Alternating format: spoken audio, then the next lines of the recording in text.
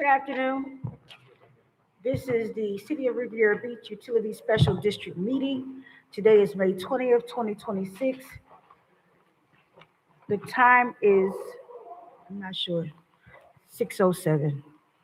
Madam Clerk, I'm sorry, 5:45. I don't have a clock. 5:43, Madam Clerk. Chairperson Charlene Lanier. Here. Vice Chair Kashamba Miller Anderson. Present. Board Member Bruce Guyton. Here. Board Member Glenn Spiritus. Here. Board Member Priscilla Davis Panier. Here. Ex officio Board Member Mayor Douglas Lawson. Here. Interim City Manager William Wilkins. Here. District Clerk Deborah Hall is present. District Attorney Don Nguyen. District Finance Director Randy Sharman. Madam Chair, you have a quorum. You may proceed. Thank you. We will have a moment of silence followed by the Pledge of Allegiance by our Vice Chair.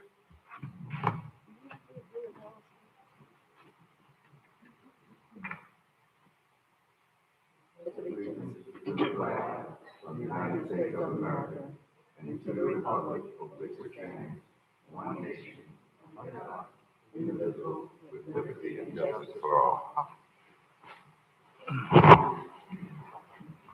Do we have any additions, deletions, or substitutions for this agenda, utility district agenda this evening? Madam Chair, Yes, sir. I would like to move an item up.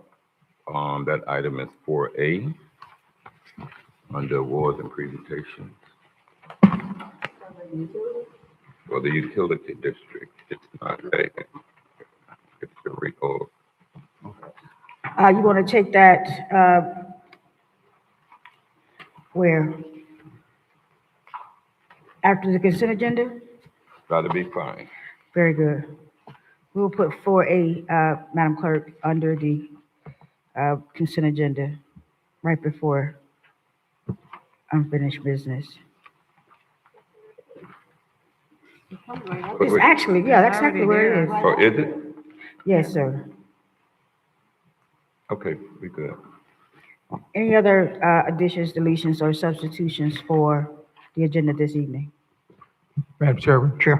Yes, go ahead, sir. I'd like to remove 2D. I'm sorry? I would like to remove 2D. To discuss No, I'd like to remove it from the agenda. altogether? Yes. I'm not in favor of that. There's a reason for it, sir? Madam Chair? Yes, go ahead, Okay, sir. we had a discussion during my briefing with council and the deputy city manager, who advised us that the city manager and the deputy have been signing these documents time and time again. So there's no real need for it to be done, transferred to someone else. Madam Chair, Yes, go ahead. that would be why I would like, well, if anything, to pull it for discussion so that we can all find out this information, or, what's the reason why Right. it's not necessary according to Dr. Spiritus. So if anything, I'll pull it from consent and put it as regular. Okay, we can pull that from consent. But I'm actually okay with it staying on consent. Okay, we'll just pull it and then you have a discussion about it. Mhm. Dr. Spiritus, the information that you're saying, I don't know about that. So I would like to Okay. know more about it. Okay, so then you're going to add it on after consent agenda? Yes, sir. Okay, thank you. I'm sorry, what, is it being pulled or removed? It's being pulled to discuss. All righty, thank you. Any other item on the consent agenda? I'm sorry, any other item in regards to additions, deletions, or substitutions? Madam Chairwoman, Yes. we'd like to pull item 7A. That is to pull it all together? Off the agenda.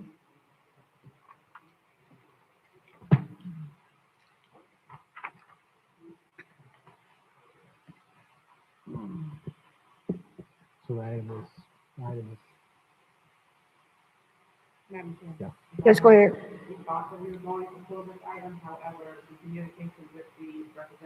Microphone. No.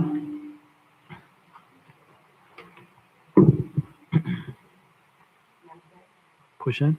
Push in, your microphone is not in. There it is. Well, no, it's not. They just take a yours for now.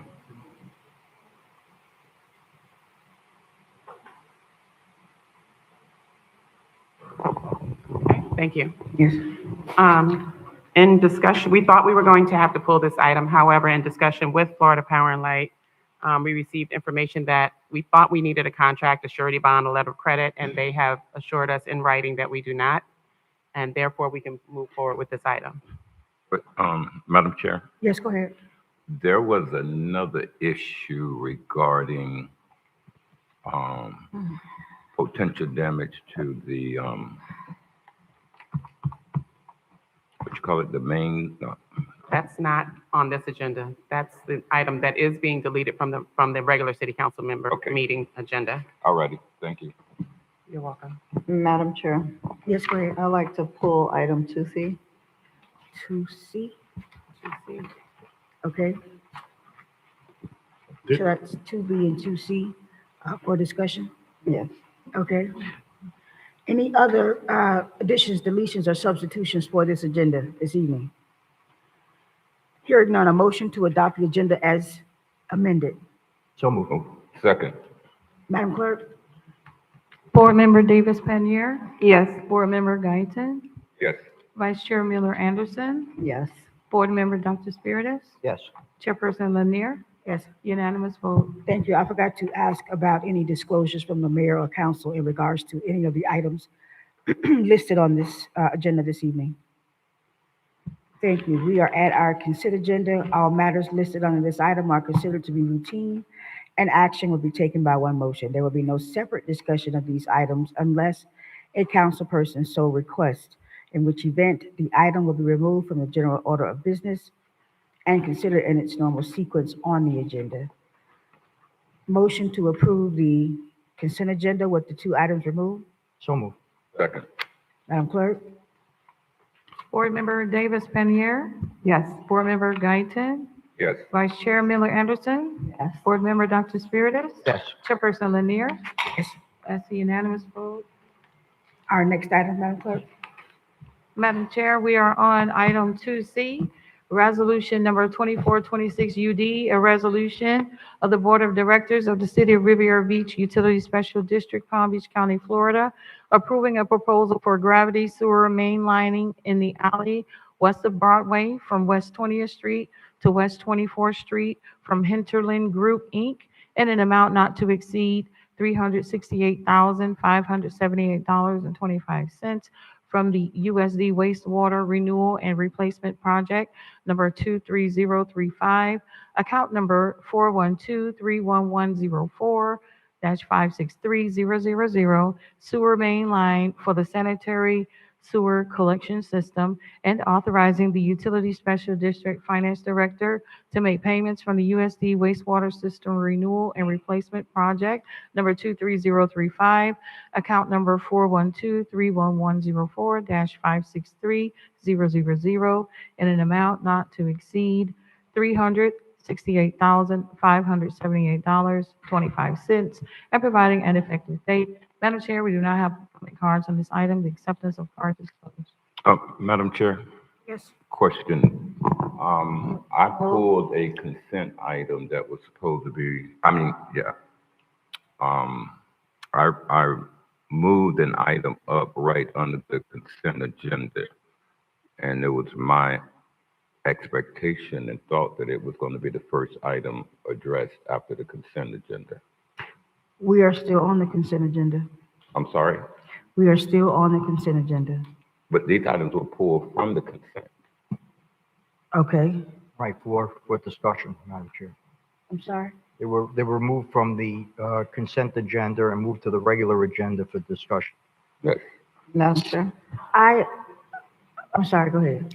normally when we pull it, whatever we pull, those are done first and then go to the next item. So 2C and 2D come before the 4A. Madam Chair. Yes, go ahead. Yeah, I know we have been accustomed to doing things a certain way. I mean, two comes for the four, so. Yes, but my request was to deal with that one first, right after the consent agenda. And if it's pulled from the consent, it's no longer on the consent then. I don't have a problem. I don't care. Okay, It's fine. I'd like to deal with 4A. All right, just, let's back up. So we have 2B that is on the floor, so we don't have a motion or a second for that one. So we'll take 2B and 2C and move to 4A. Is that correct? Yes. All right, very good. Madam Clerk, let's move to 4A, please. Madam Chair, item 4A, election of a chairperson and vice chairperson for the Utility Special District Board of Directors in accordance with Section 3.03 of the City of Riviera Beach Utility Special Districts Charter.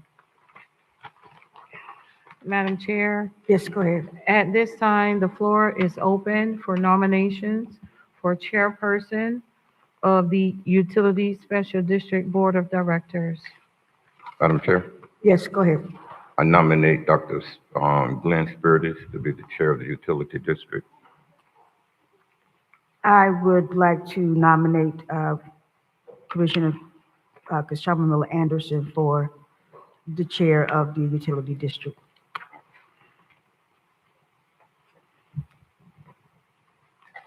Are there any more nominations? The floor is now closed for nominations for the chairperson of the Utility Special District Board of Directors. At this time, the first nomination was for board member Dr. Glenn Spiritus. I will call the names in alphabetical order. Board member Davis Panier, Yes. board member Guyton, Yes. board member Lanier, No. board member Miller Anderson, No. board member Spiritus. Yes. That item passes with board members Lanier and Miller Anderson dissenting.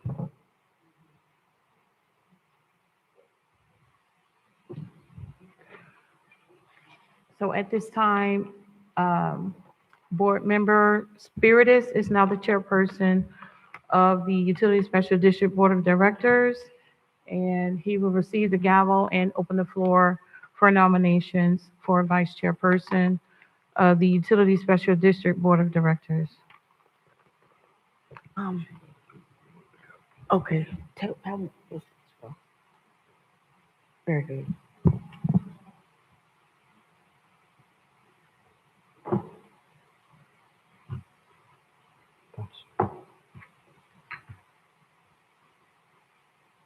Okay, are there any nominations for vice chair of the Special Utility District Board? Yes. Mr. Chair, I would like to nominate Ms. Priscilla Davis Prenier. I would also like to nominate Vice Chair Commissioner Miller Anderson.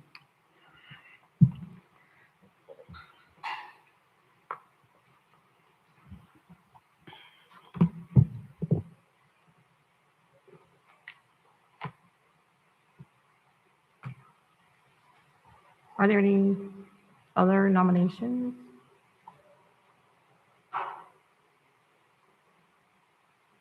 No, the floor is closed. Mr. Chair, can you close the floor? They're closed. Congratulations to, We We have to take a vote. right. We have there's two no- nominees. Right, there's no other, was there a second nominee? I didn't hear Kashanda's name come up. We'll take the vote. The first will be for board member Priscilla Davis Panier. I will call in alphabetical order. Board member Davis Panier. Board member Guyton. Yes. Board member Lanier. Board member Miller Anderson. No. Chairperson Spiritus. Yes.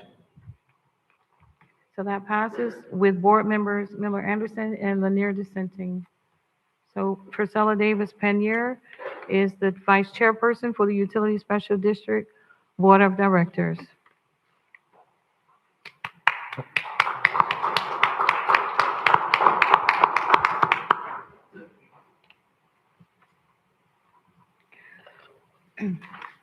Okay, so we'll go to, we pulled 7A, we'll have discussion, Mr. Chair. well, we'll have the consent agenda. You're need a right, we still motion. have to do Right, item right. 2C and 2D. They were pulled. Right, they were pulled. So Okay. we're gonna do the consent agenda now? Yes, we'll do Okay. item 2C, which Okay. is resolution number 2426 UD, a resolution of the Board of Directors of the City of Riviera Beach Utility Special District, Palm Beach County, Florida, approving a proposal for gravity sewer main lining in the alley west of Broadway from West 20th Street to West 24th Street from Hinterland Group, Inc., in an amount not to exceed $368,578.25 from the USD Wastewater System Renewal and Replacement Project number 23035, account number 4123-1104-563000, sewer main line for the sanitary sewer collection system, and authorizing the Utility Special District Finance Director to make payments from the USD Wastewater System Renewal and Replacement Project 23035, account number 412-31104-563000, in an amount not to exceed $368,578.25, and providing an effective date. Mr. Chair, there are no comment cards from this item. The acceptance of the cards are closed. So move. Second. Clerk, call the vote, please. I didn't hear you, I apologize. I think it would be Motion was discussion. made by Councilman Guyton, by Board Member Guyton, and Yes. seconded by Davis Panir. Yes, I have that, thank you. Mr. Gallo? Mr. Chair, if I may. So this item is a resolution to line the gravity sewer on in the alleyway behind Broadway, west of Broadway, from West 24th Street to West 20th Street. The existing sewer line was installed in 1964 when all of the other sewers were installed, and no rehabilitation has taken place since. I have personally inspected this line, and it is beginning to enter a failing state. And by renewing this line through a lining process is a non-destructive method to rehabilitate the line and add another 50 to 60 years of life to this major gravity sewer main that takes most of the sewer from Avenue E East to the Intercoastal Waterway. Any questions from the board? Yeah, who pulled it? You had questions about it? Guyton moved it and Panir seconded. No, I was saying that it was pulled. I wanted to know From why it was pulled. Who had questions about it? Kashamba Miller. Pulled it. Miller Anderson. Noah Anderson. Yeah, I mean, I didn't ask for any questions, so you go ahead. I Okay, just wanted to pull okay, gotcha. so that he can So present. I have, if there are no other questions, I have a question, Assistant Director Gallant. This is $364,000 for how long, how many feet are we talking about of pipe here? I don't have that number off the top of my head, but it's from West 24th Street to West 20th Street, so it encompasses 5 blocks. Right, and you've been looking at the I&I, we had an I&I study done recently, right, for all the pipes in the city, Yes, right? So this is just the beginning, absolutely. and this is $368,000 for just a small amount of work that has to be done. Correct. So we're probably talking about hundreds of millions of dollars worth of work that has to be done in the city as far as the transmission lines. Is that correct? So this is just the tip of the iceberg? Is that what we're talking about right now? Yes, sir. This is, right now, we are tackling the worst areas, which unfortunately, most of the city's sanitary sewer system was installed in the 1963-64 era, and very little work has been done to it since. So yeah, this is part of the start of this process, going through all the neighborhoods and doing this work. And you're right, it's going to be, I can't give you an exact figure, but it's going to be in the millions. Chair? Yes. I thought we were on 2B. No? No, we were on 2C. 2C. Okay. Next we- will be, we next did- will be 2D. Oh, it was D, not B. Right. I got you. Mr. Chair, Yes, Mayor? thank you. Either city manager or interim director, can we bring a estimate to the next UD meeting of what the total cost would be for replacing these waste mains across the city? Also, the total number, and as Board Member Spirit has mentioned, the total cost of what it would be for all the streets that need to be done, and a worst to first study or something to showcase where we're going to start and where we're going to complete this project. We've done it with our roads, but we need to just have an estimate of what the total cost is going to be across the UD district. I will work on that. Thanks, sir. Right, Assistant Director, I know that you're going to be working on like a 5-year plan. Yes, sir. Basically, because clearly we can't do this in 1 year. This is going to be a multi-year process. Yes, sir. So if you can maybe come up with some guesstimates what we should be doing for the next 2 years, because we are getting into budget time right now. I don't know, we have the Finance Director here? Okay. Okay, While you're waiting for him, Yes. can I ask a question? sure. When you send that information to us, can you also let us know how you're prioritizing, where you're going to work first? I can work on that. Right now, I know there's some data which I have been trying to, recover and find. And we do have a study that was done, and in the next month or so, we're going to be bringing more lining work, some on Singer Island, some of it's off of between 30th and 35th, between S&T. Just some out on West Roads that was done in a study that was released in November 2025. I'll have that information hopefully next month. And then, from there, we still have to do a study. We just got our camera truck back 3 weeks ago. They were doing assessments of other areas, but that's what their primary goal is going to be, is to go through the entire city, determine what the worst areas are going to be. That's why I said I would work on trying to get something back by next month, comprehensive of the entire city. But that might be a big ask to try to do the entire city in a month. Director Sherman, Yes. I think we had a discussion the other day, and you told me that the utility district basically reached its bonding limit. So when we did the rates and adopted the rates, it was based on issuing $400 million worth of bonds for the water treatment plant. So right now we're exceeding that based on some of the approvals that you have. So we're trying to work that financing to get it still within the same rates structure that we have. But yes, in essence, you're at your bonding capacity.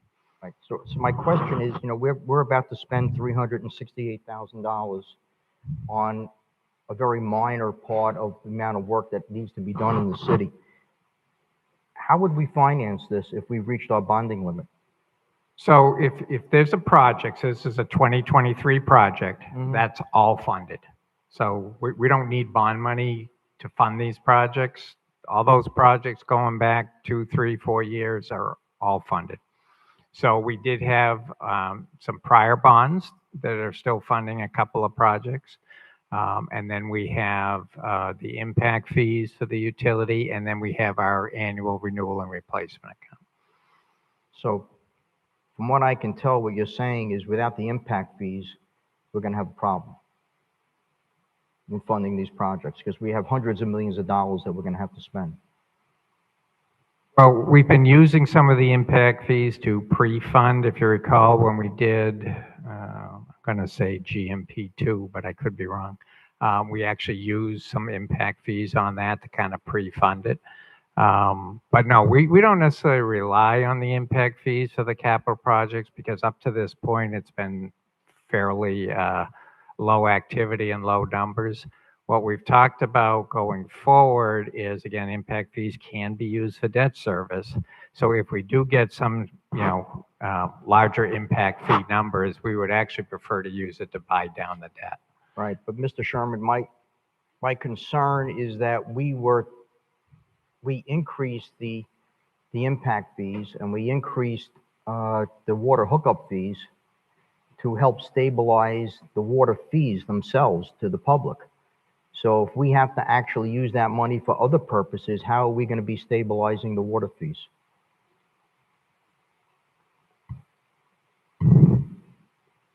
So part of what we're looking at, we're looking at still a couple of different varieties on how we're going to fund these projects.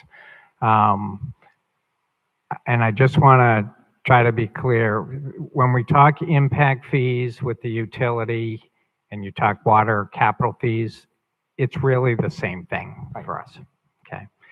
So those are the hookup fees. So again, we want to be able to take those hookup fees and use those dollars to buy down the debt at the end of the day. We are looking at this point of sort of three components to the financing. And it will actually be coming to you, and I believe Suzanne Meckler is going to address part of this when she speaks, but we're bringing some items to you in June for the SRF and for the regular debt.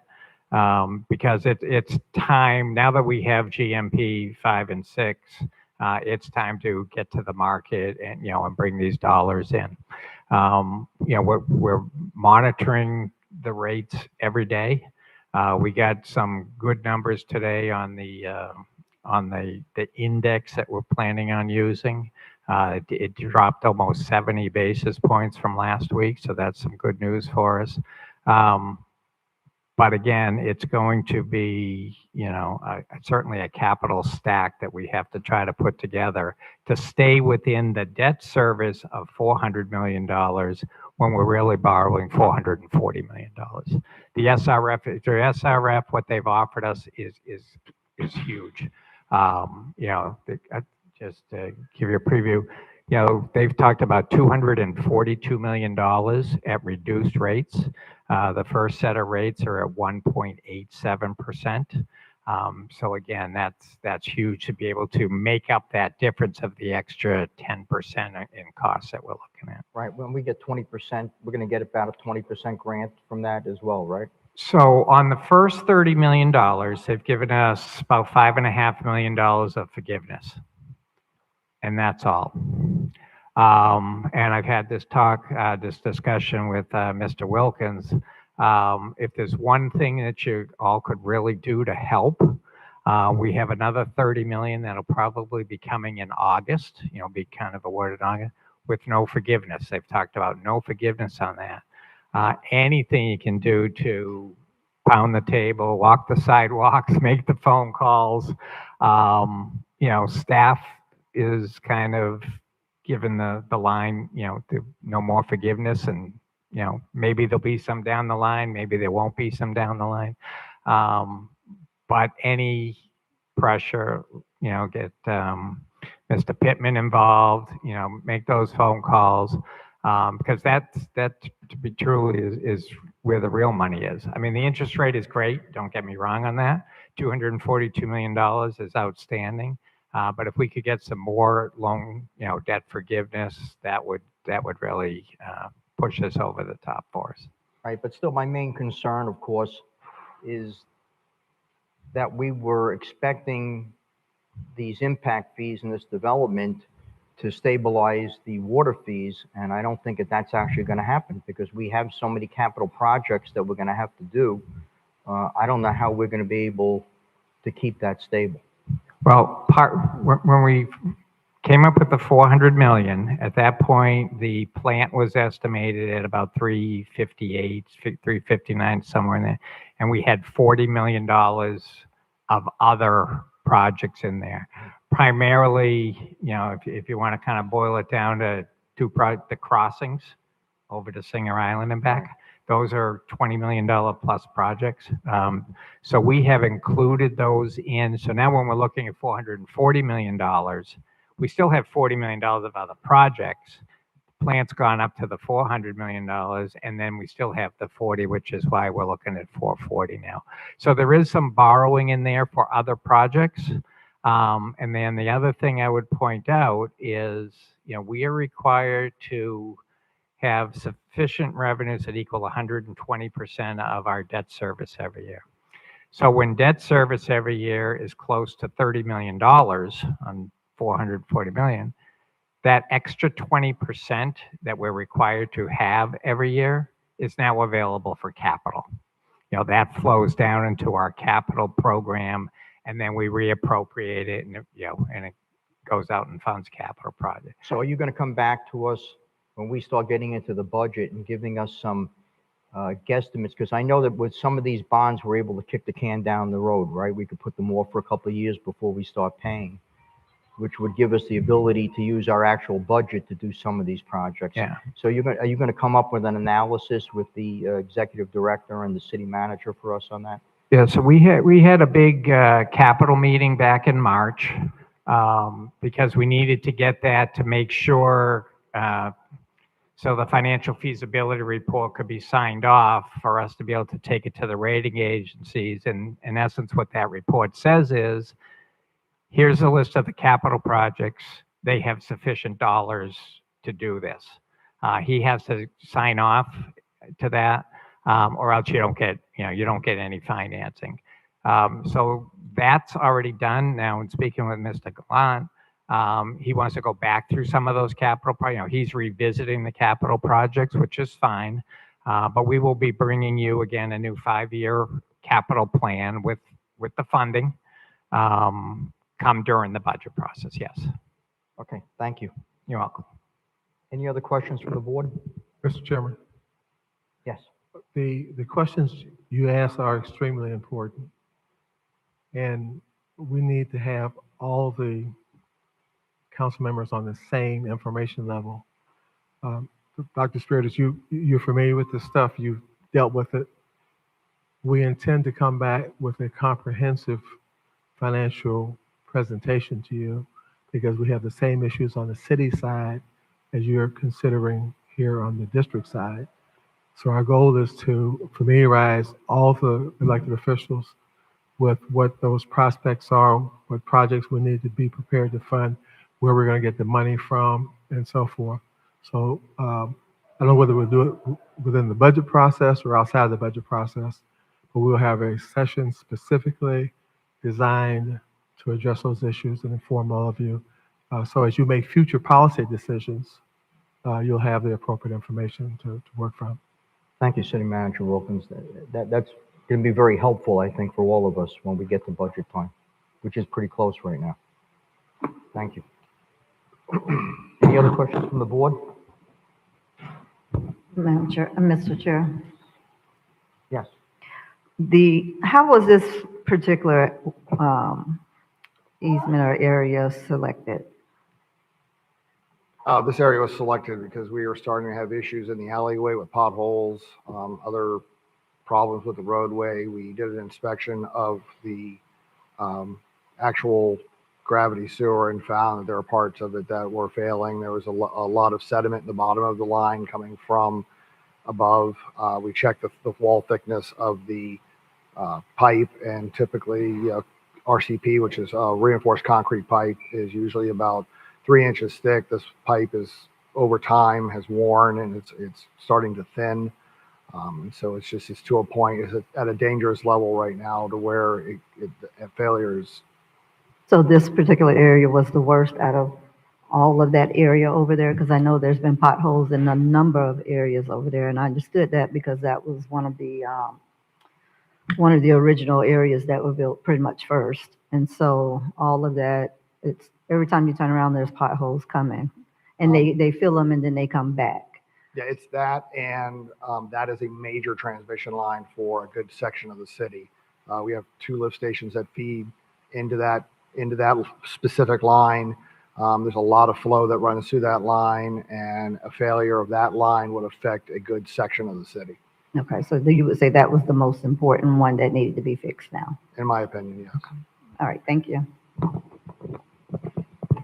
Clerk Roll, is there any public comment on this item? Mr. Chair, there are no public comment cards on this item. There is or there is not? There are not. There are not. Thank you. Is there a motion to approve this? I think the motion was already made. Yes, Okay. we received the just need motion to in a vote. second. So clerk, can you call the vote, please? Sure. Vice Chair Davis Panier, Yes. Board Member Guyton, Yes. Board Member Miller Anderson, Yes. Board Member Lanier, Chairperson Dr. Spiritus. Yes. That's a unanimous vote. Thank you. Item 2D. for Mr. Chair, discussion. we're on item 2D, resolution number 25-26 UD, a resolution of the Utility Special District Board of Directors of the City of Riviera Beach, Palm Beach County, Florida, authorizing the board to appoint the interim executive director to the East Coast Regional Wastewater Treatment Facility Board according to the interlocal agreement signed September 9, 1992, and the renewal of the ECR interlocal agreement signed April 20th, 2010, and appoint Randy Sherman as the alternate to the East Coast Regional Wastewater Treatment Facility Board, and appoint the interim executive director as the authorized signee for all Palm Beach County Health Department documents pertaining to the Utility Special District and its service area, and providing for an effective date. Mr. Chair, we do not have any public comment cards in this item. The acceptance of cards is closed. Is there a second? Second. Mr. Board Chair, Member Lanier, second the motion? Yes. Okay, thank you. And Board Member Miller Anderson made the motion. Mr. yes. Chair, Yes. Board Member Guyton? yes. I know that we need a representative. Right now we have an interim executive director. I think we need to first see where we're going with respect to a permanent director. And I think that should be our first focus before we start appointing interims to these boards. So I won't be supporting this right now. Any board members have comments? Yes. Mr. Chair? Yes. Board Um, Member Miller Anderson? I don't see the issue in assigning this to the person that's in that position at this time. And obviously, when there is a permanent utility district director, we're able to then put that person into it. I don't see the issue in making this change now and then going back to whoever it is that's in that position when it's time. Thank you. Any other board members have comments? Okay, I would like to ask Deputy City Manager Deirdre Jacobs. We had a discussion in my briefing where you said that the city manager and yourself were able to sign off on these documents in the past. Is that correct?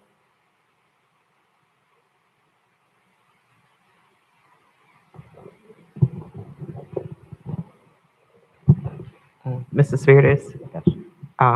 Yes. So if you look at this particular item, it deals with more than DOH documents. It also represents representation onto the ECR board. All right, so I believe, I guess this question is for Councilor Nguyen. We have a settlement agreement, is that correct? That was the case with Board Member McCoy versus the UD district, is that correct? That's correct. All right, can you tell me what the city manager's role is in that settlement agreement? The city manager's role is to serve in a administrative capacity. All right, so he clearly has the authority to sign off on administrative documents, is that correct? That's correct. Okay, so, yeah, so I agree with Board Member Guyton. I don't see any reason right now to appoint an interim person in here when we have people that have the authority to sign off on this right now, and they've been doing it in the past. Mr. Chair, if I can continue. Yes, Ms. Nguyen? There are two sections to this resolution. One is the signing of the documents with the Department of Health. However, the other is having a seat on the ECR board. And we are members of the ECR board, the utility district is, and you need someone to sit in that seat and represent the district at those meetings. Okay. Chair, if you want to delete the portion dealing with appointing the interim executive director as the authorized signee for the health department, we can do that, as administration can sign those documents. However, you do need someone to sit on the ECR board. Mr. Chair? Yeah, Board Member Davis Panir. Oh, no, that's what I was going to recommend. If we separate the two, then we can have the interim in that position to attend and sit on that board. And then the other part, we can leave with administrative signing privileges. Board Member Davis Panir, would you make that until such time as an executive director is appointed? Until such time that an executive director is appointed to the utilities district. Is there a second to the motion? Mr. Chair? Yes. There was a motion already on the floor. Yes, that's And- correct. And we either need to amend that or carry that motion till it's resolved, then put another motion on the floor. So it can be amended, or we can carry the motion on the floor to its conclusion and then put a separate motion on the floor. Board Member Guyton, would you be willing to amend your motion, or do you want to I will. vote on it? I would. Okay. I'll be willing to amend my motion to eliminate the portion dealing with signing documents and appoint a temporary to the ERC board until we bring on a permanent executive director. Okay, Board Second. Member Pinheiro, Davis Second. Pinheiro, you second it, thank you. Okay, Madam Clerk, are there any public comments on this? There's none, right? No public comments. So, okay. so what are we voting for now? We're voting, well, Clerk, can you read back the motion, please? I may need Board Member Guyton to repeat his motion. I amended my motion to eliminate the portion of this resolution that deals with the signing of documents, that portion being eliminated, and we move forward with the portion where we appoint someone to sit on the ERC board until a permanent executive director is selected. Mr. Chair, Yes. are we saying who the person is, or are you just leaving it open? I didn't hear what you said. Can you say that I'm sorry, again? but she was asking who the person would be. Yes, we'll stand with the person who's being recommended, to answer your question. Deputy Director Gallo. Interim.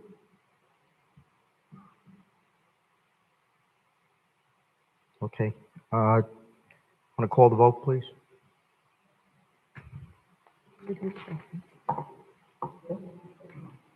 Vice Chair Davis Pannier, Yes. Board Member Guyton, Yes, Board Member Miller Anderson, Yes. Board Member Lanier, Yes. Chairperson Dr. Spiritus. Yes. That's a unanimous vote.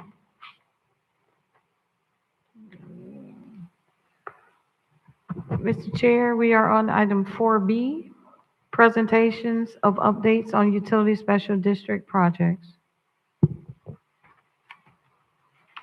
Mr. Gallo? Mr. Chair, I'd like to, at this time, to call Brown and Caldwell to provide an update.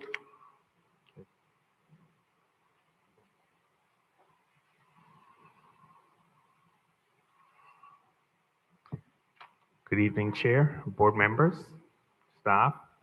I'm Nigel Grace of Brown and Caldwell, serve as the Utility District's owner's representative for the Water System Modernization Program. Just to provide a quick update on the progress since the last meeting. As you know, 5 GMPs are actively underway. Construction is progressing fairly well. Of the 8 wells being constructed, drilling operations has been completed on 6 out of the 8 wells. And for the remaining 2, drilling is ongoing. For the wells that have already been drilled, then the work is now focused on surface improvements, electrical, civil, things of that nature. So progress is fairly good on that front. For the injection well, there was a little suspension of drilling operations to deal with some equipment issues. Those issues have been resolved this past Sunday, and drilling operation is resuming. So the types of issues are routine and customary for this type of operation, and we don't anticipate any issues going forward. For GMP 5, which is the latest GMP that's been authorized for the water plant, the JV is actively working on. They've deployed all the field construction trailers. They're beginning to stake out foundation areas. For the next few months, a lot of the work that's going to be done will be underground. I believe the project has, I think, like 17 miles of underground infrastructure that ultimately has to be built. So you're going to have a lot of underground work occurring over the next few months before you see anything coming out to the ground. So that effort is progressing fairly well. You're going to have before you later on in the agenda the 6, which potentially 6 of 7 GMPs for approval, and that will be for the raw water transmission infrastructure that will connect the new Floridan wells to the water plant. So that's an item that's going to follow in a little while for your consideration. That's a quick summary. I'm certainly happy to entertain any questions that you may have at this time. Can you give update on the new water plant? Certainly, yes. So the JV is actively involved in the permitting of the plant, through the building department, the health department, various permitting agencies. They're conducting survey activities, to stake out the locations for various structures. They're working on mobilizing one of the subcontractors to begin to do some foundation preparation activities. While at the same time they're actively bringing the various subcontractors under contract and beginning the submittal process, review approvals, etc., that have to occur before equipment manufacturing can begin. So a lot of that background work is occurring together with the site preparation, field activities. That's where a lot of the work is currently centered. So are we still on schedule for 2029, beginning 30, for getting this water plant? Absolutely. There's nothing that's indicated at this point that would put in question that schedule. Okay, so we're basically saying the plant is going to be done sometime in 2029. It'll take approximately a year or half a year to get the plant commissioned, correct? Yes. So, you have the active construction period, right? That's shovels, major construction activity. And again, just nominally, I'm not consulting the detailed schedule in front of me, but that's probably 3+ years, right, of active construction. But the commissioning process is a rather involved process. Hundreds, perhaps thousands of systems have to be tested, vetted, certified for operation. Each component has to be started up and vetted before the system can operate as a whole. There's going to be a lot of temporary piping and so forth that will allow them to test various components of the system without putting the whole plant in operation. So it may seem like a long process, but it's a medium-sized plant, but it's as complex as any plant out there. Just the size doesn't reduce the complexity. So there's a long period of time where if you're to walk through the plant, it will look like it's game ready, right? But it's still in testing phase. Even when it's operating, it's not going to be operating at full capacity initially. That's going to ramp up over time.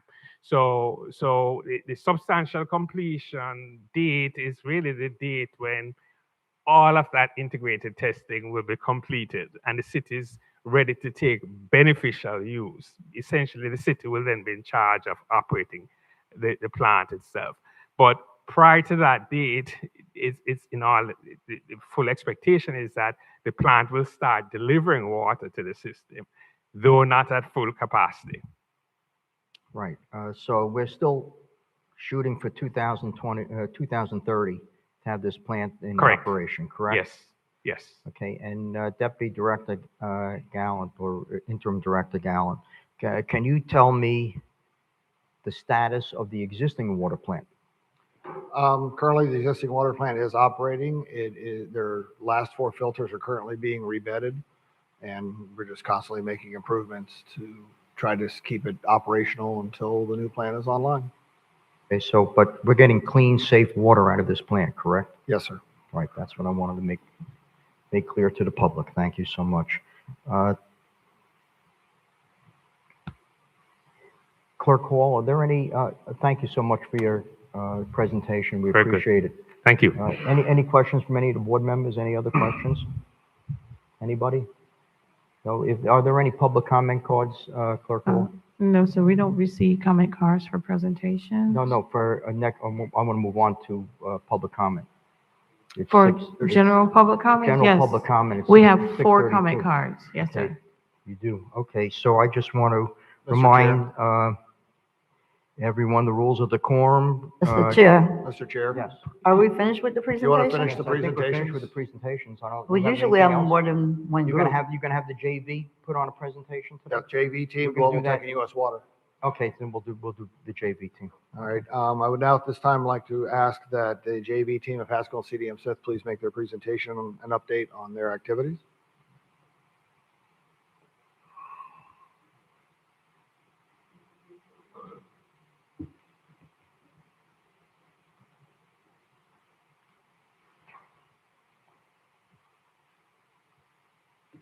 Good evening.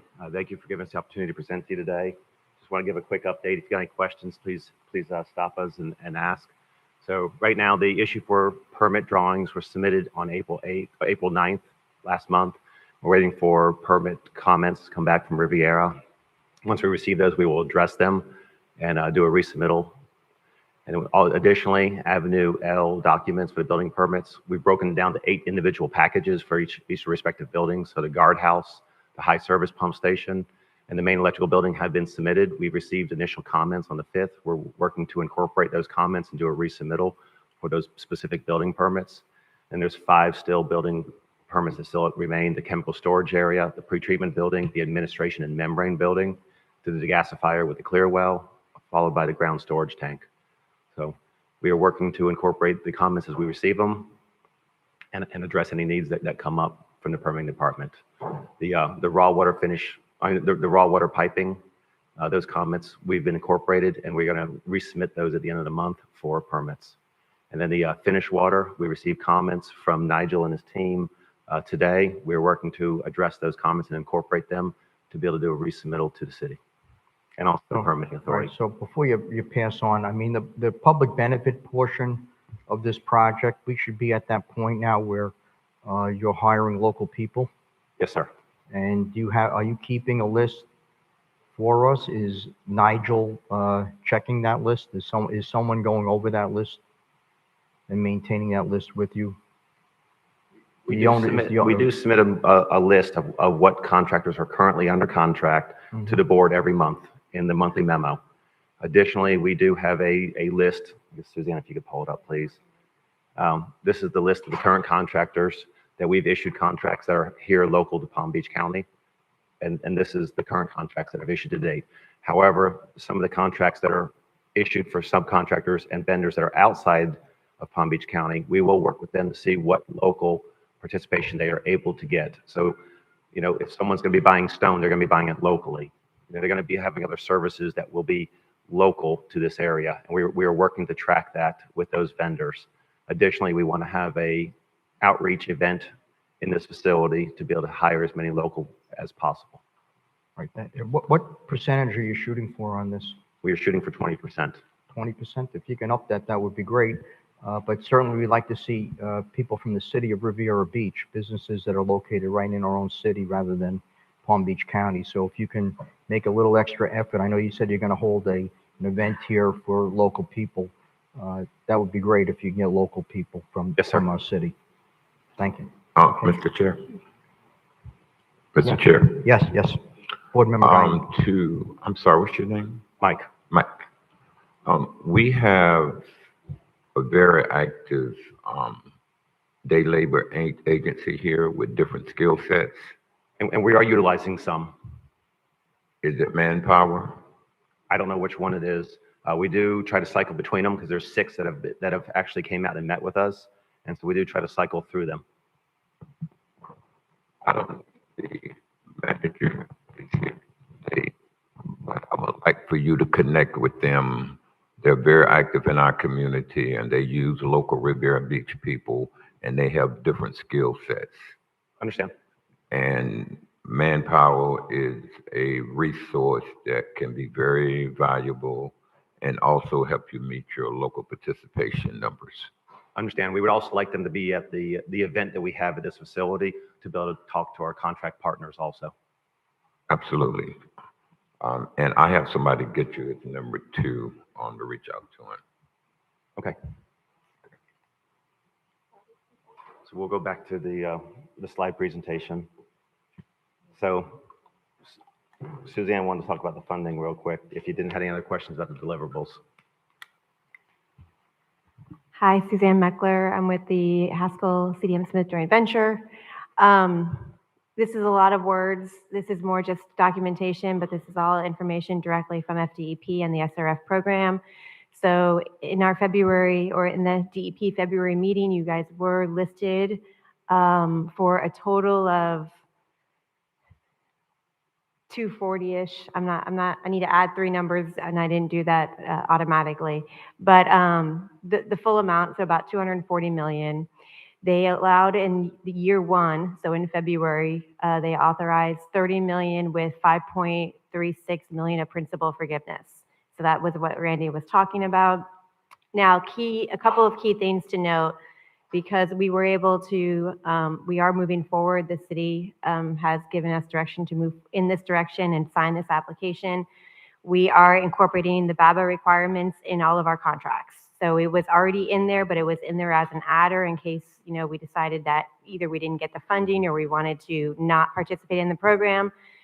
Since we are participating in the program, we are working to make sure that all of our subcontracts are in compliance with the BABA requirements, which are also SRF requirements. So that is going on as we're negotiating all the contracts with the subcontractors. In addition, next month, we're going to come and present a resolution that is a requirement of the DEP SRF process, which basically is saying that you as a board approve the concept of moving forward and authorize the city to sign the application. So the application is actually due on June 11th. We did talk to DEP and let them know that this meeting would be held June 17th. They authorized us to submit a draft resolution with the application and then follow up with the final resolution once it's approved at the meeting. So that meeting is going to happen in June, and we'll have that all ready for you. The city has the application under review right now. So city staff is currently looking at it, and that basically commits the first year. And then every year after that, like Randy said, in August, we are on the table again. We're on the table until we decide we don't want to participate, or until they've given us up to the 212 million that would be remaining. So, or the construction ends. those are the stopping points. So it is a challenge. If you remember last year, the August meeting is our first meeting, and we decided not to participate in the August meeting because they told us that we were unlikely to get principal forgiveness in that meeting. If you also remember, you guys get principal forgiveness only if small communities are not also asking for principal forgiveness. So they are a priority. You are a second priority in how they manage it. So I completely agree. The more involved you guys are at the state level in supporting Riviera Beach and trying to get principal forgiveness for the community, we are trying to do the same. But that is pretty much the key. The next meeting is August. A couple things to note that you'll start seeing, the state also requires us to put out signs that they are participating in the funding. So that's an example of the sign that you're going to see posted on our job site, as well as starting to be posting online at some of our information. Any questions on this? Suzanne, we're speaking about the funding, so I'm going to ask you, I know that your firm is working on other state and federal funding for us. You were looking at some resiliency money. I believe we received some resiliency money, but are you looking at other areas as well? The only other areas that we're working on right now is the South Florida Water Management District Alternative Water Supply Funding, which we had tried for last year. We got approved at the South Florida Water Management District level, but not the state level. We resubmitted for that. We won't know that until probably summer. Again, May is when the district approves it, and then it goes up to the state, and then they have to fund it. So we're going to be in the same situation. But that project is being listed, that's a 50-50. So you get 50% grant on that one. And then there is discussion on the Resilient Florida grants, potentially for the generators. That is a work in progress. That comes out in the summertime. So there will be a coordination with the city staff on whether we decide to go for that in the summer. Okay, great, thank you. Mr. Chair? Yes, Board Member Guyton. Yes, as it relates to the funding that you're going after for this project, do you have a list of the funding that you have applied for and waiting on responses? And two, as it relates to the principal forgiveness, the legislature, I think they may be in special session now, but they're not in regular session. And I guess, how would there be communication with the people that could possibly make decisions if they're not in session? Okay, I'll answer the first question. We are currently tracking pretty much 3 pots of money from our side. It's the SRF program is the one which we're already participating in, and at this point, we're following up on that. So we have good coordination going to DEP. The second pot of money is the alternative water supply funding. That funding is another larger pot of money, which is why we're focused on it, and that is actively the pipeline contract is really the last available contract to submit on it. So if we don't get funding this year, it's going to be really difficult. We might try again because the construction is long on that project, but that's really the last pot that's considered because it has to be alternative water supply focused. And, connecting a finished water system doesn't count. And then the third pot of money that we're looking at is a Resilient Florida. And that's, again, a grant focused, smaller dollars. But if we can get a little bit of that, we will. Those are our areas of focus. I know that the city staff and others have been looking at other entities and or appropriations. We help in any applications that if they need help, we're like, this is the project information, the details, this is the cost, whatever they need, but we're not actively pursuing and or following those. The second question was, DEP. Okay. My recommendation, and Stacy Barna, who is our funding discipline lead, is going to be here in June to walk through the SRF stuff, but really just recommend that they want to see DEP specifically. So legislators also help, but legislators can talk to DEP. Pretty much, they want to know that the community and the commission supports it as much as possible.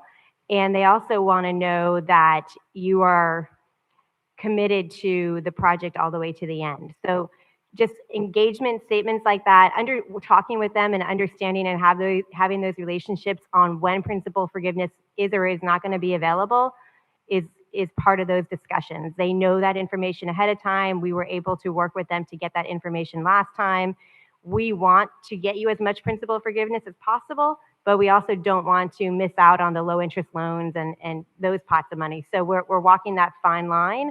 But yeah, the more that, and I can give you names of the people that are working with us on it, but the more that you show the commitment from the state level to the state level that the city is completely supportive of this project and, all in, the more they hear it and the more they will support it.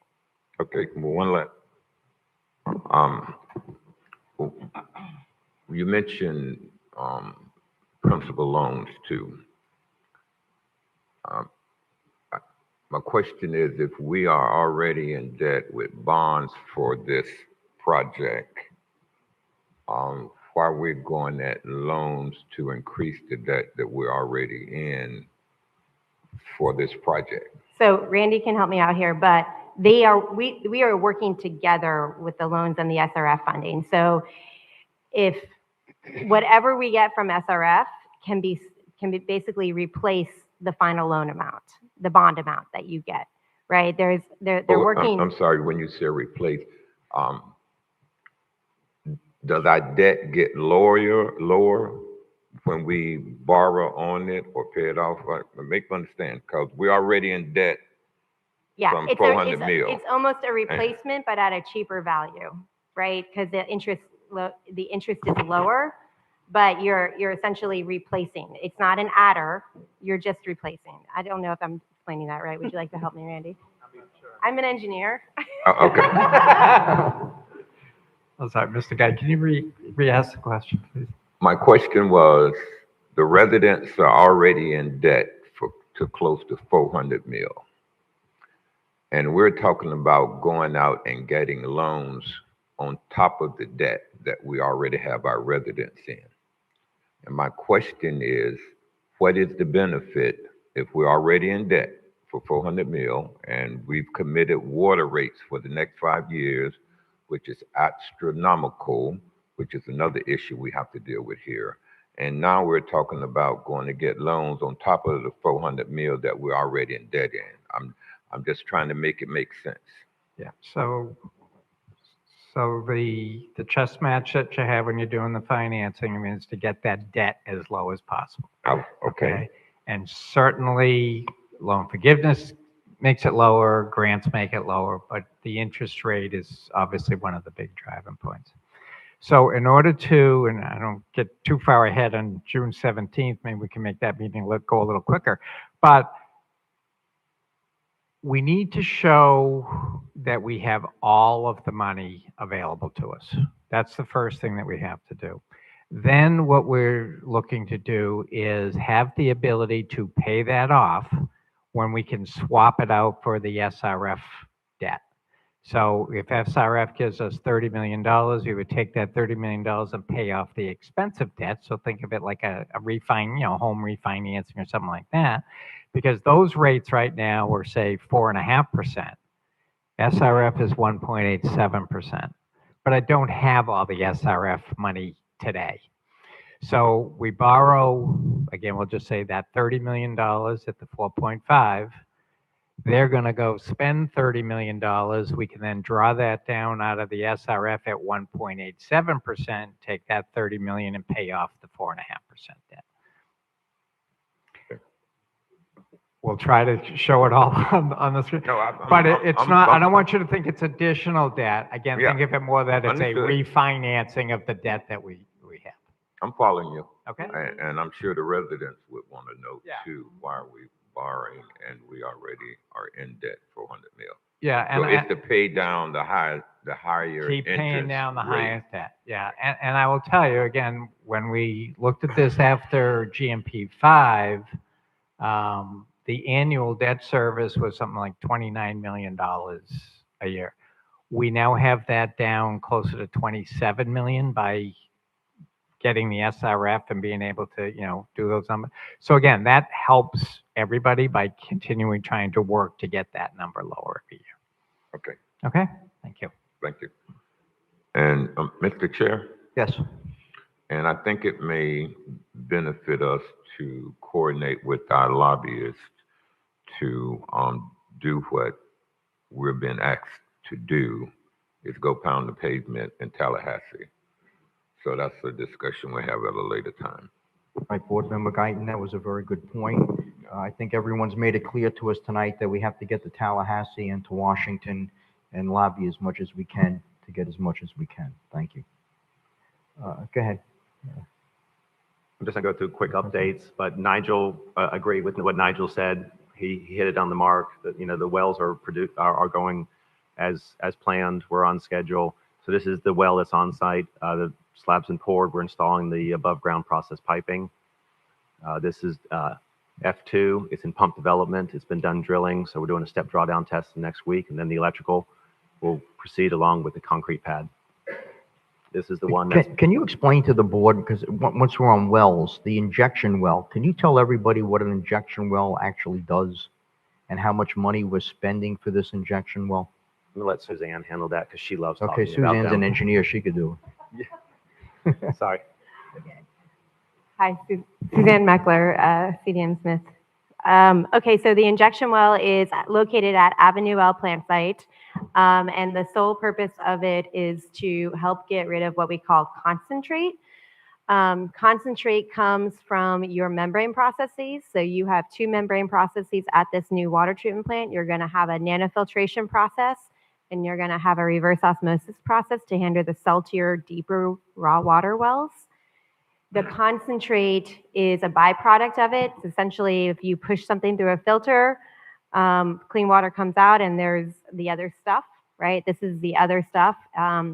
This is a well-utilized methodology of getting rid of concentrate in the system. This, as you can see, as of right now, we are 2,000 feet down. So we are below pretty much any zone that would impact drinking water supply. We are very, very deep. There is a separation zone in the ground that allows us to go to these depths.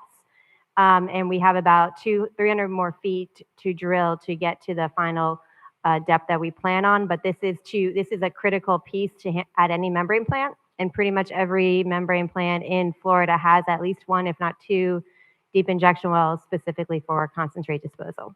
And if we didn't have an injection well, what was our option? You really have no other option. The backup option that we are working with ECR on is in case this goes down, there does have to be an emergency option. ECR is allowing us to have that conversation with them as an emergency, so you don't have to drill another well, which are very, very expensive. But they would not allow that as a primary option because the salty water from the Floridan RO process is too much for a wastewater treatment plant to handle. So we are only doing it with during times of low flow and managing it with nanofiltration concentrate only, which they will allow. So there's really no other option. Right. This is about $23 million as Yes, well? each. Right. Yep. Thank you. Any other questions for her? So I guess just a quick update on the plant. So right now, we're working towards doing stone piers. The ground out there is very soft, so we're having to do soil improvements. The stone columns are supposed to start next month, where the membrane building will be. After that, we will go into yard piping. We've already released 2,000 feet of the 18,000 feet of pipe that will be on this site. And then it's also going to follow by duct banks. CDM will be doing the electrical portion on this project. Then after that, it's going to go into early foundations. We're going to get the foundations up, and then the building will start being erected in fourth quarter of this year. And followed by that, we're going to bring in another local subcontractor, Big D Paving. They're going to be doing the sewer piping that's on site, and the gravity sewer, and also the precast manholes. Then we'll go into the concrete in the building, and then continue to build from the front of the site to the back of the site. I guess with that, any questions? Any other questions from the board? Okay. Thank you. Mr. Miller, U.S. Water. Thank you. Thank you so much for your presentation.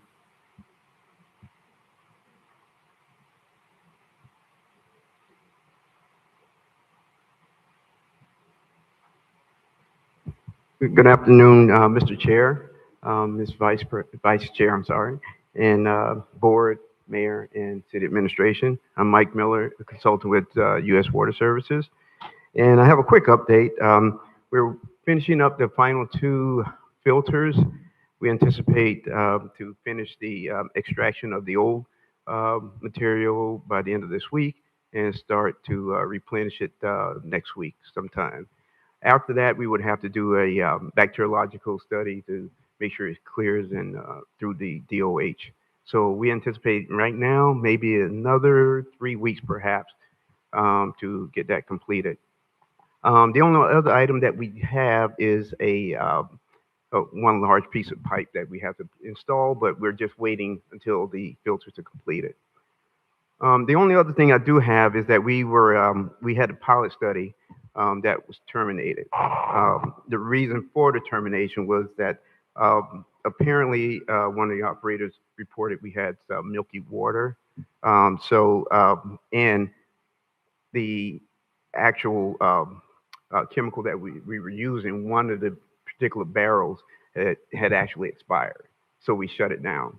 However, we typically see pink water when we're using this particular chemical, calcium permanganate. So we were kind of concerned as to whether or not that was actually happening. But I can say, at least looking at the filters today, I saw the same milky water. So I don't know exactly where that's come from, but the pilot study was shut down because of that. I'll take questions if anyone has one. Mr. Chair. Yes, Mr. Guyton. So is the pilot study going to be restarted at some point? Wait, let's back up. What was the purpose of the pilot study? The purpose of the pilot study was to actually help improve with the color, and also help with some of the, let's say, disinfection processes. But the main thing we were using it for was to try to improve the water quality as far as the color is concerned. So now to my question. Is it going to be restarted when these issues are addressed? Right now, we haven't planned on restarting. We're basically waiting for the management to kind of give us some direction. But right now, we terminated because of that. I have no idea as to when we'll be able to get it started. At some point, I think the board, certainly through administration, should look at restarting that. One of the main issues is the quality and color of our water. And it appears to me the pilot study was working to address that. Is that correct? Yes, that was the intent. That we need. I don't know how we can get this restarted, but it probably need to be on the next agenda. We can't let this sit idly on the sideline when this is one of our most critical issues in our community. That's all I have, Mr. Chair. Thank you, Member Guyton. That was a very good point, and I too would like to see the pilot study started again. Is this part of the chlorine flush? No, sir, it's not. It's going to be Totally totally separate. separate. So the chlorine flush, Mr. Gallen, is still going? Yes, we started So- on May 18th and the plant turned yesterday.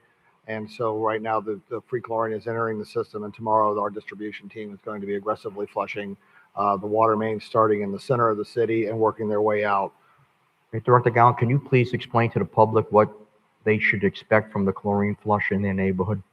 So the method we're going to be using is we're going to be flushing, basically it's almost like a unidirectional flushing, but we're going to be flushing heavily to scour the lines, to remove some of the debris, the lime, the other stuff that's been built up over the years. The plan is it should take about 2 to 3 days to get through the entire system, and then give it a few days, and then the next week do it again, and do that every week throughout the entire process. And the idea is to slough off all of that residue, the lime, all the other stuff, because it comes off in layers. When you flush it, it comes out in layers. So you have to slough it off, let the chlorine work on the layer, slough it off again, and keep doing that. And the idea is to try to clean up the water mains and clean up and just get rid of any nitrification, any free ammonia that might be in the lines, and to improve the water quality to the residents' homes.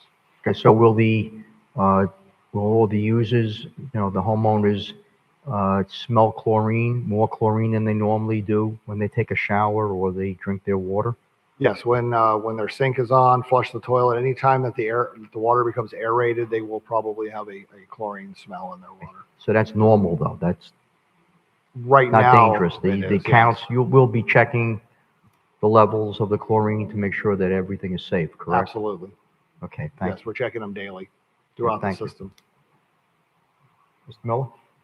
Anything That's else? the end of my presentation. I was accepting any questions that you may have. Any other questions from the board? Chair, Yes. I wanted to ask Member Lanier. how close was U.S. Water to ending their term at the utility district? Like I said, I think it should be about 3, 4 weeks at the most. And a lot of it depends on the operational side, because we do have to coordinate with the operations. But again, as I said earlier, the main thing that we have to complete are the 2 filters. We plan to hopefully have both of them, the material replaced by the end of next week. And then we have 1 week that we actually have to hold off, and then that following week we should be able to complete it. So when do we expect a final report? We would expect a final report after those 4 weeks, and it'll be ready for that next council meeting after that time period, or the following board meeting. So we can look for a final report in July? I'm sorry. In July? If everything goes well, I'm sure we should have it in July. Very good. Thank you. Mr. Miller, will you be finished with all the work, your scope of work in 3 weeks? We hope to be in 3 weeks to be finished with it. Again, it's just filters in. I keep saying we hope to, but again, you have to have the alignment of operations along with the maintenance that we're trying to do. And in some cases, especially with the filters, it's just a matter of coordination. Not necessarily that there's anything necessarily wrong happening, it's just coordination. And it's time consuming. But this is all within your price of your contract? Yes, Or sir. it's all within that, what we already approved, correct? There's no additional cost. Okay, that's what I want to know. Thank you. Yeah, and I understand that, but it was February, March, and then it was April, May, and then now we're at June, July. So just wanted to make sure that we were looking for something to wrap this up. Thank you. Mr. Chair? Yes. Member Guyton? Yes, let me put on the record that I am in no hurry of pushing U.S. Water out. As long as they are contributing to bettering the quality of our water and our system, I wouldn't care if they go for another year. It's by the people, the residents, and the quality of the water that they're helping us provide. And one thing that I noticed when I came in, when we had that debacle and we had to pay $1 million, and then we were referred to the state attorney, you know who we called to come in to help straighten that out? That would be U.S. Water. And for us to try to push them out, and we still have issues that we have to deal with, I think that's short-sighted on our part. So I'm not one looking for a final report in the next month or so. Each council person has their own interest and position. I want mine to be put out there. As long as we have issues that you can help us with, I want U.S. Water to be here. And that's what I'll be pushing for. And it's on record. Thank you, Mr. Chair. Thank you, Member Guyton. Thank you for your comment, and I just want to state that I agree with your comment 100%. We would like to thank U.S. Water for coming aboard. I guess that was almost 2 years ago. September, August of 2024. Right. Okay. So thank you so much. You have been very, very helpful in bringing our plant up to speed, and we really appreciate everything you've done. And I agree that if we are going to need your services in the future, we should definitely take advantage of it. The quality of water is number one. Thank you. Thank you. Any other board members? Yeah, I just Member wanted to say Lydia? that it wasn't about trying to push anyone out. If there's a timeline that's set, then that is what I expect. It is not that if they say it's a year, then it's a year. But if they say it's going to be in February, March, then that is what I expect. So this is not about either pushing them out or trying to make them hurry up. It is about setting a timeline, and then that is my expectations that is what will happen. Right. Mr. Miller, you have a comment? You want to respond to that?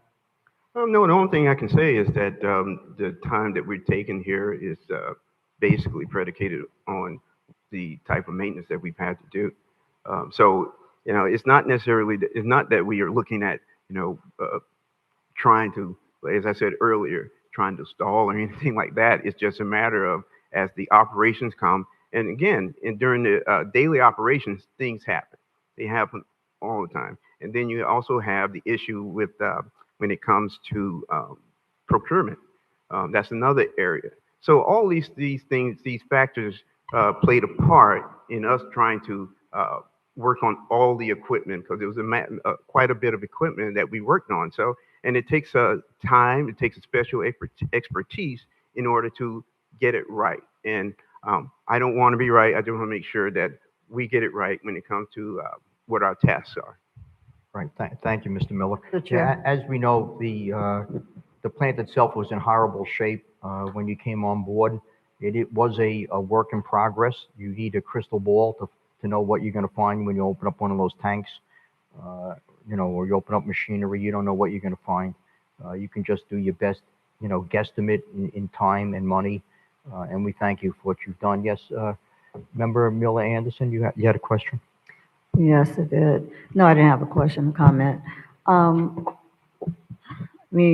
I know we talked a lot about trying to make sure that our employees are prepared and able to do the job once you all leave. Do you think they're at a point now that they are able to continue the work on by themselves? Not without help, not without assistance. Say that again? Not without assistance. And how long do you think that assistance is needed before they're ready? I can't really say. We've, if you go back and we look at the amount of training that has been provided, the amount of training that the former executive director gave as well, I can't really say at this particular point. We haven't done any operational work, U.S. Water that is, since October of last year. So, but just seeing some of the things that, as we are on the plant, that's just my, that's our opinion. That's my opinion. So what would you recommend that we do in order to get them up to speed? To get up to speed? Yeah, because I mean, for me, the idea is to not privatize and have U.S. Water running our plant, right? Good. So, what do we need to do in order to get our employees independent from U.S. Water? Okay, I think what you need, one, is to have a competent water treatment plant manager. That's first thing, right? The second thing I think you need is to have on each shift a lead operator that's responsible to make sure that at the end of that shift, everything that needs to be done. Sorry, 1 minute, Mr. Chair. There's some talking. Chair, please don't speak when the council's having the meeting. If you want to talk, please take it outside. Thank you.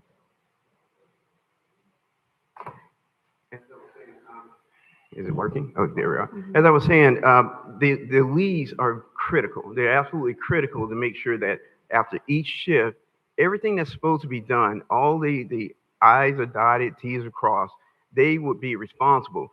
But as I see it right now, I don't see that level on each shift.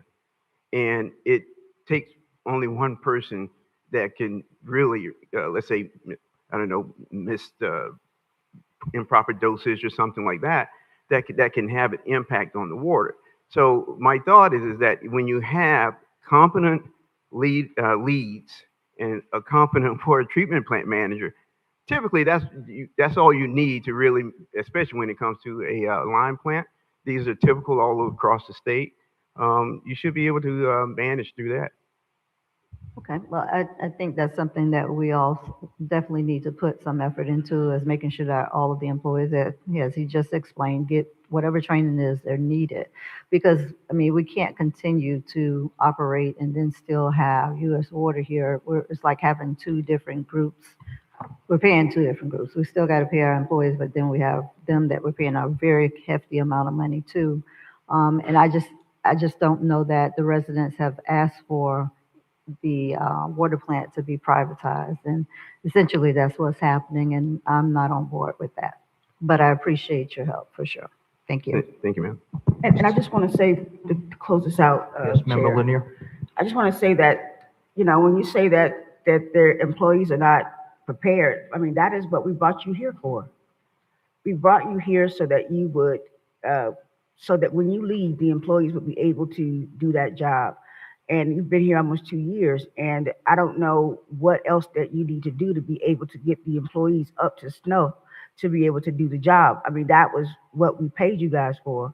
So we talked about training a year ago, and you had told me that they had been trained. So I'm not sure of where it is. I don't want to get into the weeds tonight with that, but it is something that we definitely need to look into, because we're 2 years in, and to say that the plant cannot run without you is a whole nother issue. So I'm not gonna waste any more time with that, but I certainly would like to explore that. But thank you for your time and for having the ability to come in to help us. But I want to make sure that those employees, what we paid for, are up to par to be able to take it over once you guys have left. But that is something that I can talk with the city manager and the director about. Thank you so much. All right, Mr. City Manager and Director, I share with Member Miller Anderson and Lanier their concern about our staff and our staff's ability to handle the plant. So if you can meet and come up with a report for us at our next meeting and tell us how we're going to get to the point and how quick we can get to that point where our staff will be handling the plant on their own. Mr. Chairman. Yes, Mr. Wilkins. You're correct. All of you are correct. And one of the things that I'm a little behind knowledge-wise right now But we're going to be looking at the current scope of services in terms of deliverables. That's how we determine whether or not the contract is ended or not, how much money is available. We can work in certain activities that U.S. Water is recommending as long as there's still money in the budget. But more importantly, the issue about the capacity of the staff has to be evaluated, and I don't know if it was in their scope to make those recommendations to us. So once we review the scope of services, I'll talk with the director, and we'll talk with U.S. Water and make a report back to you. Thank you. Board Member Guyton, you had a question or comment? No. Okay. I'm good, No other Mr. comments from the board? If not, we'll move on to public Excuse me, comment. Mr. Chair, may I? You finished? May I, I'd like to Oh, yeah. address Ms. Lanier as far as the training is concerned, if I may. Sure. When you get your license as an operator, technically, you're already supposed to be trained. As the state is concerned, the reason you have that license is because you went through the training and you know exactly what it takes to be a water treatment plant operator. Now, everybody just doesn't, say take the test and then they are automatically an operator. It does take some time, but when you have, let's say, employees who have been there longer than 2 and 3 years, me personally, I think that to me, you be given all of the training. I need to see something that makes me feel confident that you know what you're doing, that you know your job. I did do an evaluation. I did speak to all of the staff, and I did put a spreadsheet together. And I've never given this amount of training in any other project that I've been to. And my thought is that if the amount of money that you spend in training, to me, I just think that at some point you have to start looking at why are we continuing to have the issues? And I'm not looking at anything except for one thing, and that is to make sure that the job is done right and that the public gets the water that it's supposed to, from a public health and safety standpoint. And I appreciate that. I just agree that if we paid you to get them up to par and they are not, then whose fault is that? So we'll let that go, and we'll get with the city manager and the utility director to work that out. Thank you so much for your presentation. You're welcome. Thank you, Mr. Miller. Thank you. Mr. Gowan, do you have anything else you want to add to the Yeah, presentation? Mr. Chair, I'd just like to say that in the last week and a half, minus an executive director and a water plant manager, the operators have operated that plant by themselves with my assisting them a little bit, but they pretty much run that water plant by themselves. And the water quality has actually improved since we terminated the polymer plant our polymer project, because we had had multiple complaints from residents. And actually we had 7 complaints from Pepsi in 2 days over the water quality. And that's why we terminated it for now. Also, the person running that project had gone out of town, and there were some questionable things that I didn't feel comfortable continuing it until he returned. So we also need to call Global Tech for their well field update. Thank you. Global Tech, thank you. Thank you, Richard. Chair and board, I'll be representing Global Tech. My name is Brandon, and I will be discussing our emergency rehabilitation work conducted on the entirety of your well field. Reiterating from last month's work, we were able to go complete and get well 871 back online after some redevelopment efforts, where we saw amazing production value coming out of it with 800 gallons per minute retrieved. Well 862 last month had a pump and motor emergency failure, where we responded by getting our drillers EMMI involved to remove the pump. Within that downtime, we took that as an opportunity to help reestablish that well as a solid producer using our past efforts of redevelopment. So we hit it with acid and applied some other forms of physical redevelopment techniques. And we're able to raise the overall flow rate coming outside of the well, in addition to its specific capacity, making 862 a very competitive well in terms of production and supply for the overall plant. EMI installed the pump and disinfected the well. Unfortunately, the pump is not online and not running. After turning the pump back online to retrieve water from the well, the drillers and the on-site staff from Riviera Beach reported that they saw jumping in terms of the electrical signals coming out of the readers, instrumentation, control panel, and overall the attached distribution line adjacent to the well. We have notified the city of the issue and have offered our services from our electrical team to aid in investigation of this potential infrastructural issue. Could I just add, is that one of the wells that was rehabbed rather than drilling a new well? So far, there's only 2 new wells that's been built, and that's been through the JV.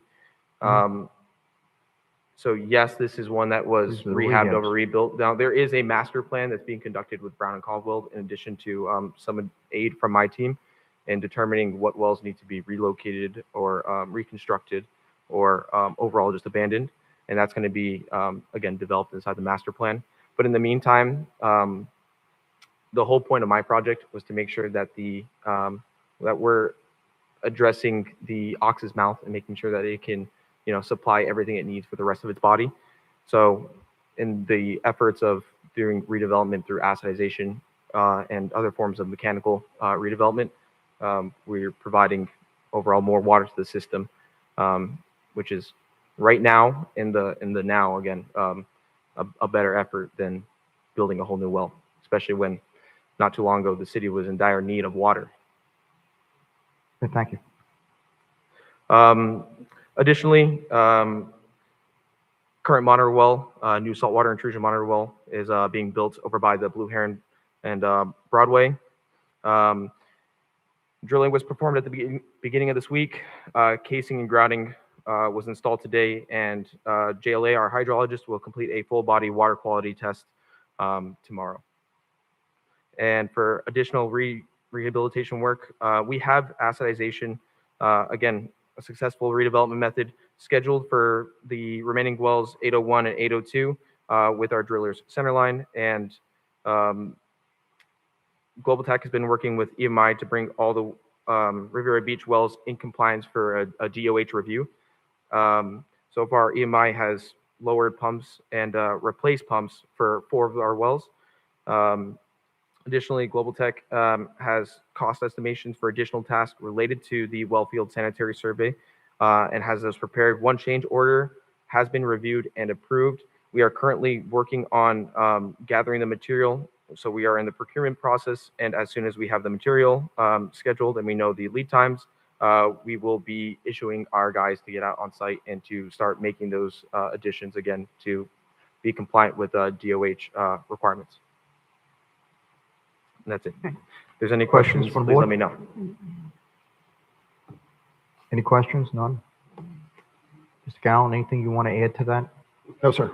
Anything else you have for presentation purposes? No, sir. Okay. Clerk Hall, do we have comments for, thank you so much, Global Tech, for your presentation. Thank you for your time. We appreciate it, and we appreciate the work you're doing for us.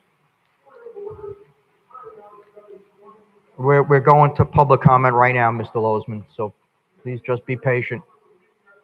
Mr. Lozman, please, you're out of order. Mr. Lozman, please sit down. We're moving on. Mr. Lozman, you have no right to stand up there and run this meeting.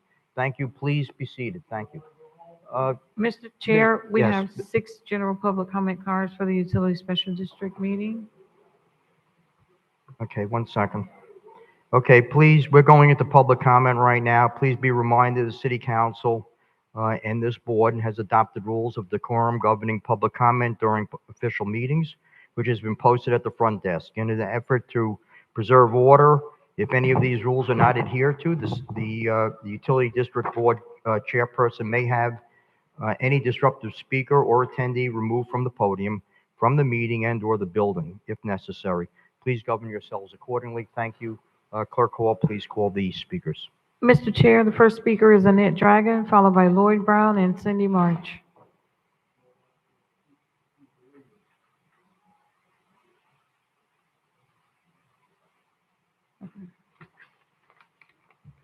Clerk Hall, I just want to, for the record, it's 7:22 p.m.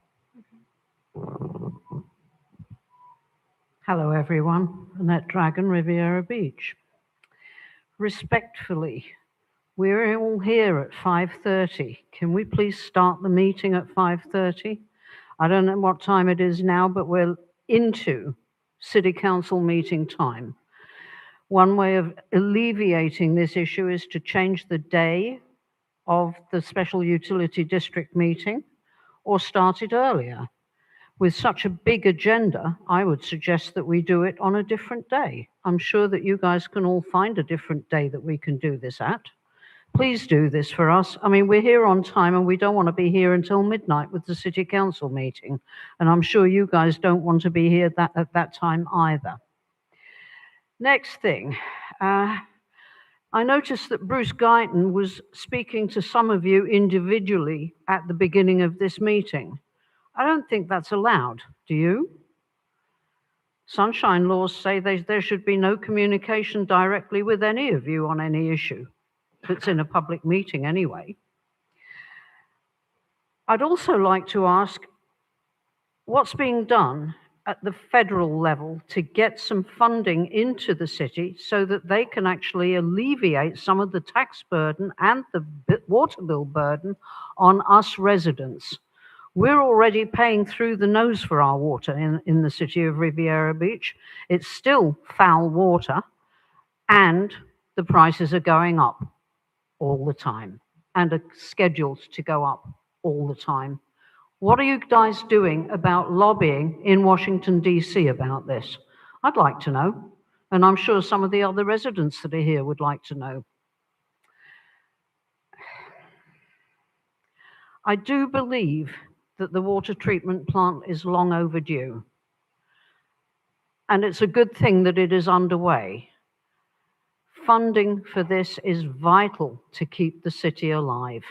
Please go to DC and get us some money. Thank you. Mr. Chair, the acceptance of public comment cards is now closed. The next speaker is Lloyd Brown, followed by Cindy March and Dolores Williams. How you doing, everybody, even the people out there? Isn't it kind of strange, you know, that these people in here, they don't realize that the first person who becomes state, you know, work with the state, they get a better deal.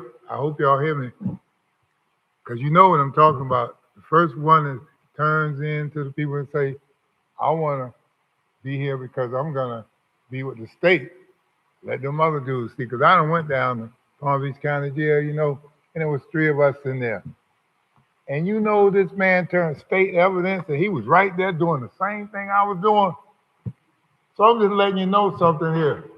And then y'all talking about the water plant. You come over here and you say the same over and over and over and over. The same thing. You have the same people come up here and you say the same thing over and over and over, and we still don't have good water. My neighbor water, you know what it does?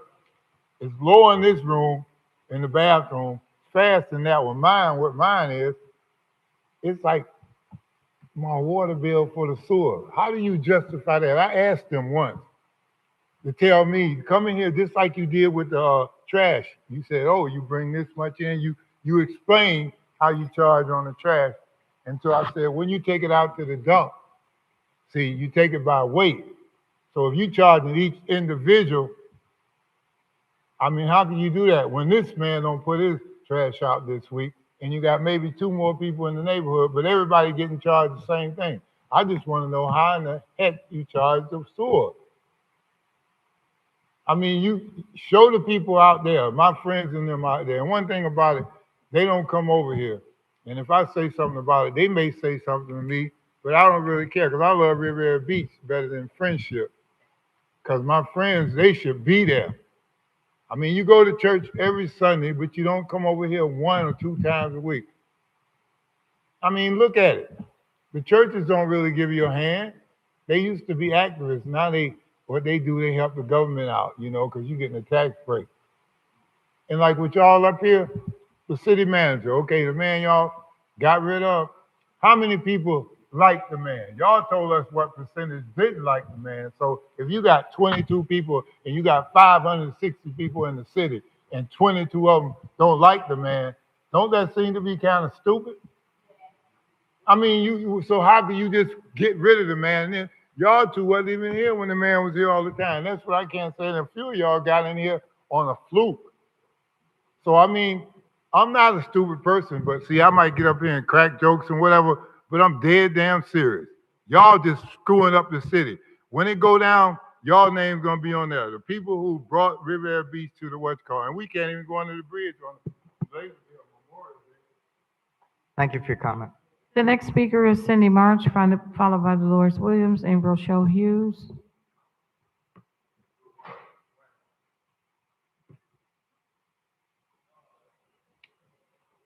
Good evening, council. This sure is corruption in the city of Riviera Beach. You all should have had that same energy when y'all ran on water and having clean water. Let me elaborate a little bit on what Mr. Guyton said, because I was going to ask the question. Are we not bonded out for finances? Do we not have to go to a financial institute to see how much money we can get because we are bonded out? Tell the people the truth. I got a phone call and it's disturbing me because see, these people don't come to the meeting, but they watch. The employees are talking. They're scared to come to this podium to be retaliated against. And I'm so glad. Last week when I got that phone call, I did not get to this podium like I had an Easter speech to say. And it was concerning Mr. Josh, one of the employees. I got the whole letter here. You want a copy? You can get a copy, but I'm not going to mention his name. Ms. March, can I please meet with you? A lot of the employees are scared to speak out because this new director you all got, he not doing us fair. There's two sides to the story. When I walked through this door on that day, the last meeting, I went back there. I said, Mr. Josh, can I talk to you? He said, is it about the utility or about me? I said, it's about the utility because I'm not concerned with a person unless they're doing bad for the residents. This man has done a great job. And when you all put that motion on the floor to fire Jonathan Evans, y'all should have put a second motion on the floor that night, not to let him have no control of that IT, that computer system. He had 7 solid days to do and orchestrate what he wanted to orchestrate. And he did it very well. That's why we don't have Mr. Josh right now today. I'm not concerned by who terminated him, but the same guy that called me back again Sunday. My goddaughter from Georgia was on the phone. I said, I'll call you back. You know why I didn't call him back? Because somebody had more experience and been there for many, many years. You know what he said about Mr. Josh? Miss Williams is my witness. I was out to dinner. I didn't have my glasses on. Somebody called my name. He said, I left my wife in there to pack up the food because I really needed to talk to you because they don't walk Mr. Josh out the door today. I say, for what? Then the guy called me that Sunday. I didn't communicate with him because I was appalled. The way he talking about, oh, he's paying all these other people who got degrees. I told him, I said, I'm not worrying about a degree. Can you do hand on hand? What good is showing up for the job and you can't do the job? What good is when a new person come in and you can't adapt to changes and you want to run the plant? But then I said, well, what about Deidre Jacobs? Did you take the problem to Deidre? You know what he told me? You know what they told me? Deidre was paying people $55 an hour to cut grass. Thank you for your comment. Thank you.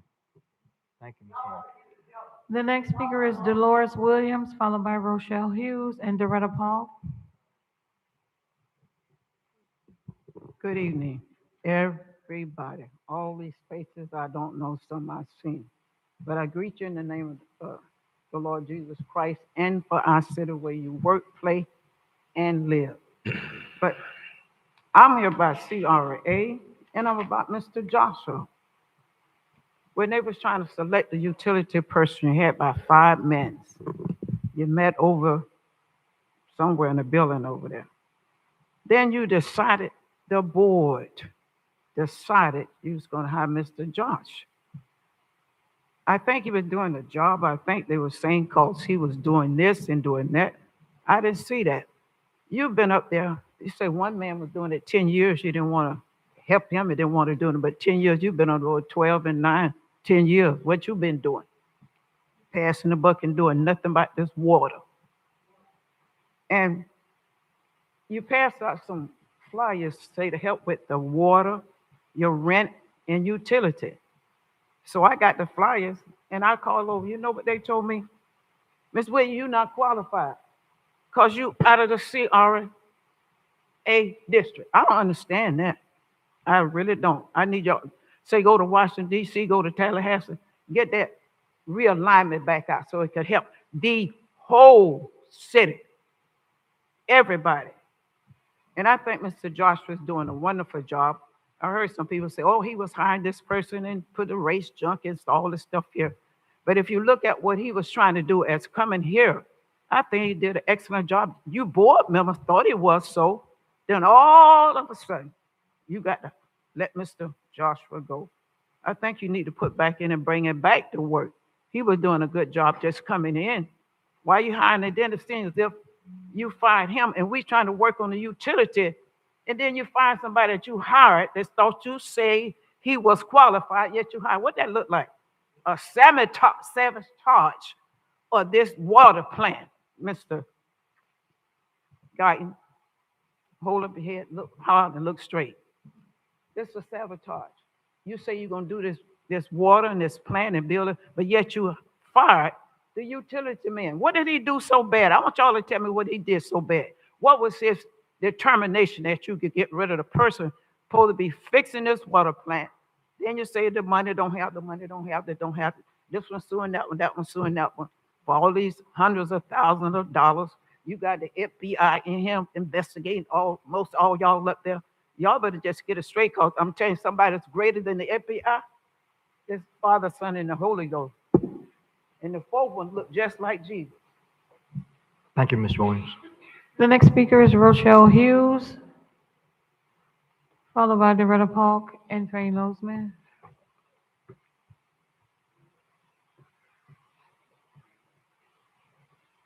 Good evening, Rochelle Hughes, Riviera Beach. I want to piggyback too on, we're now at 7:35, and the utility district meeting was scheduled for 5:30, and it was a 10-page agenda.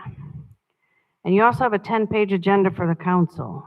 So I really want to implore the utility district council and city staff that I think we need to change the day for utility district meetings and not have it on the same night as a council meeting. I'm going to tell you right now, after 6 o'clock, the majority of these people who came walking in thought they were walking into a council meeting. Some of them, when they found out it's still the utility district meeting, they're going, what? Yes. So I'm not sure who decided to have the 10-page agenda for the utility district tonight, along with the 10-page agenda for the council meeting, and who approved that. But at some point, you can't keep doing this, because what's going to happen is your council meeting's going to suffer. And anybody who wants to make a comment in the council meeting for any of the agenda items, we have to work. Like, we have jobs, we have to go to work. So we come here expecting to have the meetings in a timely manner, in a timely fashion. And this meeting didn't even start on time. And a lot of times the council meetings don't start on time. So we need to be better with our time. But like I said, it's now 7:36, and we haven't even started the council meeting. So I really hope you guys take this and you go back and you say, you know what, we do. Let's change the utility district meeting to a Tuesday or a Thursday, and council meeting stands alone. Or if you want to have them on the same night, you may have to start this meeting at 4 o'clock, because it seems every time the utility district meetings take at least an hour, if not more. Thank you. Thank you for your comment, Ms. Hughes. The next speaker is Doretta Polk, followed by Trey Lozman.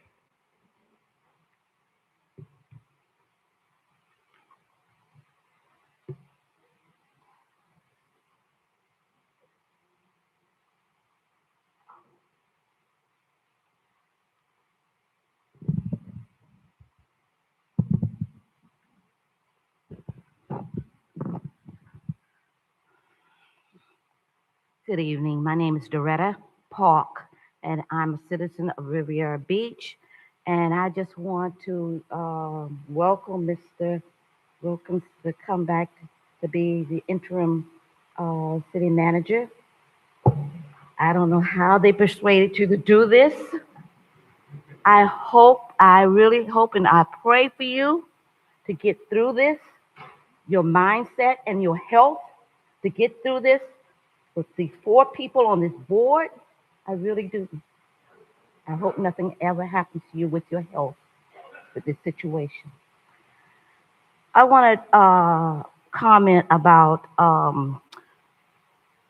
Councilman Guyton. You said that I am in no hurry to get U.S. Sugar, the representative, Mr. Miller, out of here. I wish you would have had those sentiments about our city manager, Mr. Jonathan Evans, because that night you wanted him gone. Right then and there, you wanted him gone. You didn't even give the opportunity for him to clear his name from this investigation. I don't think that was fair at all. Please hold your comments. Please do you.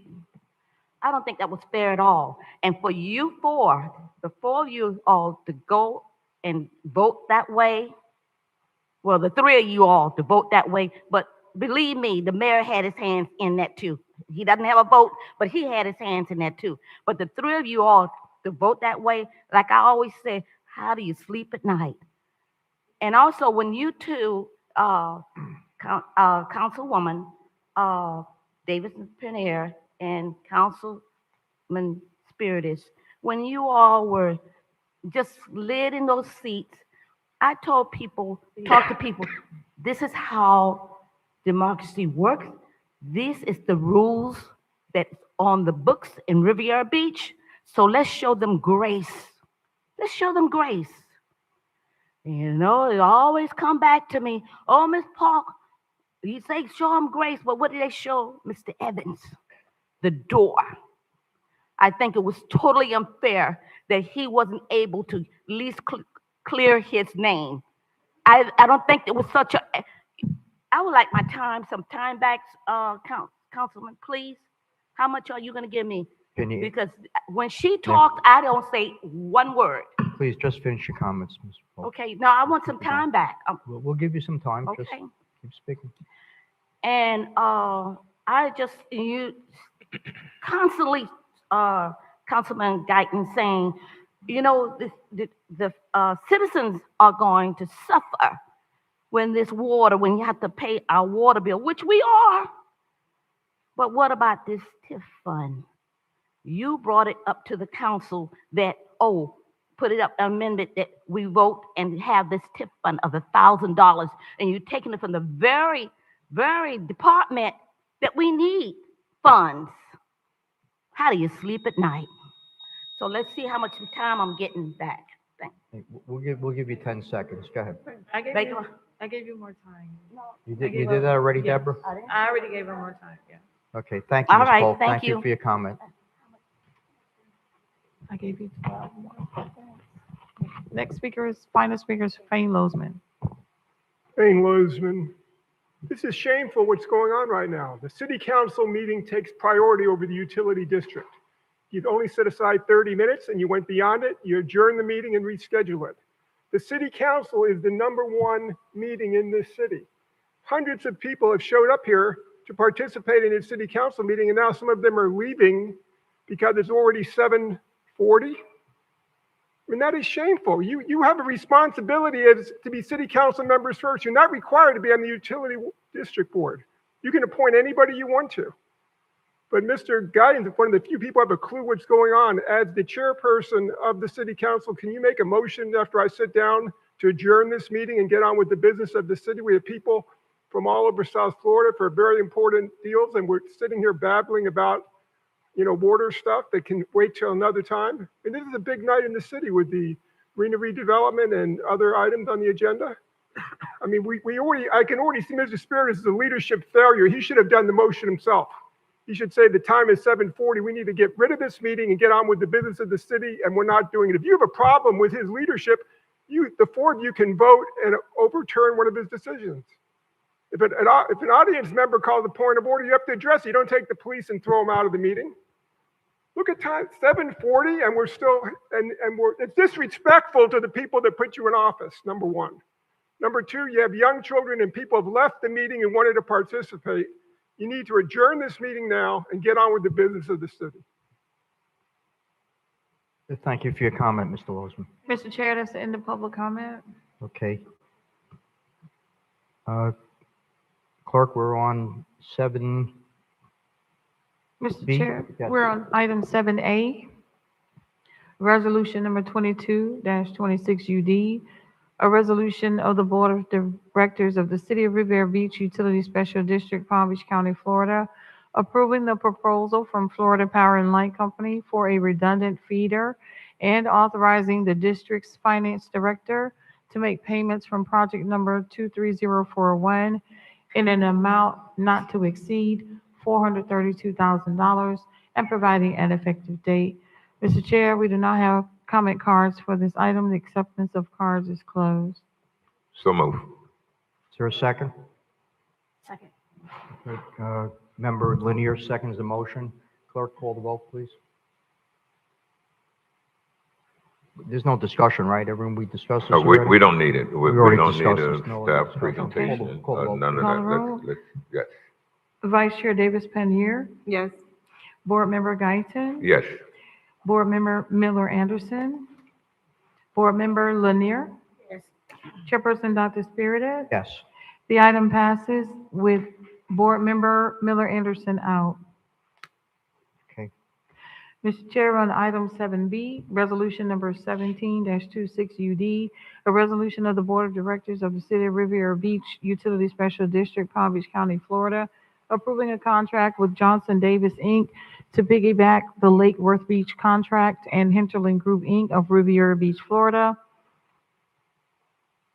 to piggyback the Loxahatchee River Environmental Control District contract for wastewater and irrigation quality, water general construction services, and emergency on-call repair services in an amount not to exceed $600,000 from account number 411-31101-559990, authorizing the City of Riviera Beach Utility Special District Chairperson and the Utility Special District District Clerk to execute this contract, authorizing the Utility Special District Finance Director to make payments from account number 411-31101-559990 in the amount up to $600,000 annually and providing for an effective date. Mr. Chair, there are no comment cards for this item. The acceptance of cards is closed. So move. Is there a second? Second. Member Davis Pannier seconds the motion. Are there any comments from the board? Any questions?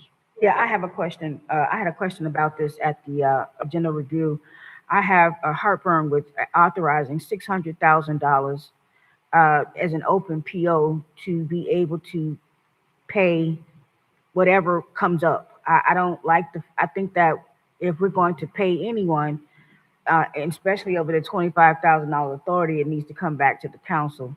To have an open PO to say that when something comes up, then we'll pay it. I don't like that idea. I like the fact that, and even if that doesn't work that way, we can have an emergency policy that we go ahead and take care of these expenses. But to open a PO for $600,000 just in case something may happen does not sit well with me.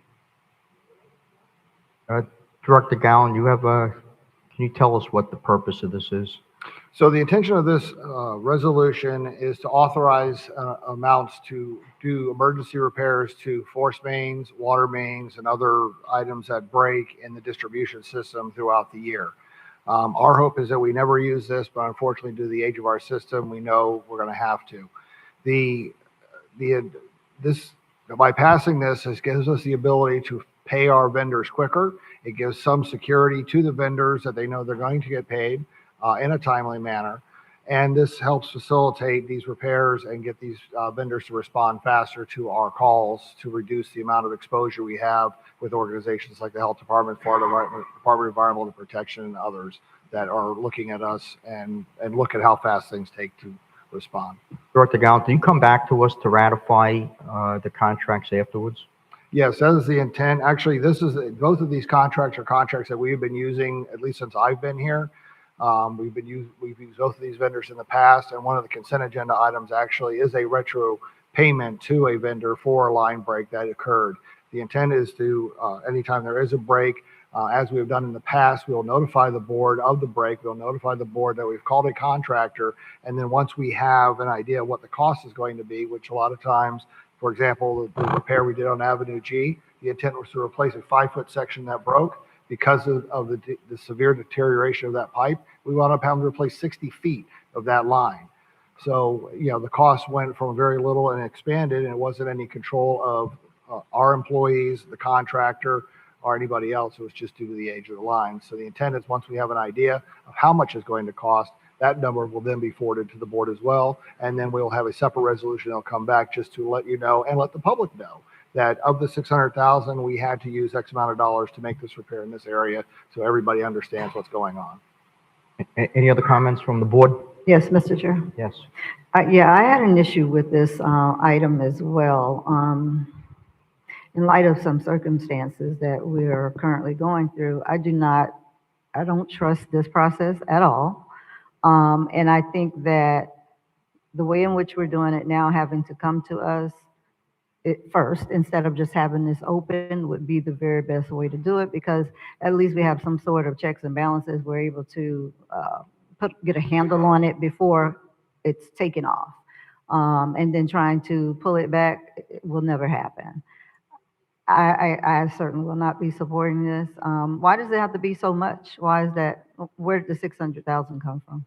Because we've done research over the last year of repairs that we've made, and that's about what it comes out to. This is similar to what we did with our chemicals at the water plant. Instead of bringing this stuff to you every single month, creating 10-page agendas, by doing this, we shorten the agenda. We have one item that says we did this, and this. It's all on one item, so it can be on consent. Yeah, I'm absolutely fine with having the 10-page agenda. That means we're going to be able to monitor the money a little better.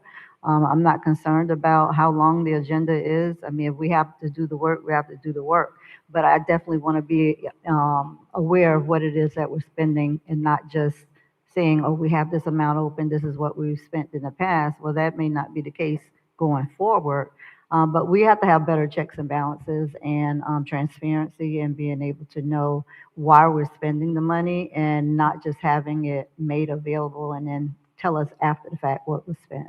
I'm not comfortable with that at all at this point anymore. Thank you. So just for clarity, both of these contracts, as I said, have already been in use for a long period of time in the city. They are negotiated contracts with individual bid items that state exactly how much the items are going to cost. That was included in the backup for both of these vendors. So what's different about what we're trying to do now from what we're already doing then? Why don't we just keep doing what we're already doing? Well, we're trying to provide some guarantee that the vendor's actually going to get paid in a timely manner. But why wouldn't they get paid in a timely manner? Well, the item 2A, for example, the break was in February. By the time they got the bill to us, the February agenda had already closed, so it didn't. But how does that get to us? How was that our fault that they didn't get paid? Was it that it wasn't brought to us, or what happened? How does that work? Because, my understanding is that because this takes so long, it takes 45 to 90 days to pay a vendor, because it's got to come to the board. The repair happens. The vendor outlays money for materials, for labor, and everything else. Then it has to come before the board. Then it has to be signed by the board. Then a purchase order has to be obtained. Right, and that's just part of the process. And I think every contractor understands that they don't do the work today and get paid tomorrow. That's just part of business. And what do we have to pay between 30 and 45 days? That's what if we've been meeting those deadlines. I don't understand why all of a sudden now we need to pay people tomorrow after they've done the work today. That's not how that works with contractors, and they should understand that. I'm sure they do understand that. So we're just trying to provide some security to our vendors because we have a number of vendors and contractors who will not work with us unless it's either COD or there's some kind of purchase order. I had a call today with a vendor that we deal with that said that we're about to lose our line of credit because we're 60 days past due because they haven't. Well, that part shouldn't happen. Talking to the mic, excuse me, could you talk into the mic? Yeah, that part I would say we need to correct, but I don't think the correction needs to happen with us just giving this open amount and then making sure that they're paid tomorrow after they do the work today. So I don't support it. I mean, I know you can probably have a gazillion reasons why, but as a contractor, that's what they're used to. And I'm not in support of being able to change this for the money to get away quicker. That's just my side. Thank you. Any other comments from the board? And Chair, yes, I just want Yes. to add that this was an issue for me with the generator where it was brought, we already had it set up in the budget for a generator, but then it was bought, then came back to us after the fact. And that is what would happen with this. And I don't want that to happen again. We have to have some transparency, some checks and balances where if a contractor does work for the city, then they get paid. I think that is something that needs to be worked out through the finance department in terms of how often or how long it takes for them to get paid. That's something that needs to be worked out in that vein, not with the board having to put up 600,000 just in case something may happen. And I think that open PO and that kind of stuff just does not lend itself to transparency for this board. Any other questions from the board? Clerk? Vice Chair Davis Penier, No. Board Member Guyton, Yes. Board Member Lanier, No. Board Member Miller Anderson, No. Chairperson Dr. Spiritus. No. The item fails with Vice Chair Davis Penier, Board Member Miller Anderson, Board Member Lanier, and Chairperson Dr. Spiritus dissenting. Clerk, next.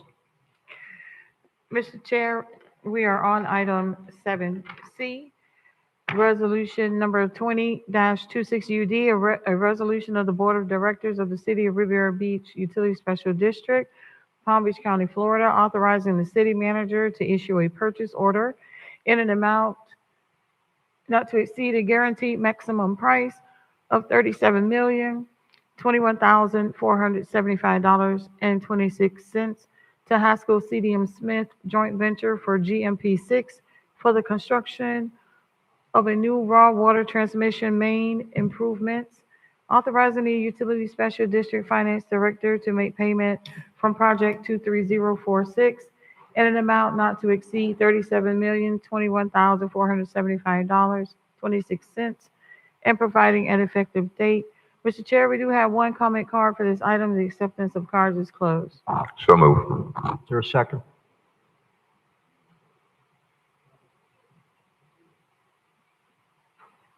I'll second the motion. Mr. Chair, Yes. so after we do the motion in the second, then we go to the manager so he can. Yes, tell I us. understand. I just wanted to make it clear that I second the motion. Yeah, we heard Okay, you yeah, twice. Director Gow, you want to give us an update on this, please? Yes, Mr. Chair, the item before you is GMP6. This is for the raw water transmission main for the main to be installed from the 6 Floridan wells and the 2 superficial wells to the new water treatment plant. This pipeline is critical to the operation of the plant. As we're doing all this work with the wells, if we can't get the water from the wells to the plant, they won't do us much good. So the idea is that this project is a continuation of the GMP process to install the raw water transmission mains to the new water plant so that we can use that water for our new process. Any questions from the board?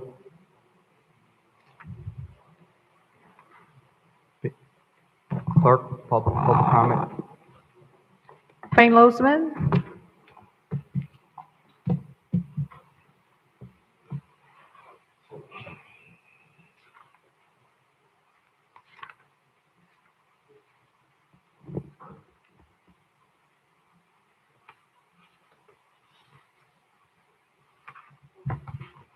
Hey, Lozman, This item is for $37 million, and you're just rushing it through because you realize that this board should have ended at 6 o'clock. The Utilities Special District Board, that's a secondary board. The primary board in this city is the city council. People who came to speak tonight and understand the work of the city, they've left. They have to go to work. They have to take their children to daycare. What is going on with the five of you? There's got to be somebody there that has a clue that the city council is time certain, really, at 6 o'clock. This is a secondary board. You can do it anytime you want, but you cannot deprive the members of the public the right to participate in a public meeting. I think you're really violating the Sunshine Law, the five of you. I'm going to talk to the First Amendment Foundation, of which I'm a member of the Sunshine Brigade, but I think you're violating the Sunshine Law. You're purposely running this meeting over so the public will not participate in the city council meeting. So the five of you better get your act together, adjourn this meeting, and get on with the order of the business of this city. Thank you for your comment. Mr. Chair, that's in the public comment. Any questions from the board? Seeing none, clerk. Vice Chair Davis Pannier, Yes. Board Member Guyton, Yes. Board Member Miller Anderson, No. Board Member Lanier, No. Chairperson Dr. Spiritus. Yes. The item passes with Board Member Lanier and Miller Anderson dissenting. Clerk. Mr. Chair, we are on item 7D. Resolution I'm number. sorry, I didn't mean to interrupt you. Can I make a motion to adjourn this meeting so that we can get started with our city council meeting? Is there a second to the motion? I'll second for comment.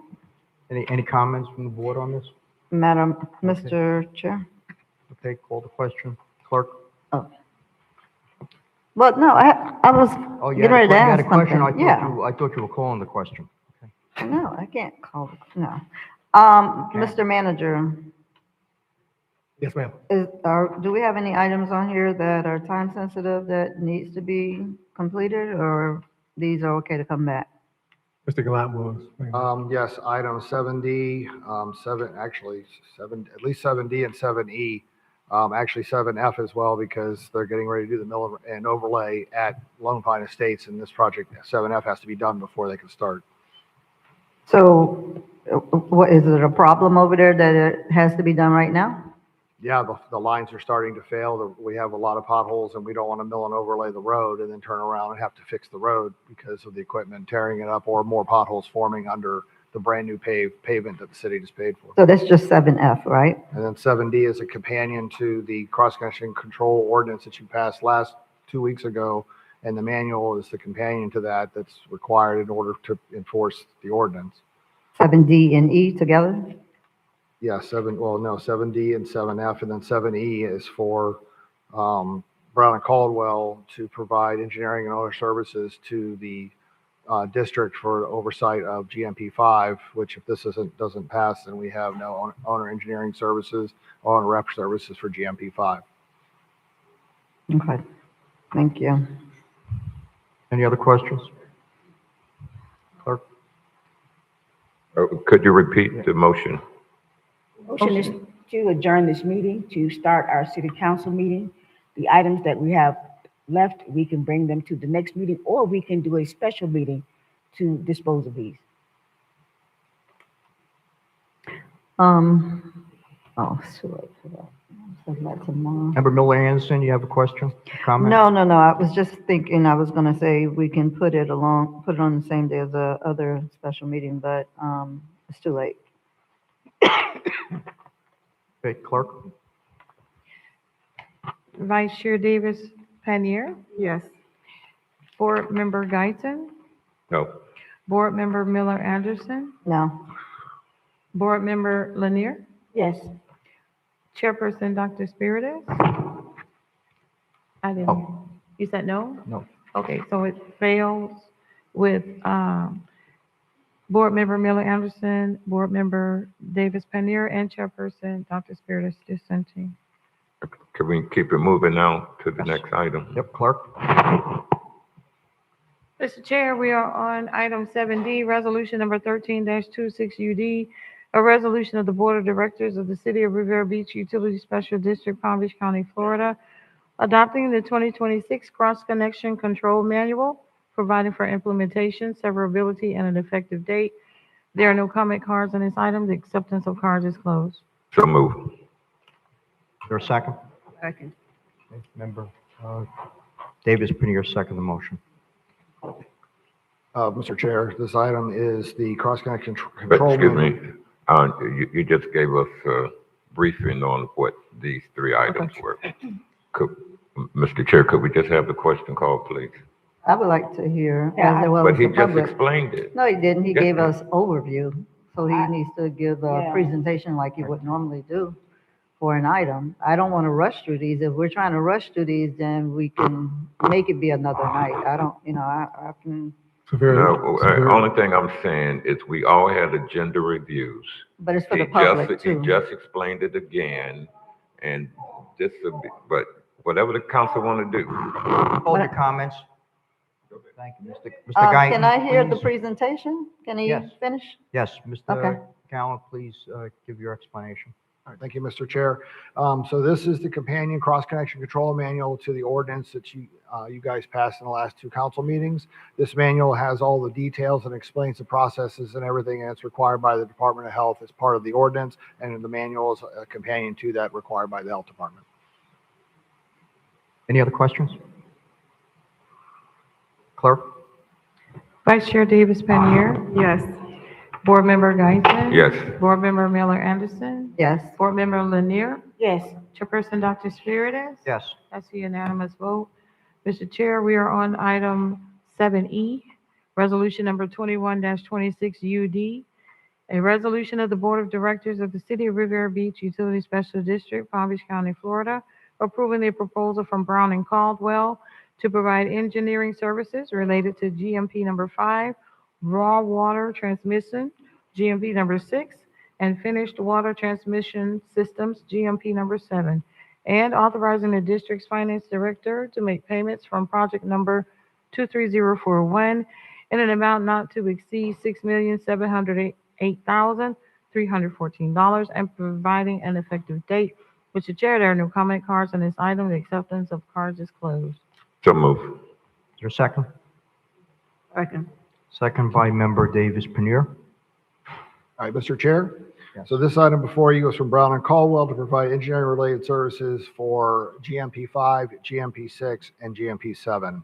The original agreement negotiated with the board at the beginning of this process is that they oversaw the services for GMP 1, 2, 3, and 4, and then GMP 5 up to the point of which the bid was issued, or which the bid was awarded. This will continue out the project from GOP 5, 6, and 7, and provide the engineering and the owner direct services. The method of procurement for this was through a procurement that was issued on June 7, 2024 for continuing consulting services for utility special district water and wastewater services that was approved by this board on February 19, 2025. And that award is good for 3 years. Brown and Caldwell was the Category 2 provider of all the firms to provide water services to the district. Any questions?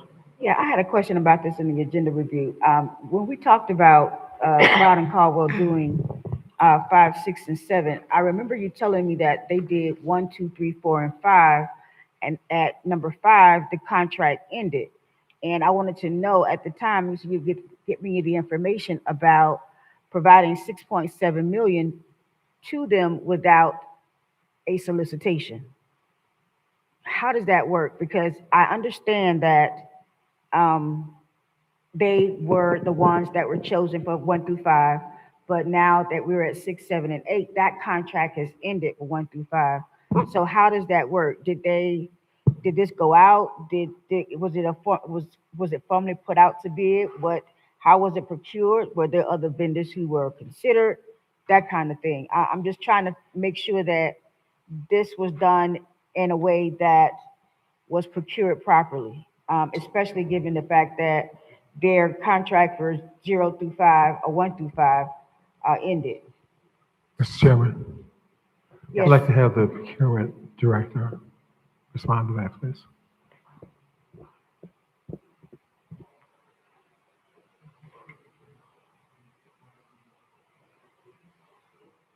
Good evening. Latanya Ammon, City of Riviera Beach, Director of Procurement. For this particular item, there was a request for proposal number 1105-24-3. It was a CCNA solicitation. It was issued on June 7th, 2024. Under that particular solicitation, Brown and Caldwell was awarded under category 2. And so through that particular solicitation that we can select for this particular project. So the CCNA solicitation was for a 3-year term with 2 one-year renewals. I believe we're in year 2 of this particular solicitation. And the purpose of the CCNA is to have a pool and to use those particular companies when the need arises. But the procurement was done back in June of 2024. Right. I think I understand that, but what I don't understand is that if the contract was written for 1 through 5 and we're doing 6, 7, and 8, were there any other members in the pool to be considered? So the members, there may have been members in the pool to consider, but with the pool, the utility director or the director at that particular time can select the vendor that they would want to continue to work with. So a pool means that these persons are available. Pools are different. They can be categorized as to divided by specialty. No, I understand that. Yeah. I understand that totally. I'm saying that if you have a pool of A, B, and C, and the contract for A is done, do you not go to B and C and ask, can they do the job, or do you just automatically go back to A because they did it originally? You have the option to do either. Okay, so the contract says that you can go and do a whole new contract with the same person because they're in this pool. Yes. Now, this is my the contracts that we do have associated with the pool. We have a standard contract for all of them. They're all under contract. It's just when we want to pull the trigger and use them for a particular project. So it's not necessarily that the contract expired. It is all of the ones for the CCNA have a 3-year term. We're just in year 2. So we selected them for GMP 1 through 5. And now they're being selected for, 5, 6, and 7. Right, and I get that. I don't want to beat that, but I'm just saying that I just want to make sure that in your pool that other people were considered for that. And I understand you would want to go to the people who've done 1 through 5 to do 5, 6, 7. I understand that. I just wanted to make sure it was a fair process, but that kind of gives me more information. Thank you. Thank you, ma'am. Any other comments from the board? Clerk? Vice Chair Davis Penier, Yes. Board Member Guyton, Yes. Board Member Miller Anderson, Yes. Board Member Lanier, No. Chairperson Dr. Spiritus. Yes. The item passes with Board Member Lanier dissenting. Mr. Chair, Clerk. we are on item 7F. Resolution number 18-26 UD, a resolution of the Board of Directors of the City of Riviera Beach, Utility Special District, Palm Beach County, Florida, approving the proposal for gravity sewer main lining in Lone Pine Estates from Hinterland Group, Inc. in an amount not to exceed $1,427,780 from the USD Wastewater System Renewal and Replacement Project number 23035, account number 412-31104-563000, sewer main line for the sanitary sewer collection system, and authorizing the Utility Special District Finance Director to make payments from the USD Wastewater System Renewal and Replacement Project number 23035, account number 412-31104-563000, in an amount not to exceed $1,427,780, and providing an effective date. Mr. Chair, we have one comment card on this item. The acceptance of the cards is closed. So move. Second. Okay, second by Member Lanier.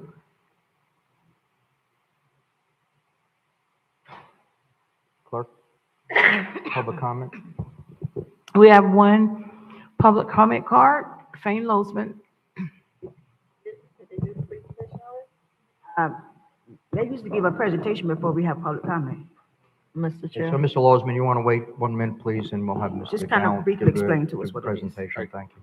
Mr. Chair, if I may. So this project is a lining project for the Lone Pine Estate area. We did an assessment of that area in preparation for the milling and overlay, and multiple complaints we had had from the residents about potholes and other asphalt issues in the area where our gravity sewer is. When we went through and did the inspection, we found a number of the vitrolic clay pipe that has starting to fail.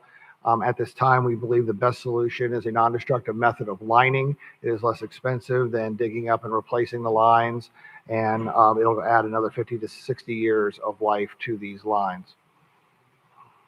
Mr. Gallant, there's been some pressure problems in Lone Pine area as well. Are you taking care of that in the near future? Somewhat, I didn't hear you. Water pressure issues? That will be addressed at a future date, yes. But that Okay, is but under consideration. we're not gonna have to rip up the road again to fix this, right? Most of the water mains are in the swale.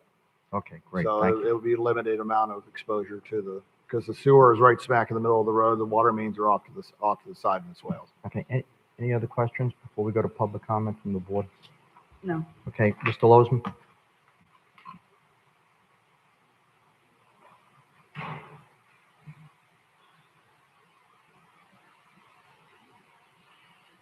Wayne Lozman. First, why are we paying for this sewer line? This with the North Bay Village is an impact fee, and Lone Estates, or whatever the hell they are, they'd have to pay for that. I mean, the people can't afford the water that they have now. There should be impact fees on these developers where they pay for these bills. You can say, listen, you want a building permit? You got to run your own sewer line through your property.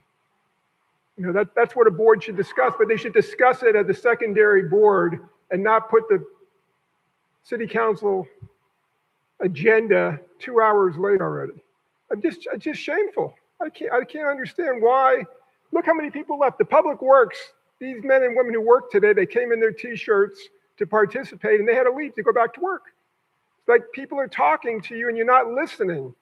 The people that come and pay your salaries to sit on this board, which you shouldn't even get $1,000 a month because you voted yourself to give that money, that's not in the charter. Those people who voted you up there want to participate in the meeting, and you are purposely dragging this out and not continuing it to another day. A secondary board does not take priority over the city council. I can't believe nobody, I see Ms. Paneer shaking her head. I think she understands what this is all about. But everybody else is just sitting up there. We don't care if we disenfranchise the people who worked hard during the day for the city and then came to participate at night and now can't participate. Why are you continuing to hold this meeting? You know, it's like, oh, we're just going to prove a point. We don't give a damn about the people in here. Where these people don't, they took their time to come here. They want to participate in the city council meeting, and you are refusing to do that. So I wonder why you're doing that. That's really malfeasance. You can't have a secondary board supplant the city council meeting, and that's what you've done tonight, and it's shameful. Thank you for your comment. Mr. Chair, that's the end of public comment. Okay, any other questions from the board? Okay, Madam Clerk? Vice Chair Davis Panier, Yes. Board Member Guyton, Yes. Board Member Miller Anderson, Yes. Board Member Lanier, Chairperson Dr. Spiritus. Yes. That's the unanimous vote.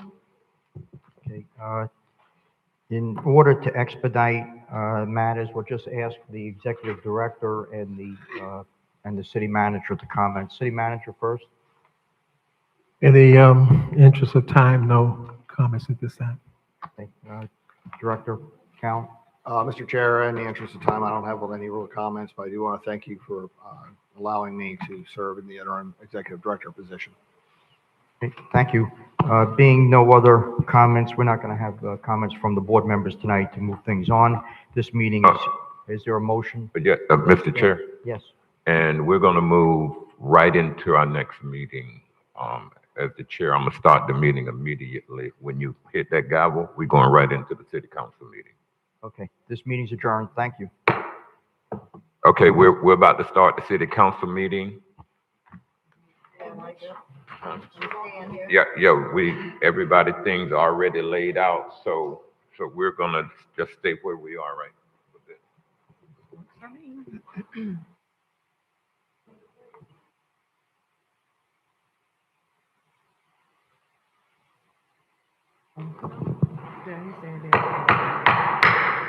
We're starting the city council meeting now. Those who are leaving, please leave quietly. First, I would definitely like to apologize for the delay. There's no excuse for this. very embarrassing. This should never happen.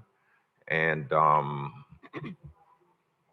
we're going to have to deal with this at the next utility district meeting. I would like to have city manager. I would like an item on the USD next agenda to decide on a definite date or extend the meeting for utility district. We're not going through this anymore. Okay, we're moving right into the meeting on roll call. Mayor Douglas Lawson. Chairperson Bruce Guyton. Here. Chair Pro Tem Dr. Glenn Spiritus. Here. Councilperson Kashaba Miller Anderson. Present. Councilperson Shirley Lanier. Here. Councilperson Priscilla Davis Panier. Here. Interim City Manager William Wilkins. Here. City Clerk Deborah Hall is present. City Attorney Don Nguyen. Here. Mr. Chair, you have a quorum. You may proceed. Okay, we'll have the invocation and pledge of allegiance led by Councilwoman Shirley Lanier.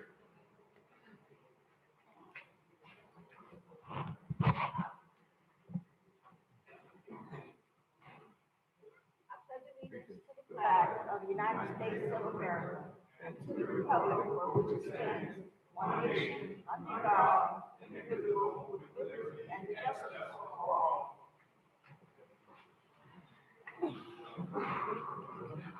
Now we're on the approval of the agenda. We're at additions and deletions and substitutions. Does any of my colleagues have any additions, deletions, or substitutions to the agenda? Mr. Chair. Yes. Councilwoman Davis Penier. So I have a couple things. One is this the time that we take something off of consent, or is that at another time? Excuse me, could y'all be quiet in the back, please? Go outside with your conversations. We're trying to conduct a meeting. Thank you. Councilwoman Davis Penier. My question was, is this the time that we ask to remove something from the consent agenda? Or is there another time? Yeah, what? No. So I would like to take 3A off of the consent agenda, please. No, Mr. Chair. Wait, hold on. We'll do that when we get to the consent agenda. Well, that's what I asked. Okay. So we're gonna wait, but Yes. one more thing. Okay. My presentation, the young man and his family, they left. So can I just remove that off of the agenda and try to reschedule it at a different time? Yes, and that's on the awards and presentation. Yes. And 6A. Oh, what item? What is it? 6A. 6A. 6A. 6A to be deleted. Where's my 6? Okay, are there any other deletions, additions, or substitutions? Mr. Chairman. Yes, Yeah. Chair. Yeah, oh, that was city manager? Yes, Mr. City Manager. Mr. Chairman, we would like to add a special request from Sincere 2000 Foundation for support for the Boxing for a Cause event. Okay, we had a discussion about last minute items being added. Would the council would decide on whether to do that, but I'm not an advocate of this last minute anymore. I'm not sure what happened. No, I'm not, Mr. Chair. Oh, okay, oh, yes, ma'am. I thought, no, I'm not in support of doing that because we definitely have been through this before and we said we would not do that. There's a process that we have. I mean, if that, just would like to know, is that process not in place anymore? When people want to get a sponsorship? Why are we trying to put it on the agenda? Well, the event is this weekend. Yeah, but we have a process that we have in place, that we should have in place for sponsorships. So did they go through that process? This request came before the board, and for whatever reason, I understand there was some adjustment of the agenda, it was not taken up on the agenda Or it came before in the past. us in the It was past? scheduled to When? be on, it was taken off of the agenda. When That's was what I'm it on? When was it? When did it come before us? Do you know? I'm gonna answer now. Does anybody know? When did it come before us? I don't know, I just have a. Madam Chair? I'm sorry, Mr. Chair? Yes. I believe the item was actually requested back in December. It was supposed to be put on February, and it's been pulled and not added multiple times. The item, I don't believe staff followed the proper timing and protocol to get it in front of us, and that's kind of my concern with tonight because the event is this weekend. So I would like to see if this can be added if we have time, but it's already late in the night. Being that this item was from December and properly followed the protocols from the applicant. December 26th is the date of the letter from our staff to the board. So there was some, as I understand it, there was some discussion. What was that date? December the 26th, 2025. All right, please, no comments from the audience, please. Okay, it'll be added, we can vote it up or down, but it's gonna go on the agenda tonight, and you vote. Chair? Who, do you have any backup for him? But it's going on the agenda, vote it up or down. If you don't have the backup, fine, you vote it up or down. Mr. Chair, Yes. I see my young man did come back in, so can I add 6A back? I'm sorry, he and his family did just come Okay. back in. Thank you. Okay, it's back on. Thank you. And what was the name of that? And 6A. council, y'all vote up or down, that's your choice, based on if you have information or not. Mr. Chair? Yes. You did ask if there was backup. This is an item that's being brought by staff. So I guess that question would be for staff, if they do have backup for the item. Yeah, I just asked staff. They didn't answer. Yeah, the backup that I have is their prior request, and we have had the special events coordinator review, and once the presentation is made by the applicant, if you decide to put it on, she'll make her report. Yes, I'm gonna put it on where, and the council can vote it up or down. But Mr. Wilkins, somebody bring something to you and you want to add it here. I understand. Okay. Chair? Message. Dr. Spiritus. Yes, I'd like to. And we have to keep the agenda moving. Yeah, I'd like to add an item. We had a Okay, presentation. wait. Let me get where we're gonna put this one at first. Where we're putting, what is the name of that item? Say SEER 2000. Boxing for a cause. I'm sorry? Boxing for a cause. Okay, Ms. Hall. Mr. Chair, we can make this item 11D. Okay, that's what I need. 11D would be boxing for a cause. 11D. Okay, Dr. Spiritus. Yes, I'd like to add an item. It's a presentation to Singer Island Polo. The person, we were supposed to give this proclamation a couple of meetings ago. The person was ill and couldn't be here. They did take a bus from upstate to come down here to get the award, so I'd like to add that on tonight. Okay, on awards and presentations. Yes, thank you. And what is the name of that item? It's Singer Island Polo. Singer Island Polo. Where is awards and presentations? 6B. That would be 6B, Mr. Chair. It'll be 6B as in boy. 6B. Yes. 6B. Okay, 6B, and that is Singer Island Polo. Yes, sir.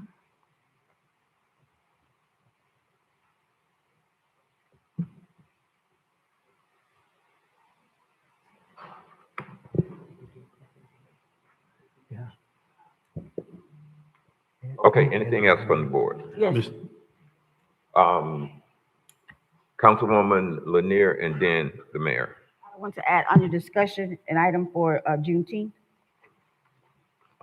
Question, what would that be, It is Ms. a June- Hall? Or it is- what item, what number would It that, could be 12B. 12B? Chair? 1 second. Dr. Spears, I think the mayor is next, then it'll be you. Juneteenth, 2026. 12B is Juneteenth.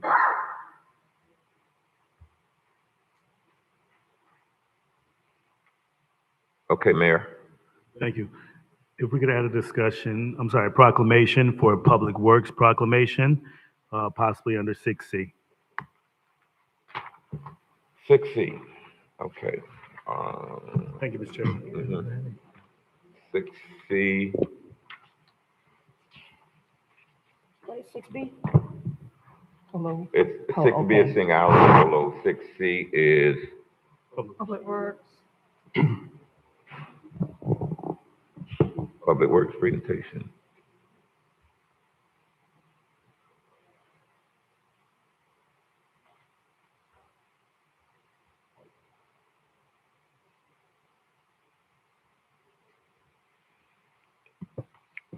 Okay, are there any other additions or deletions? Mr. Chair,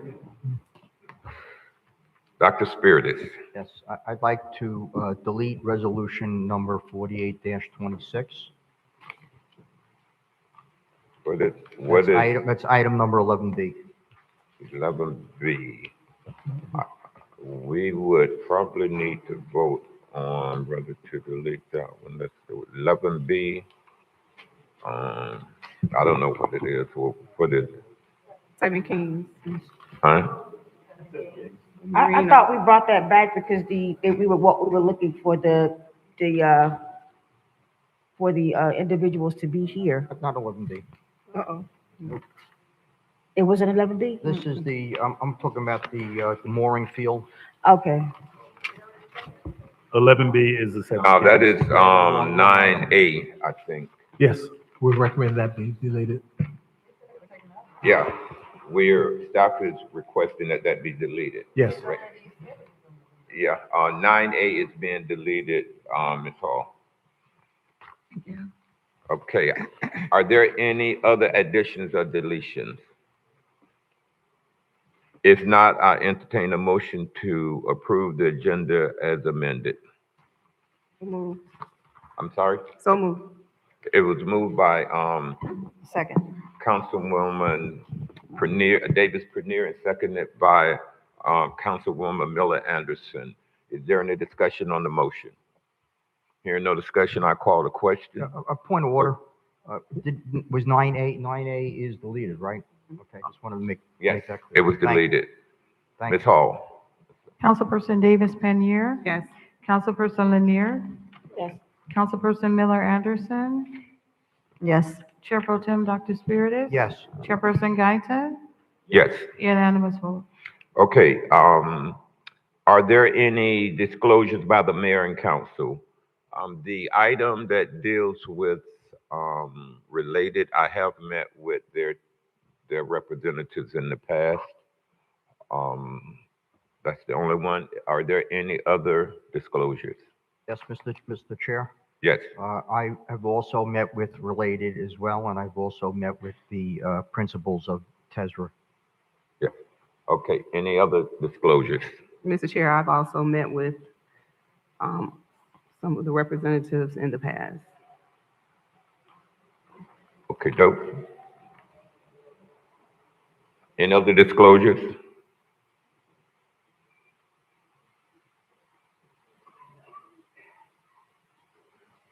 Okay, we're now moving down to the consent agenda. Here's where anybody who, Ms. Davis Prenier, you have mentioned that you wanted to pull something from the consent. Thank you, Mr. Chair. I would like to move 3A off of the consent agenda. Okay, Ms. Hall, where would we put that item? You can move it to the regular agenda. You can make it 11E. 11E.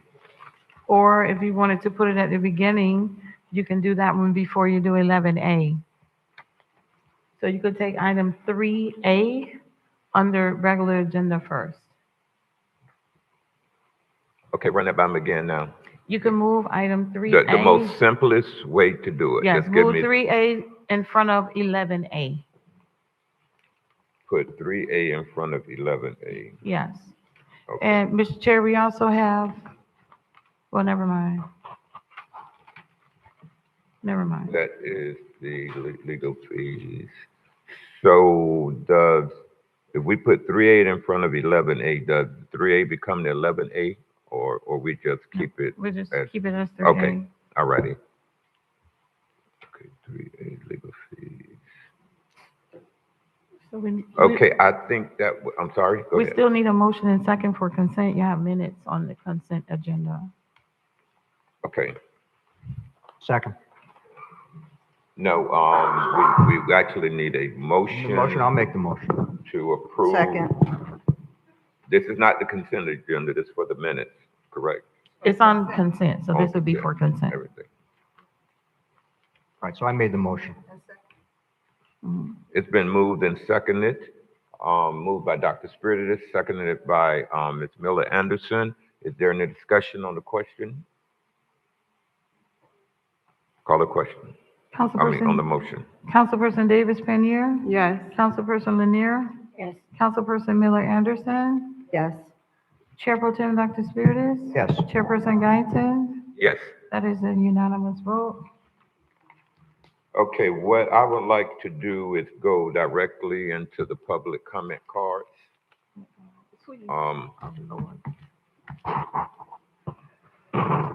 Mr. Chair, we have 13 public comment cards. Mr. Chair, Yes. can we please do the presentations? Yeah. Okay, it's, stop. Yes, the presentations, we can go to those. I was thinking that we have taken the presentations off, and then you just reminded me we put them back on. Okay, let's move to the presentations. They shouldn't be too long. Then we'll go into the public comment cards. People have been waiting here a long time. I know the vendors and applicants, everybody has been waiting. It's just. Mr. Chair, we are on item 6A, under awards and presentations, the first being Emerging Leader Spotlight. Residents and colleagues, I do thank you for your patience as we do this every month. With Mr. Willie Trent Shelton III come forward with his parents.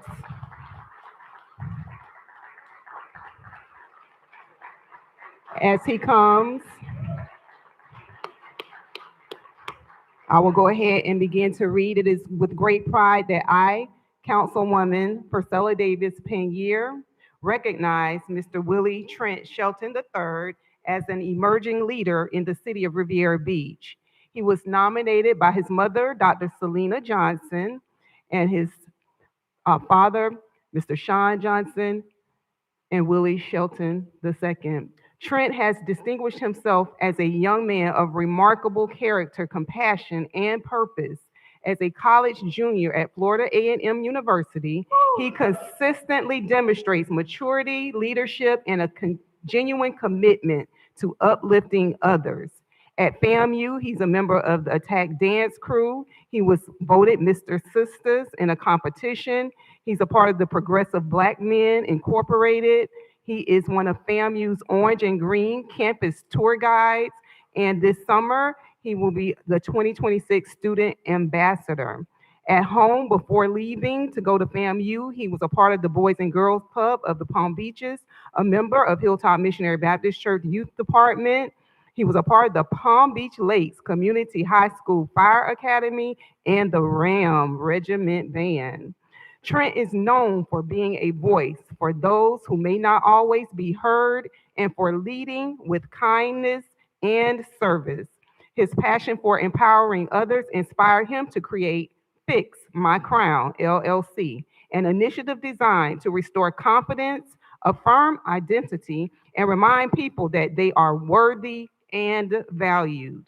He embodies resilience, creativity, responsibility, and determination, and his leadership continues to inspire those around him.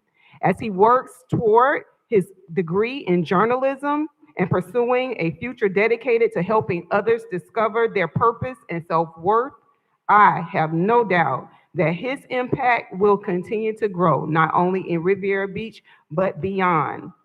On behalf of the City of Riviera Beach, Mr. Willie Trent Shelton III, we proudly congratulate you and celebrate the positive difference that you are making in our community. Congratulations, Trent.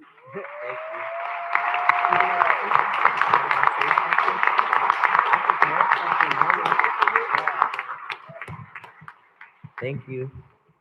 I prepared something quick. So, like she already said, greetings. I am Willie Trent Shelton III, a rising third-year journalism scholar, and I attend the illustrious Florida Agricultural and Mechanical University. I would like to say thank you for selecting me for the emerging leader for the city of Riviera Beach. It is truly an honor and a privilege to receive this recognition. Growing up in the city, my family always taught me the importance of service and giving back to my community. That poured so much into me. Now, as a college student in Tallahassee, I continue to carry those values by serving my community, motivating others, and striving to make a positive impact wherever I go. Again, thank you so much. This is truly only the beginning, and I'll continue representing my city, Riviera Beach. Thank you.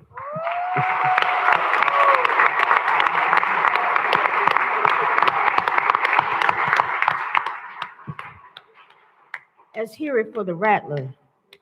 All right.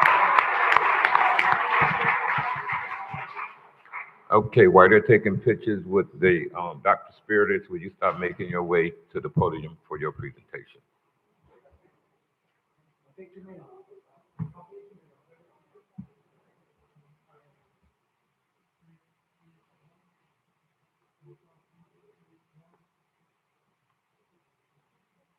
Thank you very much, and congratulations, young man. Look like you're going to accomplish a lot.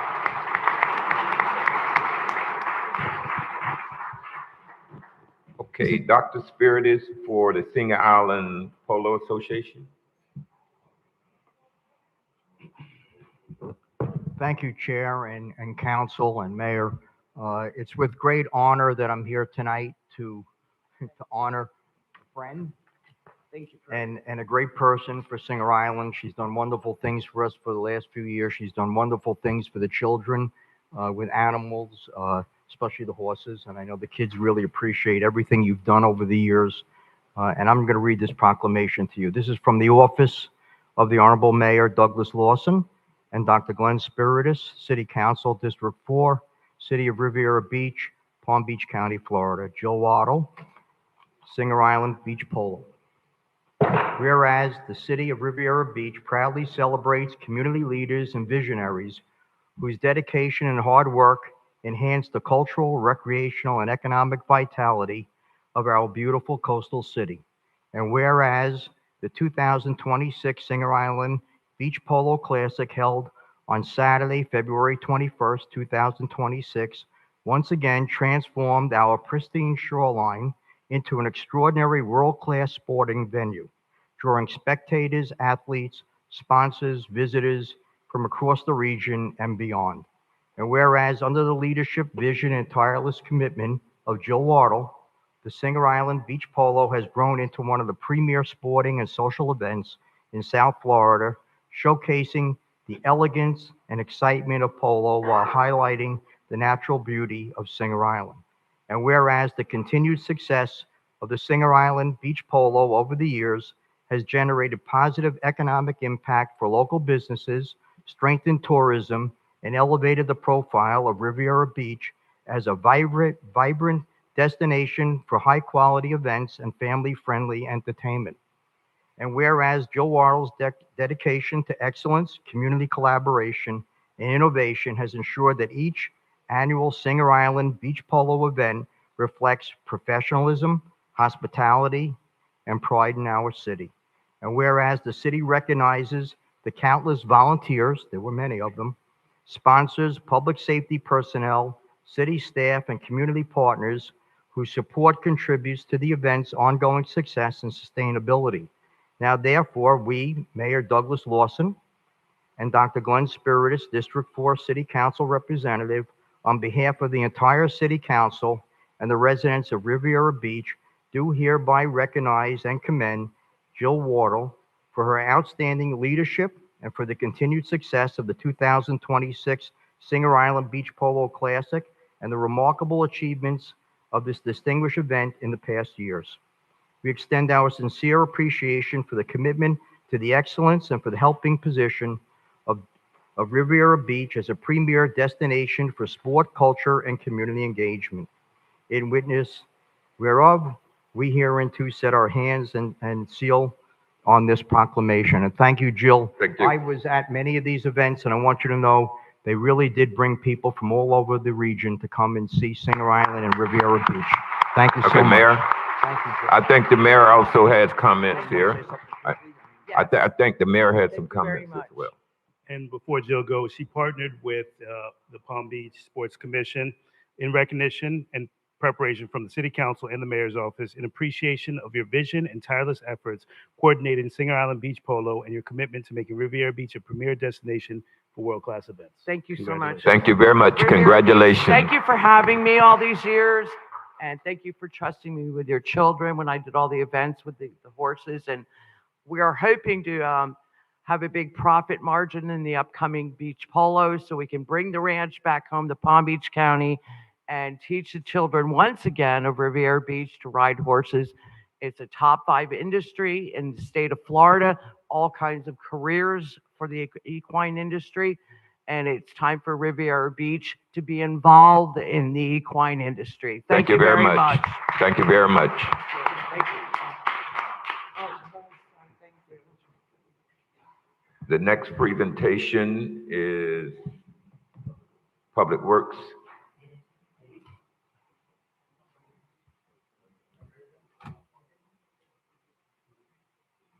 Want to read it? And if we can have all of our Public Works employees start working their way up to the front.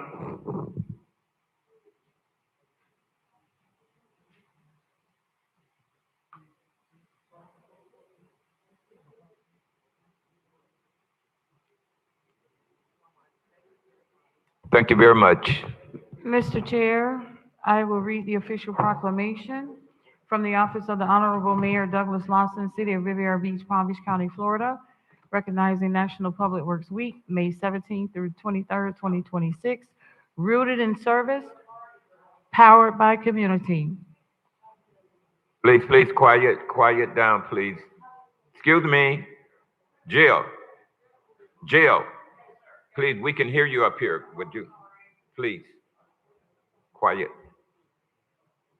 Whereas public works professionals focus on infrastructure, facilities, and services that are of vital importance to sustainable and resilient communities and to public health, high quality of life, and well-being of the people of Riviera Beach. And whereas these infrastructure, facilities, and services could not be provided without the dedicated efforts of public works professionals who are engineers, managers, and employees at all levels of government and the private sector who are responsible for rebuilding, improving, and protecting our nation's transportation, water supply, water treatment, and solid waste systems, public buildings, and other structures and facilities essential for our citizens.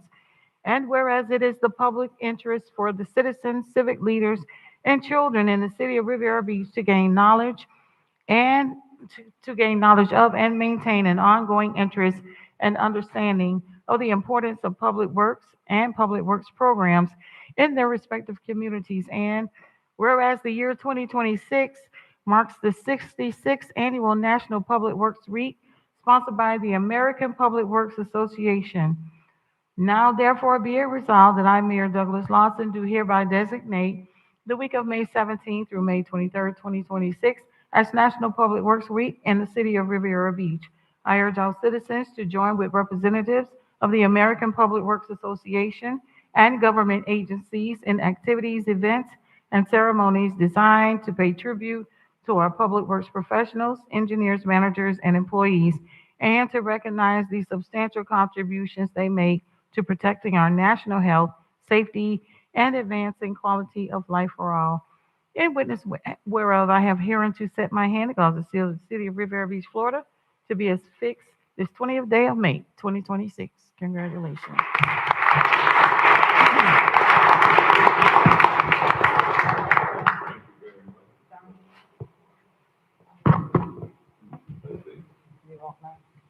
Thank you very much. Mayor, do you have any further comments?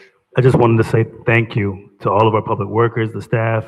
Mr. B, Ms. Buxton, you're doing a phenomenal job with these guys and women, and we see that this is the heartbeat. All of our departments pay a great toll, role, and dedication to our city, but you guys are in and day out in the city, in the community, working hard in the sun and supporting the city of Riviera Beach. So on behalf of the city, this board, and the mayor's office, we congratulate you on this week, and this is just a small token of appreciation and honor to celebrate this week as Public Works Week. We'll see you tomorrow at 12:30, guys, to celebrate. So thank you so much, guys. Thank you very much. Have a good day. And I think Mr. B had a few words. Thank you all. Thank you, Mayor. On behalf of the team, I just want to say thank you to the council, to city manager and the rest of the administration team. We want to say thank you to the other departments that support us, police and code and the rest of the team. We also want to say a special thank you to our residents who keep us on our toes, and we appreciate your support. Thank you very much. Okay, thank you. And I think, have you gotten the pictures that you need? Okay, you're all done. Okay, we're going to keep Well, moving can to I our say next something, item. Mr. Chair? I Yes. just had a question. Well, obviously, thank you all so much, but this shirt is, I'm trying to figure what's on this shirt. What is that? Roots and what? What's the black stuff on this? What's the black on the side of what is that? Those are People? Oh, okay, okay. Well, I'm like, what is that? Okay, nice, very nice. And it has the roots, I see that. Oh, okay, gotcha. Thank Okay, you. any other further comments? Yes, thank the Public Works Department so much, because now the city, a while ago, the city had trash everywhere, but this Public Works Department has cleaned this city up considerably. Thank you so much for your time, for your effort, and for your hard work. Thank you. Any further comments from the council? I'll just say thank you as well for your commitment to the residents, to the city, and one of my favorite departments. That's where my dad used to work. Thank you very much, Public Works Department, for all that you do for the city. It's greatly appreciated.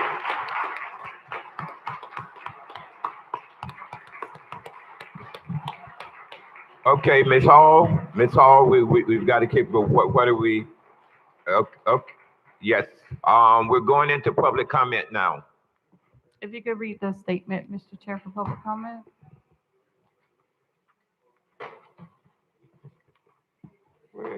Where is my previous statement? Oh. That comment that he supposed to read.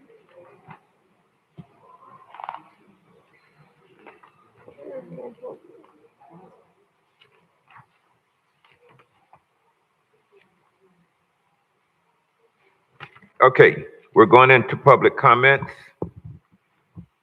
There's a disclosure that we're required to read. Public comment shall begin at 7:30 p.m. unless there is no further business of the city council, which in that event, it shall begin sooner. In addition, if an item is being considered at 7:30 p.m., then the comments from the public shall begin immediately after the item has been concluded. Please be reminded that the city council board has adopted rules of decorum governing public conduct during official meetings, which has been posted at the front desk. In an effort to preserve order, if any of the rules are not adhered to, the city council chairperson may have any disruptive speaker or attendee removed from the podium, from the meeting, and or the building if necessary. Please govern yourselves accordingly.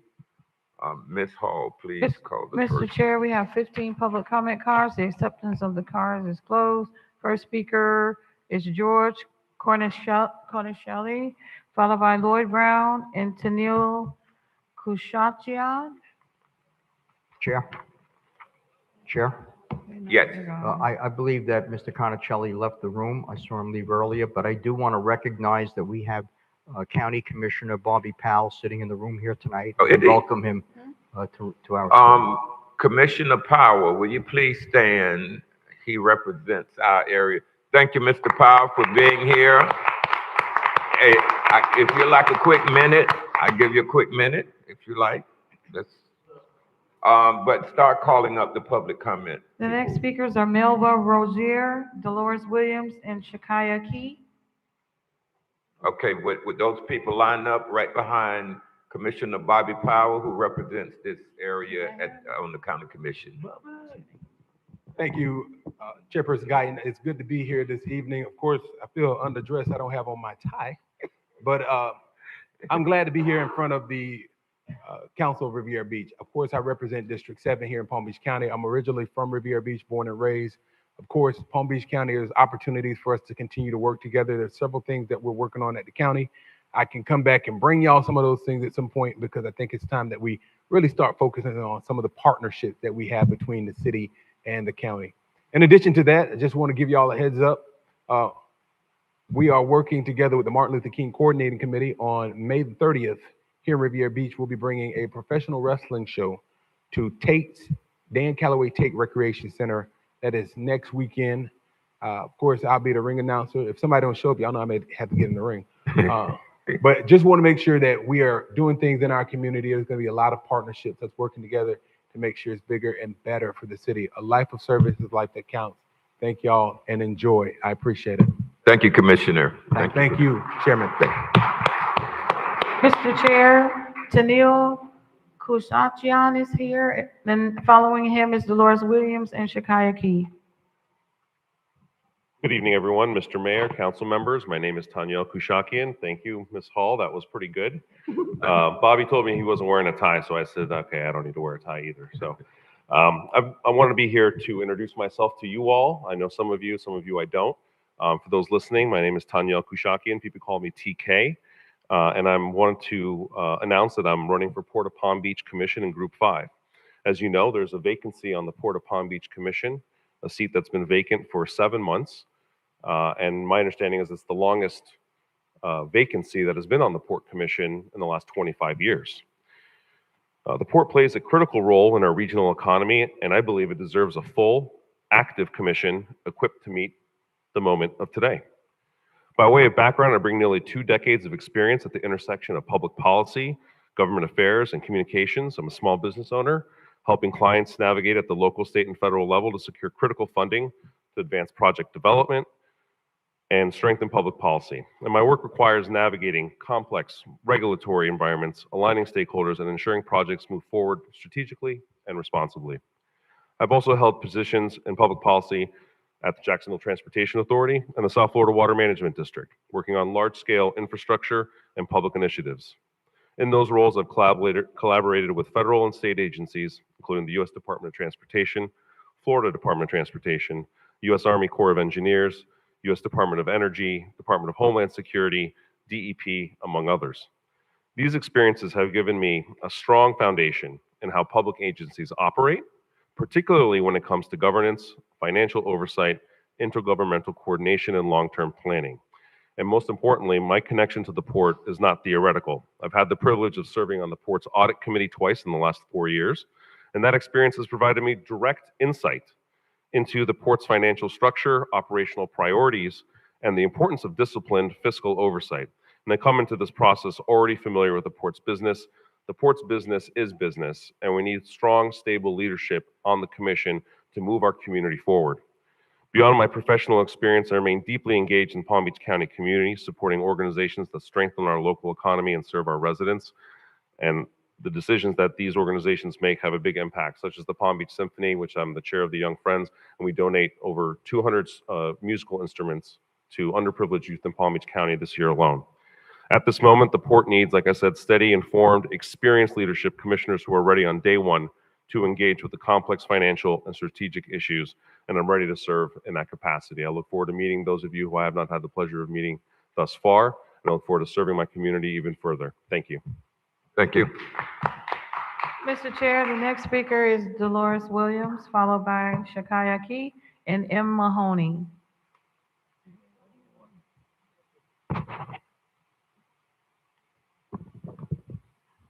Good evening again. I'd just like to say, I'm proud of the city of Riviera Beach. And I do want y'all to go to Tallahassee for the if they're doing the regeneration or this, Mike. they're doing this, they're trying to change for the voting thing. So I want y'all to get up there and help them to change their CR. So we could get most, is just some of everything what the rest of us are getting over here. And I just like to say, do y'all see this like I don't know, maybe a little calmness tonight. Keep It's the a mic little to the, I'm sadness sorry, tonight. Ms. Williams, they're saying they can't hear you. Could you just Take focus? one. You want me to take this off a second? No, just put it to, just keep talking into the mic. That's all you need to do. Yes. Okay. Yes. You this better now? You're much better. I'm Yes. like the lady said, give me my time back. You took some from me. Okay. Give me my minute. But I do thank Mike for being here. Mr. Guyton, I want you to be, I talked to you before. I don't have anything against you. I have talked to you. And I'm just sad about they still trying to brand these two new counselors. I think they're doing an excellent job, and I don't think we should be pointed out to say, wait till next year, and we're going to get you out of here. Don't plan your chickens and eggs and the bird on the limb, because when you look, the bird is gone, the limb is still shaking. So please don't be doing that. Let us do the right thing. If you say you want to go, the city to progress, I thought it was a shame. To me, when they had the meeting, I guess these people back here. Please talking to the mic. I could talk it to the mic. Okay. Up there, you better give me a hand mic next time. Okay. So, but these people here, they're supposed to do 5 minutes presentation. You didn't pass it then. So that's where to be. But I don't think I'll be able to say it this long like we did last time. But pass the thing and go progress. You had two main people here worked on this stuff for 10 years. I don't know where it was. It's not my business. But at least they could have called in and say something, nothing. But they even had to wait to come for this tonight. They say that they can hear a voice their opinion about who should receive this contract. And that's a shame for them doing the work in here. And they were so into everything. Have you noticed them tonight? They speaking in yes, no, everything. And talking so much before you couldn't even hear them on the mic. But now they loud and clear. So let us go with progress. Don't be a crow. Thank you, Ms. Williams. Next speaker, please. The next speaker is Shakaya Key, M. Mahoney, and then Cindy March. Good evening, everyone. Mayor, council members, and members of the community. My name is Shakoya Key, and I will be serving as the summer camp director of the summer camp of the arts this summer here in Revere Beach.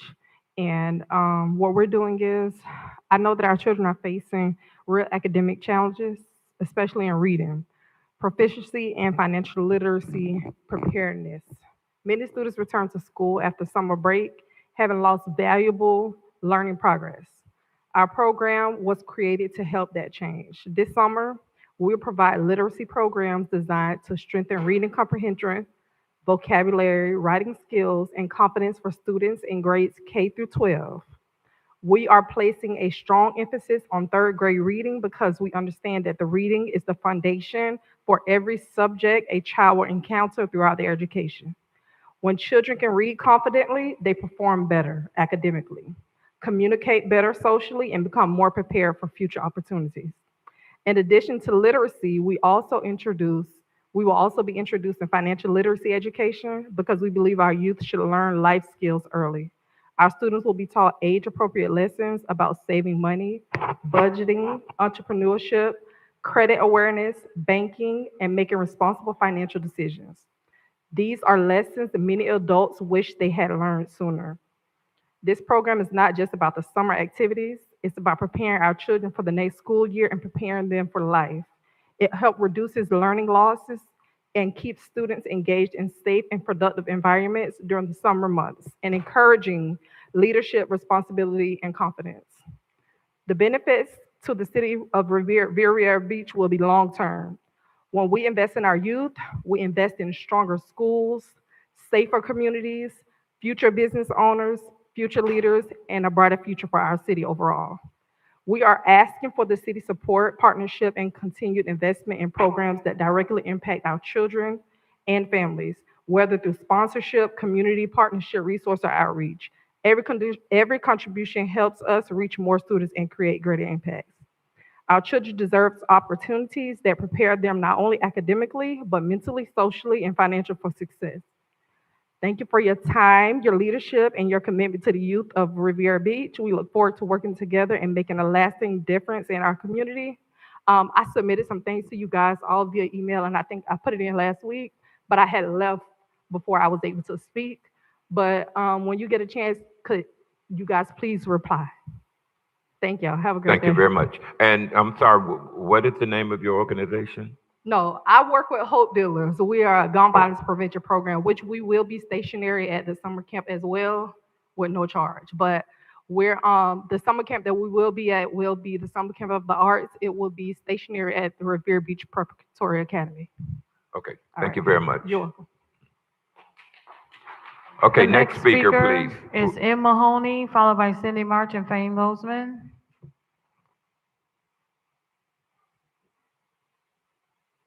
Good evening, Council, Mayor, City Manager, Mike Mahoney, 2120 Broadway, Riviera Beach, these t-shirts. Hey, I sent a letter to the city's Sermons, Mr. Sermons, and a few other people in the city, inquiring about the parking on 22nd Street that has been going on with the Safe Harbor project since they started. So anyways, the whole idea of the site plan, because we've been following it since they started that, was to put on-street parking, first come, first serve. So the first come, first serve thing is Safe Harbor guys show up 7 in the morning. They park the whole frickin' parking area along the street all day long. So, you know, I don't get that. I thought there were going to be some spots there available for the businesses like myself. So I went to Safe Harbor, try to make contact with the guys over there, and I really didn't get any answers out of them. So I think if you guys could look at it for me, because I don't believe that was the initial intent of this project, to utilize it for their private business exclusively, because it is first come, first serve, but they show up at 7 o'clock in the morning before I get there, and they leave their cars parked there all day long, and they have adjacent lots that they can use, but they choose to park along the street. So why the city's not regulating that, I don't know. Why do I always have to come in here and bitch about stuff? I'm not bitching, but you know, I'm spending my time here because I was amazed at what's going on there. So if you guys could look at that for me, because I mean, it really needs to be, the city needs to have a say-so in this, because you guys gave him 2 streets, 21st, 22nd Street for his projects. So it's not like you guys haven't done anything for him already. You don't need to be giving him this whole street, because it's not his street. It's a public street. So the other thing is, your utilities department came behind my building a couple months ago and repaired underground water breakage that one of their Safe Harbor construction companies broke.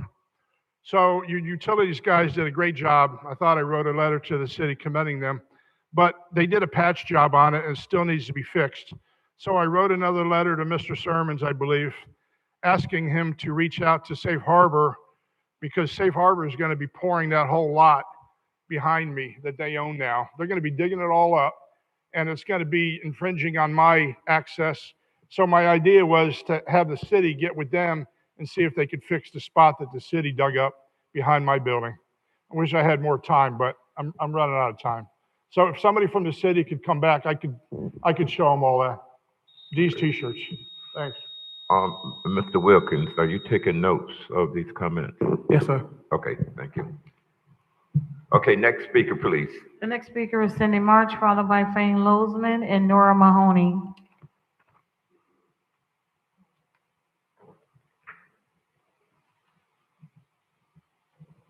Good evening, Council. I asked for a public request. The first one was, who signed off on the $600,000 generator? The second one was, have Randy Sherman been paid out his $500,000 lawsuit? And if so, did they pay him out with the taxpayers' money or the insurance money? And that's getting to me, because when you ask and request for public records, you have to be put on hold. And no disrespect to Ms. Hall, she's doing a phenomenal job. I'm glad to see you there. You deserve it. And keep your head up. Don't let nobody entice you to do anything unethical. Because when you do something unethical, it doesn't just hurt you, it hurt the whole city of Riviera Beach. Number two, I did not get the answer for Randy Sherman. And I feel like we shouldn't even have to be paying nobody lawyers' fees, because if you keep your nose clean, you won't have to worry about a lawyer and an investigation. We wasting too much money. And Mr. Bill, I heard nothing but great things about you. You came in when I had just started getting out of high school, and then I went up on the Emma Bates, God bless her soul, and we campaigned, and you was getting ready to retire around 85 or 86. But my brother, I know he might get mad for me saying this, Rudolphus March, he retired from the utility department. And when I tell you, he put you on the top scale, and I appreciate that. And they want to worry about Bruce, and Bruce would tell you, because what I say once, I say twice. He was not a fan of mine for coming back to this chair, but because he's back, don't mean I can't work with him. We might not agree to everything. We can agree and disagree and still come to common sense to know we need to move this city forward. I attended Doug Lawson event. I have had a nose-to-nose with him for about an hour one year. And I'm going to say what I got to say, but I'm not always right. But you all two out there that keep saying no, no, no, and get rid of Glenn Spears and get rid of Davis, y'all don't be that way. Y'all try to work together with one another, because you know who is hurting? It's hurting the residents. We need to focus on what's going on a national level as well as a local level, where these people spending all of this money to redo the maps. We must focus on get out and vote, because we are the majority. The minority are the majority, and we can make a change, but we cannot make a change being negative and being not transparent and honest and want to elaborate on one person. Jonathan Evans is now gone, and trust and believe me, I don't believe in nobody losing a job, because I can lose mine tomorrow, but you got to do right by the people. And Jonathan Evans' name was the only name on that public request for the $600,000. Thank you, Ms. March. Thank you for your comments. Next speaker, please. The next speaker is Fane Lozman, followed by Nora Mahoney and Latasha Princeton. Fane Lozman. Mr. Chair, I just want you to be aware of that a number of your rules of decorum are unconstitutional. That's been determined by the United States Supreme Court and also by the 11th Court of Appeals. And the only way to get this city to understand what those rules are is to go through the federal court process again, and I'm prepared to do that. I have in my hand, pursuant to a public records request, a billing statement from Lewis, Longman, and Walker. Your city attorney, I've talked about it before, but now I have the proof. Your city attorney, without getting the approval of the council, came up with an idea to resurvey all of Singer Island on the north side using a new section corner that George Chappa Young survey firm came up with 5 years ago. This new survey corner, they said, replaces the one that's in the ground from the year 1915. $75,000 to resurvey the north side. And I have a copy of that survey. Anybody wants to see it? The city also has a copy. The city then lobbied the state of Florida to adopt this survey from, a few years ago and throw out the 1915 survey. I have the billing statement that shows talk to this person at DEP, talk to that person. The council did not know anything about that. DEP refused to adopt that survey. DEP said we have our own survey and it shows we're going to continue using the 1915 section marker that was put in the ground in 1915. Your city attorney has continued to lobby the state to take away our southern boundary on our property on Pine Point Road. That is unbelievable. She is acting outside of her capacity. Now, she's engaged in fraud, waste, and abuse under the Inspector General. She's also violated things under the Florida ethics laws for lawyers. Mr. Lozman, if you're making allegations, have some information to support it. You're alleging things. Right, well, you're welcome to look No, at you're alleging fraud, but just Well, finish your there's fraud comment. going on. Okay. I mean, if I don't explain it to you, you can ask her right now, did she get the city council approval to resurvey all of North Singer Island? Did she have any legal authority to tell the police not to enforce trespass at 4601 North Ocean Drive? I talked to Coleman, she's saying, we don't have to enforce trespass because GCY has a different survey than what's adopted. The city's own survey, the city's boundary survey shows where our property is. The state of Florida shows where our property is. The county survey shows where our property is. And she's saying, well, like, oh, well, George Chappie-Young came up with a different survey. They don't enforce trespass. People are trespassing, launching Zodiac boats on our property, threatening to kill me if I go on my own property. I don't have to put up with that. And I'm not going to put up with her behavior. I'm going to convince you that she needs to be terminated with cause. Thank you for your comments, Mr. Lozman. Next speaker, please. The next speaker is Nora Mahoney, followed by Lataj Brunson and Alfred B. Jones. Good evening, Council. My name is Nora Mahoney. Good evening, Mr. City Manager, and everybody attending the meeting today. Well, I'm going to be probably kind of sweet to you. We're going to be 250 years of America, established in 1776. Do you know that in Riviera Beach, we have a lot of veterans who, some of them died because of the orange problem that they have in their health? What about a parade for these guys? I don't want to see nobody going without a parade, you know, and talking to them, children learning from them. You have a program about at the library.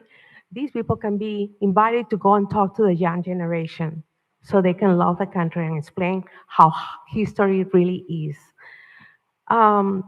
It would be nice to do that. I remember many years ago, I don't know if you remember Mr. Wilkins, in the Bicentennial Park, we did something for the 4th of July, and we have fun. We sat down on the bench, we enjoyed with everybody. We recognized a lot of people that used to come to the meetings, and we made friends. So I hope we can come back to that, because it was nice. The other thing is a microphone. Sometimes I saw you on TV, and I cannot hear the person talking here. So probably you can fix it. The other problem that we have in the streets, in the sidewalk, is that e-bikes. Oh my God, they run.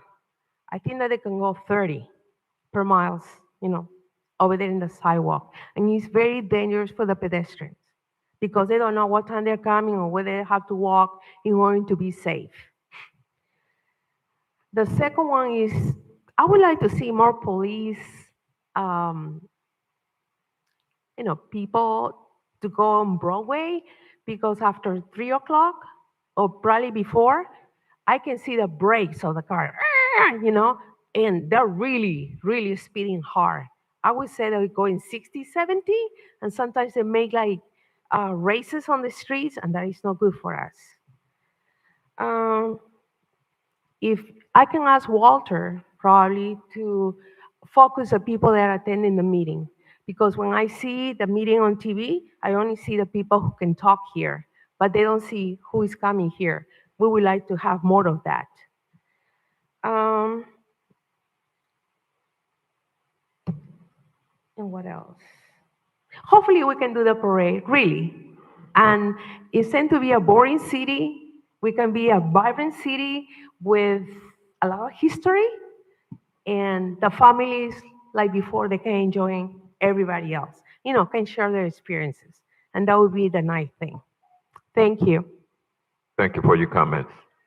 The next speaker is Lataj Brinson, and then followed by Rochelle Hughes, and then Alfred B. Jones. Good evening. My name is Lataj Brinson, and I'm a water plant operator for the city of Riviera Beach. I started with as being a trainee, now I'm an A license. I rushed over here because I was late for the utility meeting, because the comments that I was hearing from Mike Miller was saying that, you know, they can't move forward with the operators that's there. Like, for one, does everybody know that when these people first got here, they were calling this city a cash cow because it's all about money with them. And the part that I don't understand is he's sitting up here saying that he did surveys or whatever, you know, talking with all the operators. That was well over a year ago. You don't think people that then upgraded themselves within that amount of time? It doesn't make sense with that. And then, like, for instance, since we've had no management and we've got this guy out of the water plant from, you know, messing with the chemicals in the treatment, we've had great numbers from them. This with no leadership. You know, we had operators such as myself and Clyde Priester step up getting all the stuff that we need order. We got Rode, the head mechanic guy. He stepped up with getting stuff ordered and taken care of, and it just doesn't make any sense because the operators are never spoken to about the issues that go on with the plant and the stuff that U.S. Water causes. We just had a terrible incident with these guys with their usual, it's a trial and error thing that they do. It's never no we come in and we know this is going to work or anything. It's always trial and error. And if you could see the stuff that we have pictures and all over there of the catastrophe this guy Chris Jones was causing at the water plant, it didn't make any sense. That's why we had more people calling about the water being different color, Pepsi calling, complaining. So he had to get that guy out of there. And once he got out of there, we had almost instant results overnight. And as far as Josh Neiman, you got a director that don't care about nothing but the aesthetics. That's all he was worried about. I've had discussion with him myself talking about when are we going to have some type of maintenance plan to go on with the city or whatnot. That wasn't his main concern. It was all about trying to make the place look good to appease the public. And the stuff that you do hear about him, about it, you know, about racial and all that stuff, it's true. It's definitely true. You got workers that been there, such as myself and other people, operators, A-licensed, qualified people that's eligible for these lead positions.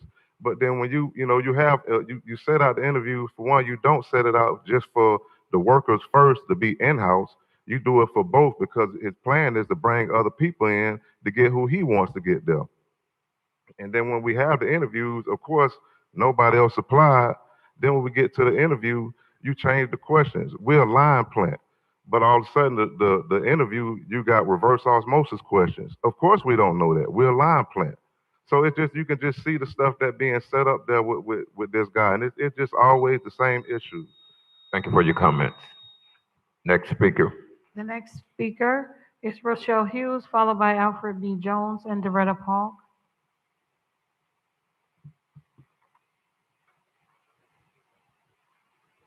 Good evening, Rochelle Hughes, Riviera Beach. First of all, I'd like to say and send my condolences to Tori Ann McFarland's family. As we all know, she tragically lost her life right out here on 95 in Blue Heron, and she had just graduated, and so my heart goes out to that family. She's, with residents of Riviera Beach. Again, with time, I'm going to say it again. We're now at 9:20, and there's still a huge agenda left. Now, I don't know if there's a way to, say, hey, okay, we're going to do these items, and then maybe tomorrow night, instead of the urgent CRA meeting, you have the remaining of the council meeting, because there's a lot of things on this agenda that are important. Not sure if I'll be here for them, but they're important to the public, and it's 9:20, and you have people who are probably watching at home going, I gotta go to bed, I gotta work tomorrow. So time management is important. So if I'm not here for it, I do want to say the one item that is coming up for a second reading regarding the Marina, I do hope, and I was hoping the last time you guys were going to ask the developers to bring in a plan to where it's not over 8 stories, since this is downtown core. And I hope you do not approve the rezoning change and give them a special exception to build 2 20-story towers here. Let's keep it to what it's zoned for, because otherwise there's going to be a lot of impact on our marina environment, and the ecosystem out there. And also, it's going to affect all of us, you know, as it goes along. So keeping it underdeveloped, to the 8 stories, I think that's what we need to do, especially just for here in the Marina District. Thank you.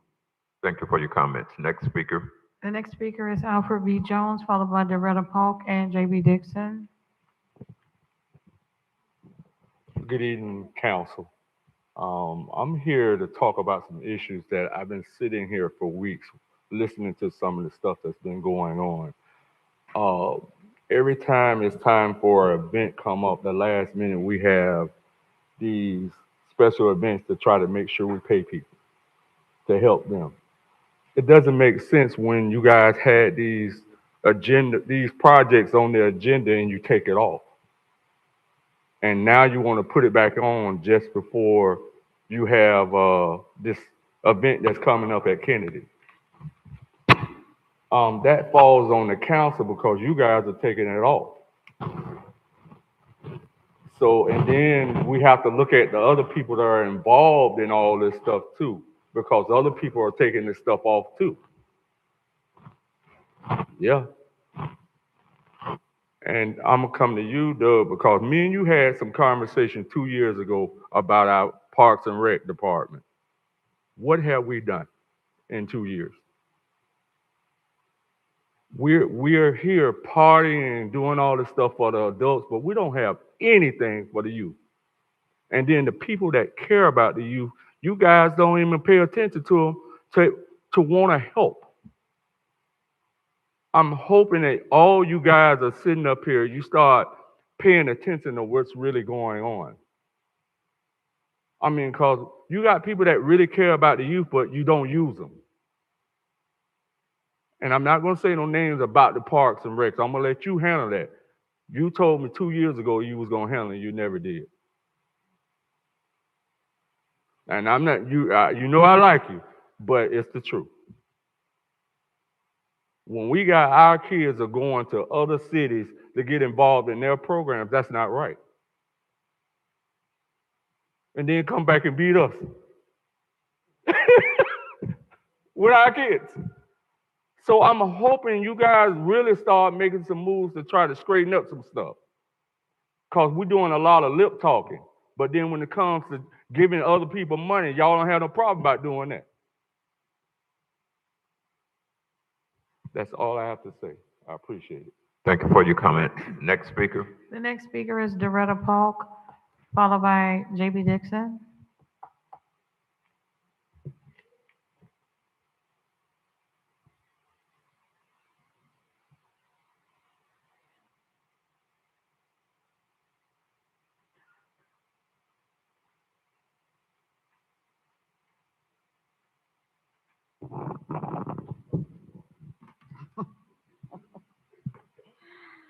Good evening. My name is Doretta Polk, and I'm a resident of the city of Riviera Beach. And I just wanted to make a couple of comments because I didn't have enough time the last time I was here when the utility district was here. Mr. Josh, before at the last utility meeting, I came up and I was talking about that we had another sewage break on O and 20th. Right around the corner from where I live at. And he said, no, Mrs. Parker, it was a sewage break, but they were breaking up, putting new pipes in. And I said, the stench was just terrible. And I told Mr. Josh, what you all need to do is put little flyers out on little hangers on the doors, or either put it on Facebook or somewhere to communicate with the residents what's going on, because we should not have to deal with that. But at least it's going to be improvement, he said. Another thing I talked to him about, and which I wish he was still here, Mr. Galliant, and he also confirmed, I said about the developers on 13th Street, where it was approved by planning and zoning to rezone that to maybe 28 stories. Our infrastructure, I talked to him, I said, our infrastructure will not, tolerate that. It's going to be more breakage. And he said, no, our infrastructure is not up to par to tolerate all the water, the waste, and everything else. He said that out of his own mouth. And I hope you all do not approve this. Yes, we want to go further, but lower it down to the 10-story, 8 to 10 stories. And have the developers, why can't they help us with the infrastructure? Put that also clause in there for them to help us, because they know the problems we're having in Riviera Beach with our water and sewer. So see if they would help with our infrastructure, getting it back up to what it should be, which we're trying to do ourselves. This weekend was marvelous. I went to a boot camp at Wells Gym. It was absolutely marvelous. And I talked to the trainer who was over the boot camp. Do you have anything for seniors like me? Because I don't want to be doing so heavy weights or anything. And he did. I was able to do the launches and different things, but I couldn't get on that floor and do the push-up. But it was well received. It was for the children, the parents, everything. It was a well received. And I hope we have that again for the boot camp for our health. And thank you very much. Thank you very much for your comments. Next speaker, please. The next speaker is J.B. Dixon.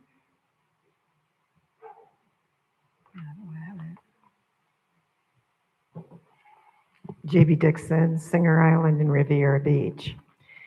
I don't think I have ever agreed with Fane Lozman on anything. But tonight, I want to tell you that I agreed 100% with what he said repeatedly about the fact that this meeting was so delayed by the utility district meeting and the failure of all of you up there to call it quits and go to another night, especially those of you who voted yourself a $1,000 extra to come and be commissioners for the utility district. So that means get your butts here on another night for the utility. That is being paid for by a raise you gave yourself. And that's the least that you owe us and all of the people who have left so far, who wanted to be here for the council meeting. Do not put the utility district on the same night as the council. You're getting paid for an extra meeting, have an extra meeting. I also wanted to address the fact that we spend an awful lot of time here with you all making changes to the agenda. You have an agenda review meeting, each one of you. So what is it that is not done in that meeting that you suddenly have to come and take up everybody's time? Not only the time, but the confusion. Let's change 5A to 75B. Everyone's trying to write it down so they remember, especially if they want to comment on a specific number. Do your changes in your meeting. Either that or have a meeting just to have that done and start that earlier than the public meeting. Thank you. Thank you very much for your comments. Next speaker. Mr. Chair, that's the end of public comment. Thank you, Ms. Hall. What item are we on now, Ms. Hall? Mr. Chair, we're on item number 8, ordinances on second and final reading. Item 8A, ordinance number 4305, an ordinance of the City Council of the City of Riviera Beach, Palm Beach County, Florida, amending Chapter 22 of the Code of Ordinances entitled Buildings and Building Regulations, Article 6, entitled Road Impact Fee by updating and revising Section 22-187, entitled Computation of the Amount of Road Impact Fee, providing for severability and providing for an effective date. Mr. Chair, we have 2 public comment cards on this item. The acceptance of cards is closed. Thank you, Ms. Hall. Is there a motion to approve? So moved. Second. It's been moved by Councilwoman Miller Anderson and seconded by Councilwoman Davis Bernier. Staff. Yes, good evening again. I'm Randy Sherman, Chief Financial Officer. As the clerk said, this is the second reading of ordinances 4304, which is item 8A, and 4305, which is item 8B. There are no changes to these ordinances from the first reading. I know that there was a lot of discussion about trying to do something with single-family, one-door developments. The board certainly can amend this to make that change. But in talking to the consultants who prepared the report, they wanted to, provide that or provide notice, I guess, that changing one specific land use could maybe set off some contention about why that land use and why not other land uses. It's not that you can't do it, but the recommendation would be not to do it. So in that vein,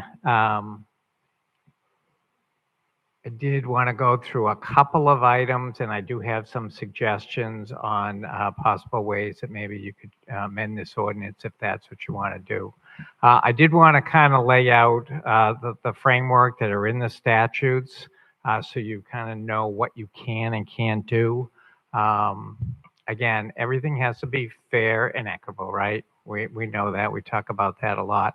The impact fees, though, have to be addressed every 4 years. So I know there was some discussion about, well, can we roll it out over a longer period of time? The answer really is no, you can't. You have to use current data. You have to create the report and the recommendations, and then you have to do it again 4 years from now. I just want you to consider what the city was 4 years ago versus what it is today. And again, 4 years out, it could be a totally different set of circumstances. But again, I did want to let you know that 4 years really is the maximum period that we have. I did also want to point out, and I've handed out, I left you copies of the presentation because I didn't know how this was going to come out on the slide. A number of times we have had the discussion about, well, what about other communities? Over the last couple of weeks, I have looked at scores of impact fees in other communities, and I did find this is actually Monroe County. So if you look at Monroe County and their fees, they are very much where our recommendation is. So I don't want you to think that our numbers are really out of the box and not defensible, because there are other cities out there, and as we have said, or communities, governments out there. It all depends on the program that you're operating, the capital program that you're operating, and what the increased development and how that is impacting communities. So I did put those two in, and again, they are in your presentation. So I did come up with some options that you may want to consider. Again, you can vote to give some percentage discount if you still like on the single family residence. But here are 4 options for you that you could take into consideration. The first one obviously is adopt the ordinance, and there are 2 ordinances, so you would have to adopt each ordinance as presented.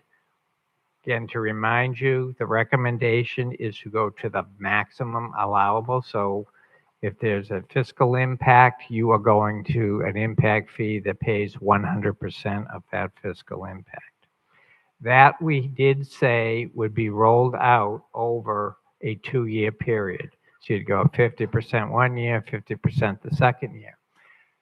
The second item up there, the second option that you do have is say, okay, we don't want to do it over 2 years. How about if we do it over 4 years and kind of do that slow roll? Again, the 4 years is the most time that we could actually do.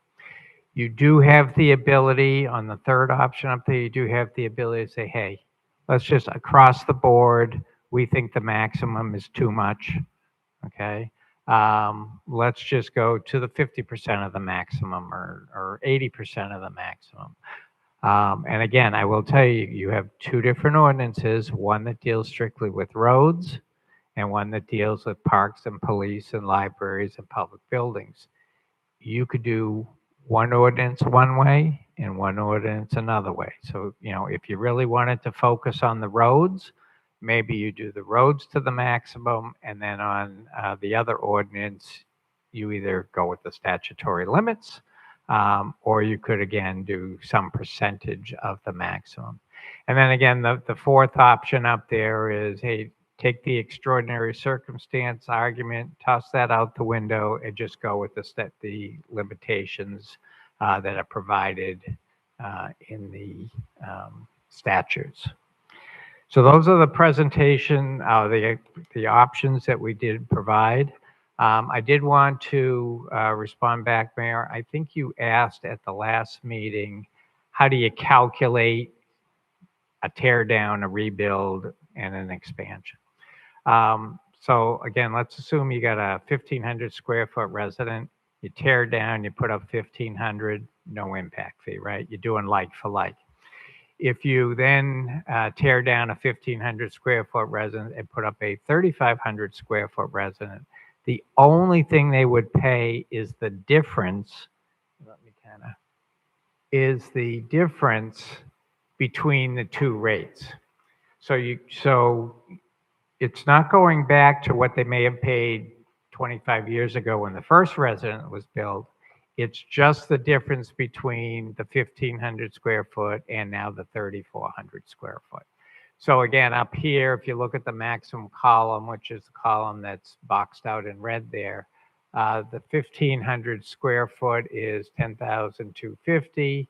The 3,500 is $11,013. So you would just pay the difference between those two. And I think, Mayor, that's a question you had asked. Thank you. I don't know if there were other questions that I didn't address in the memorandum that I sent out, but I certainly can take questions at this time. Dr. Spiritus. Yeah, Director Sherman, can you tell me, in comparison to Jupiter and Del Rey, how are our fees? So the recommended fees that we have on the table here far exceed their fees. This is the comparison table that we had presented before. But again, it's based on the capital program, the growth that's happening in the community, on where they do their fees. I don't know if any of these other communities are currently looking at impact fees. But these are the fees that we have. And ours, again, are going to be higher based on that. If you remember the slide that we had with the $400 million worth of capital projects we have going on with the streets, police station, fire station, and parks and the like. So yeah, our fees would be higher. There's certainly no doubt about it. But again, the fees are calculated based on the needs of the community.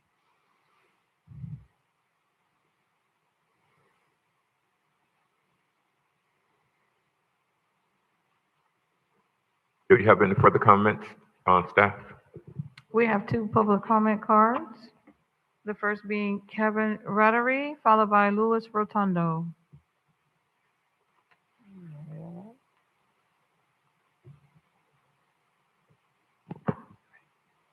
Good evening. For the record, my name is Kevin Rattery. I'm a lifetime board member of the Gold Coast Builders Association. I'm here on behalf of the Gold Coast Builders Association. All of you have received a letter from the president of the association along with backup. We are simply asking you to slow down and allow representatives from the association to meet with your staff. We have serious reservations that what you're adopting tonight does not apply with the statutory requirements for the imposition of the impact fees that are being proposed.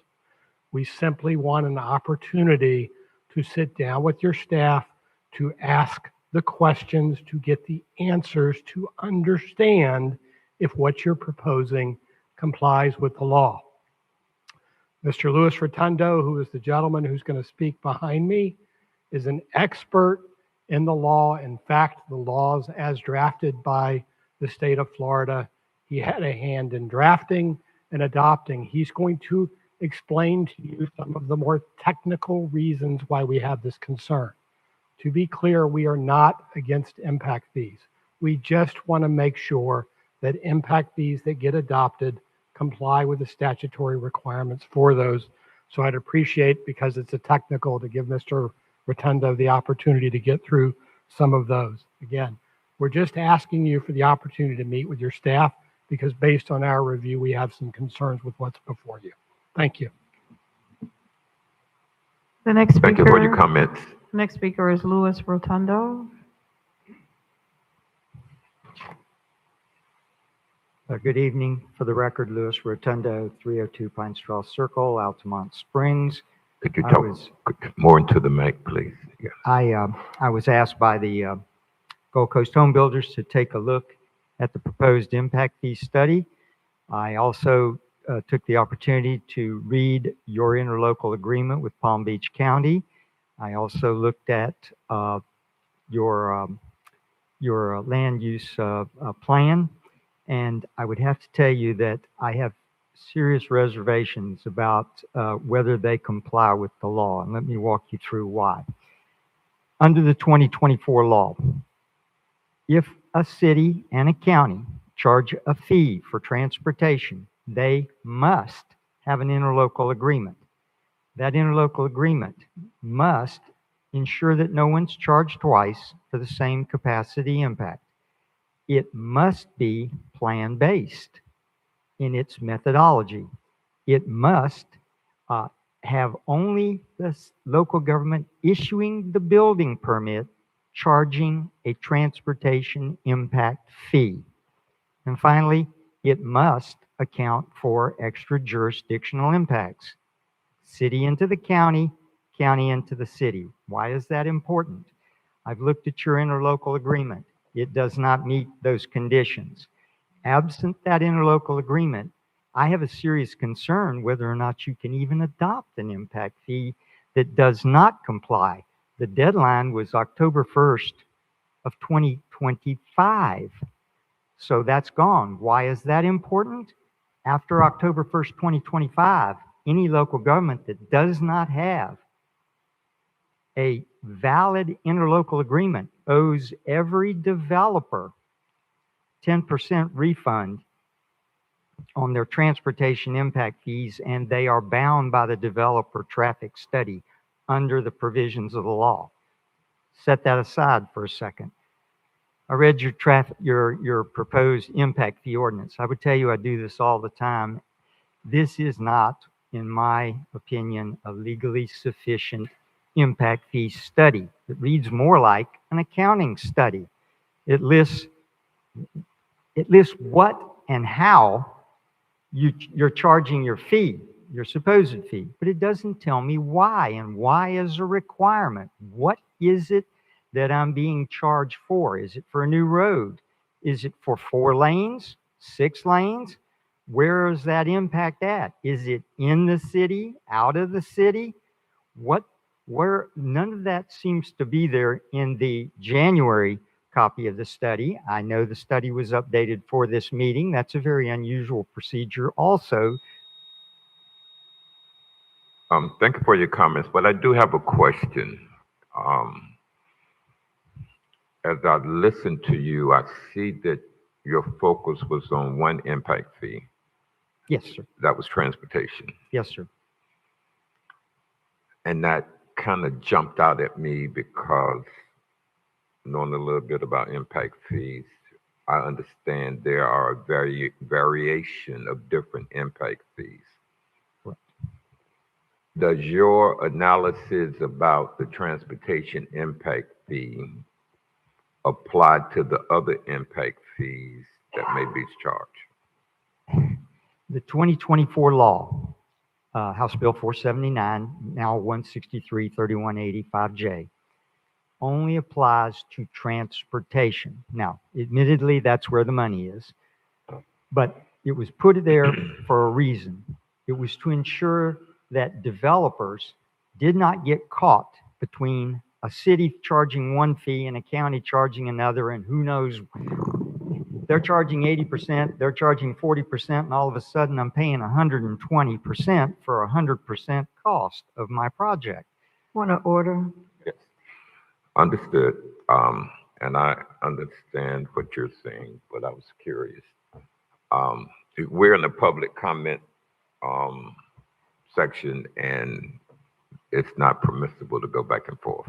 But I was curious about that one question because it jumped out at me. Thank you for your comments. We'll now go to the dais. Thank you very much for council discussion. Now, the Chair. council can elect to, who said something? That was me, Mr. Chair. Oh, the mayor. Thank you.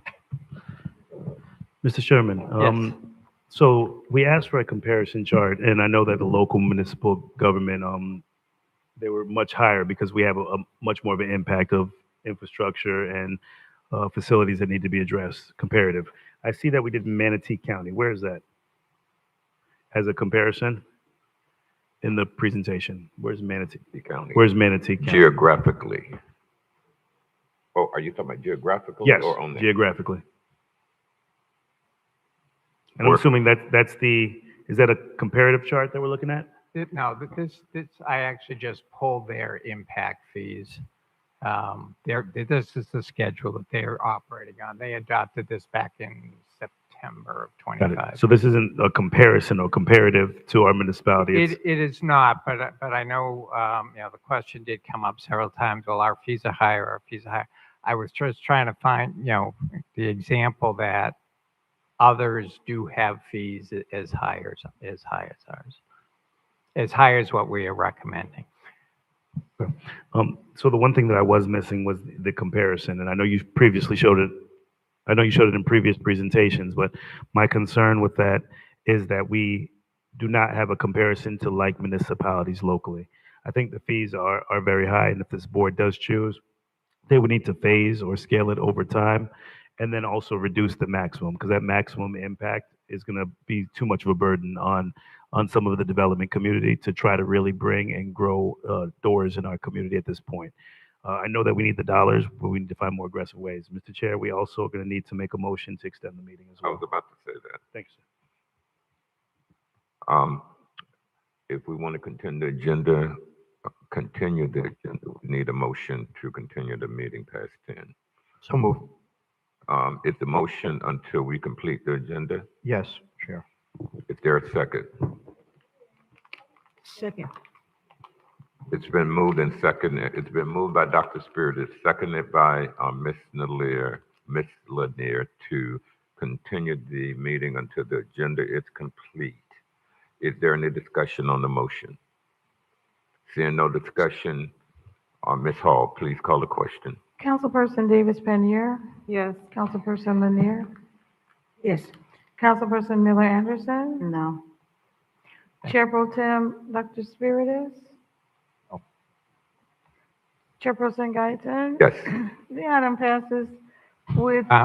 No, we needed a unanimous vote. No. No, Oh, this that is was to for, move the meeting? this is Oh, to you can extend the do- meeting. You can do what you want with that, okay. Sorry. Okay. With Councilperson Miller Anderson and Chair Pro Tem Dr. Spiritus dissenting. Okay. The mayor, you had the Chair, floor. Chair, I obviously voted, I actually wanted to vote yes on that. Extension of the meeting. I thought you were calling the ordinance. Okay, so I guess just to follow up, Mr. Chair, thank you. Okay. Attorney Nguyen. So we talked about the same comments in reference to House Bill, and we discussed this in the agenda review. I was concerned with it being legally defensible, and that's why I wanted to know. I also heard comments from this group that came in tonight, and also some of my concerns with House Bill, and it also being a double charge. have you reviewed this? Where are we? What do we need to look at and identify? Do we need to slow down with this? These are some of the concerns. Plus, also, I already don't support the maximum raise, but more so the House bill that was recently passed. Chair. Yes. Mr. Mayor, as it relates to some of the points made by the speakers, my office reached out to the county. The county impact fee coordinator or manager believes that the agreement between the county and the city is valid. I know the speaker said that it was not. I will tell you that I have not reviewed that agreement. The assistant county attorney who is over that department on the county side was out of the office and won't return until tomorrow. And we reached out to Clerk Hall and she could not locate that agreement in her records. So I have not seen it. So other than talking to the impact fee coordinator at the county manager, I can't opine on the agreement. I don't know when it was entered into. And then also the position that the speaker gave on the study. I don't know whether that study is legally sufficient or not. I did not look at it from that standpoint. And that study was, I guess, reviewed by the finance department. And I consider it a financial document. I haven't seen it. I cannot tell you whether you should slow it down or not. I don't know enough. So Mr. Chair, may I? The consultant is here, if you'd like to hear from him as far as his response to the public comments. It's up to the council. Council, do you want to hear from the consultant? Mr. Chair, yeah, I would like to hear something because that was a lot of information and we do Okay. not want to move Yes. forward. Would you please have them to come Sure. forward? And gentleman's name is and Richard. brevity has Yeah. its place. Okay, and this is Richard Ruiz. Hello, my name is Richard Reese with DTA. I was here about a month ago to do the initial presentation. Now, again, we don't need a dissertation. No. Just I just wanted to something introduce very myself. brief. Yes. Sure. Okay.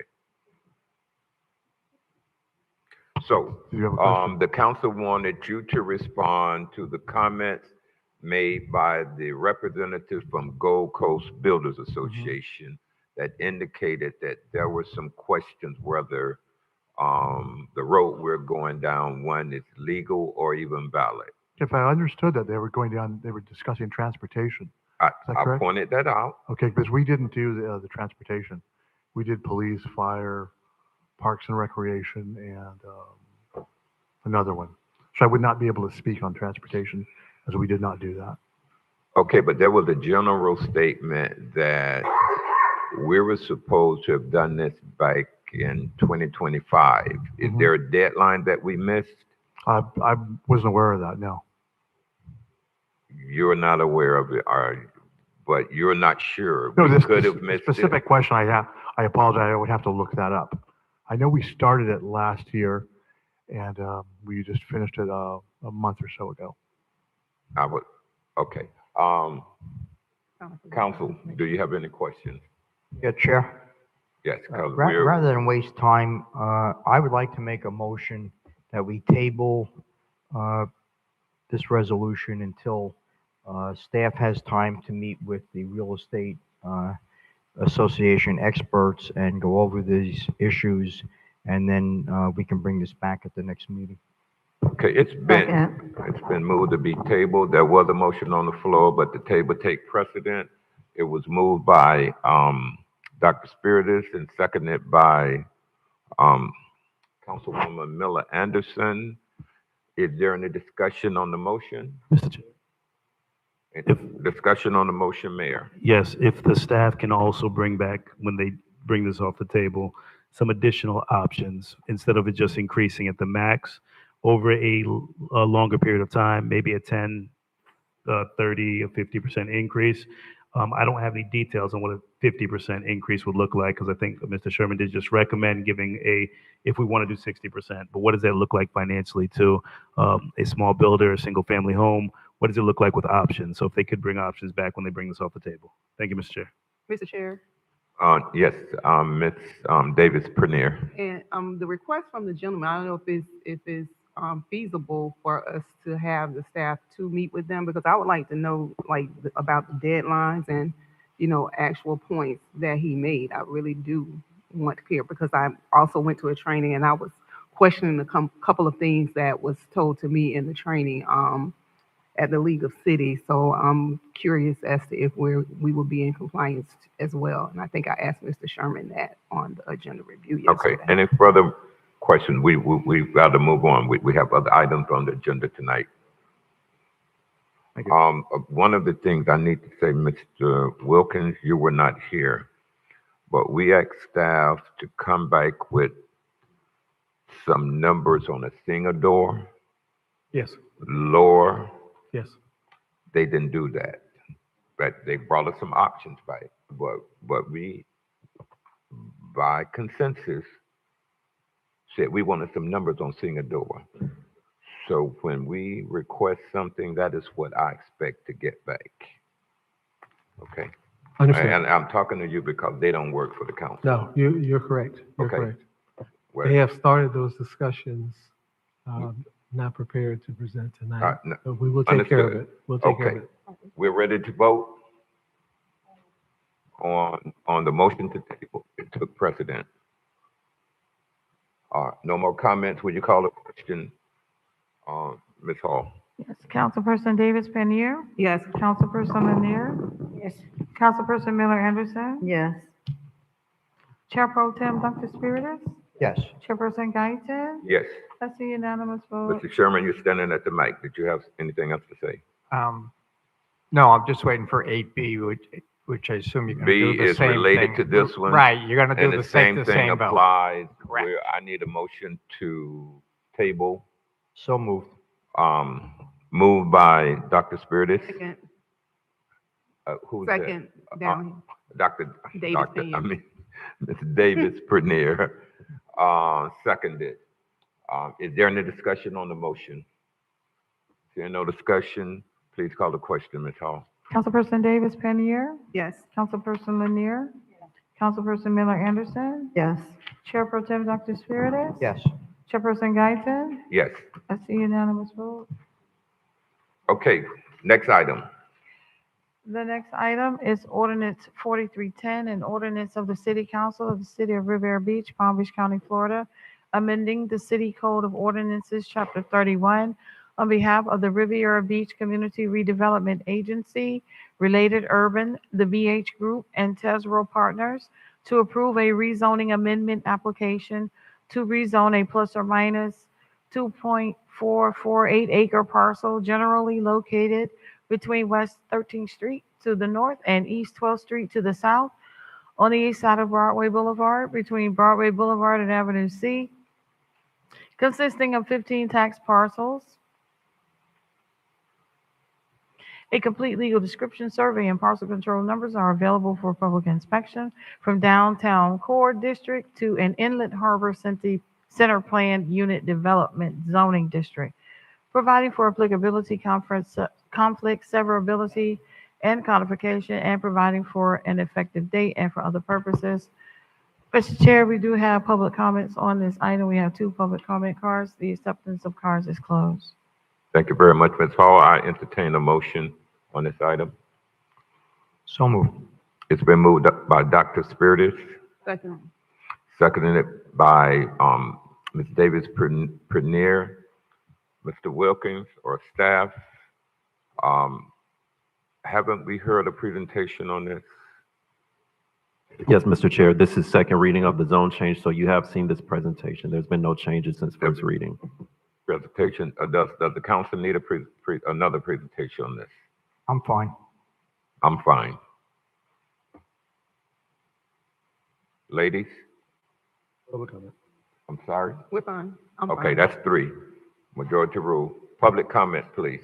We have 2 public speakers, Rochelle Hughes and Fane Lozman.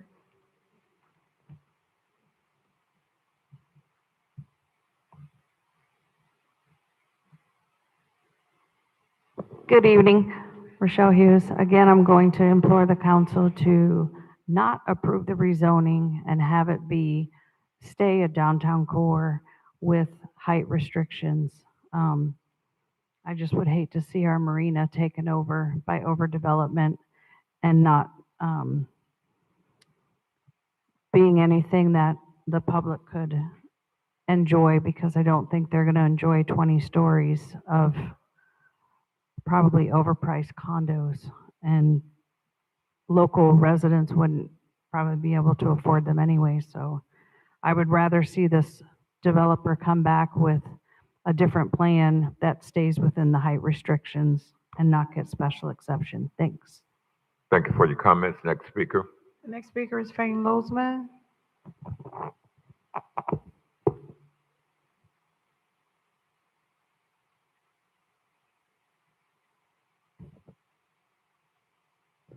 Fane Lozman, Singer Island. I support ordinance number 4310. I think the city is lucky that the related group, of which Related Urban is a division of the related group, would come to Riviera Beach, given how screwed up they had been towards developers over the last 30 years. The last 20 years here, I've seen developers walk away from this community. And the fact that you've got Turnberry's trying to build a project, you're giving them a hard time. Hopefully you push this through with a related group, and we can get the city back on the, we can get the city moving forward where it should have been moving forward 10, 15 years ago, and just kept dragging out from the unprofessionalism of prior city councils. But I think we have a chance now between Turnberry with the Singer Island project and related group on the mainland here to really turn the tide and get this city to be one of the best, what do they call it, best cities to work, live, and play, where it's got a long way to go to that, but it could be one of the best cities for development, because the West Palm Beach and the communities around here are pretty much built out. And this is one of the last waterfront areas that you can build on. And when you get Turnberry showing up and related group, you've really hit the jackpot, and you should try to accommodate them and not give them a hard time and get this project moving. Thank you for your comments. That's the end of public speaking, Mr. Chair. Council, do you have any questions or comments? Yeah, Mr. Chair. Yes, Ms. Miller Anderson. I just wanted to just put on record again that I've been having some reservation about all of the large projects that we have. I'm for projects in progress, but I do think we need to take in consideration how much traffic we're adding to our streets.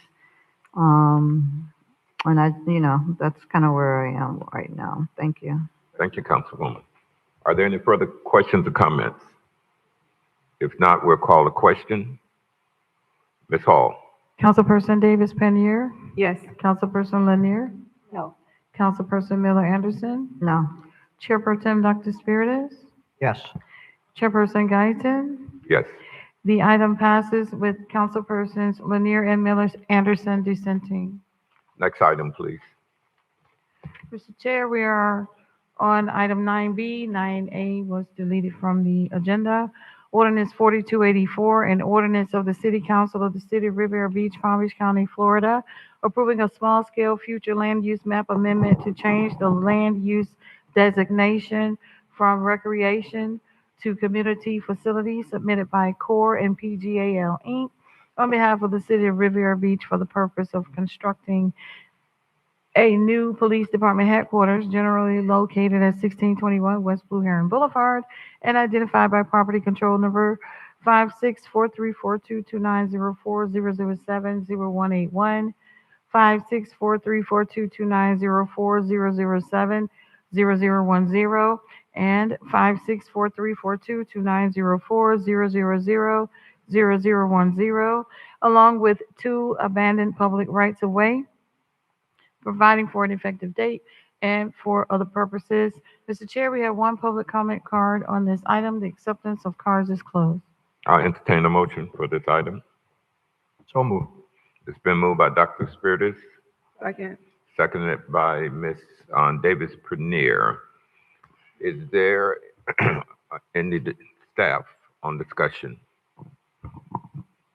Yes, Mr. Chair. For the record, Clarence Sermons, Director of Development Services for the City of Riviera Beach. This item is one that has been before you multiple times. As you are aware, the previous approval was brought into lawsuit, and in the process of reviewing and litigating that lawsuit, there were some process issues and discrepancies with this ordinance. The purpose of what's before you today is to perfect the ordinance and address all issues that arose during that litigation period. So before you on first reading is the future land use map amendment for the police station project. There have been no changes since the last time you saw it in terms of the project and what's being proposed here, but there have been adjustments to the ordinance as mentioned a moment ago. Staff has prepared a presentation for it if you desire it. Otherwise, we're here for any questions as well. We'll go to public comment first. Mr. Chair, we have one speaker, Julie Botel.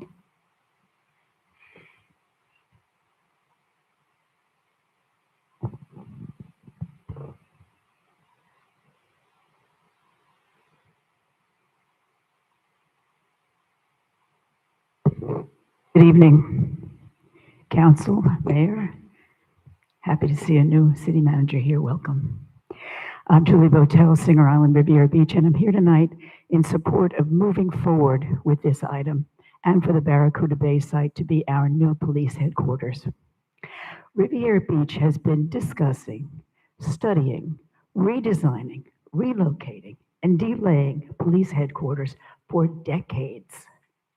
Plans have been developed and abandoned.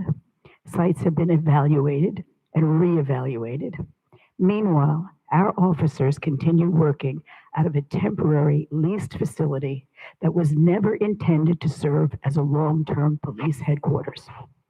And that temporary facility costs us taxpayers more than $500,000 every year in lease payments. That's $500,000 annually to rent that office building.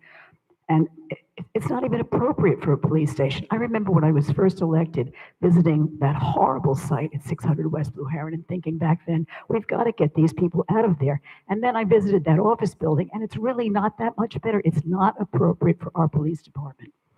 The city's own analysis identified the Barracuda Bay location as a practical option with lower development costs and sufficient space for the facility. Rejecting this proposal tonight risks reopening years of planning and creating new uncertainty. Police work today requires specialized space for evidence handling, secure operations, emergency coordination, technology infrastructure, training, and public information. This is not just another office building. It's essential public safety infrastructure. Now, I understand that some residents may be concerned about the loss of Barracuda Bay, but the city is already investing in new opportunities for our children and families. Through the city's new Swim on the Go initiative, Riviera Beach children and families now have access to swim instruction, aquatic programming, and expanded recreational opportunities beyond just that single location of Barracuda Bay. In addition, Riviera Beach children are receiving free access to the Rapids Water Park, and new aquatic features are being developed as part of the park's plan. So this is not a situation where recreational opportunities are simply disappearing. The city is offering new and expanded ways for children and families to enjoy aquatic activities. Our police officers deserve a facility designed for the work they do every day. Residents deserve a department operating from a permanent home that supports safety and efficiency, and I think this council should not allow the city to repeat a cycle of delay that has already gone on for far too long. Even though some of you have expressed an interest in not moving this forward, I hope you reconsider and make this our new police headquarters. Thank you for your comments. Mr. Chair, that's the end of public comment for this item. Colleagues, do you have any questions or comments? Yes,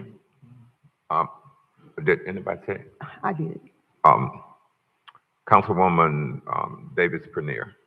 Attorney Nguyen, can you share with me about the information about the bond? If it wasn't foreseen, can you share that with me? The question was about the bond. There was, Mr. Chairman.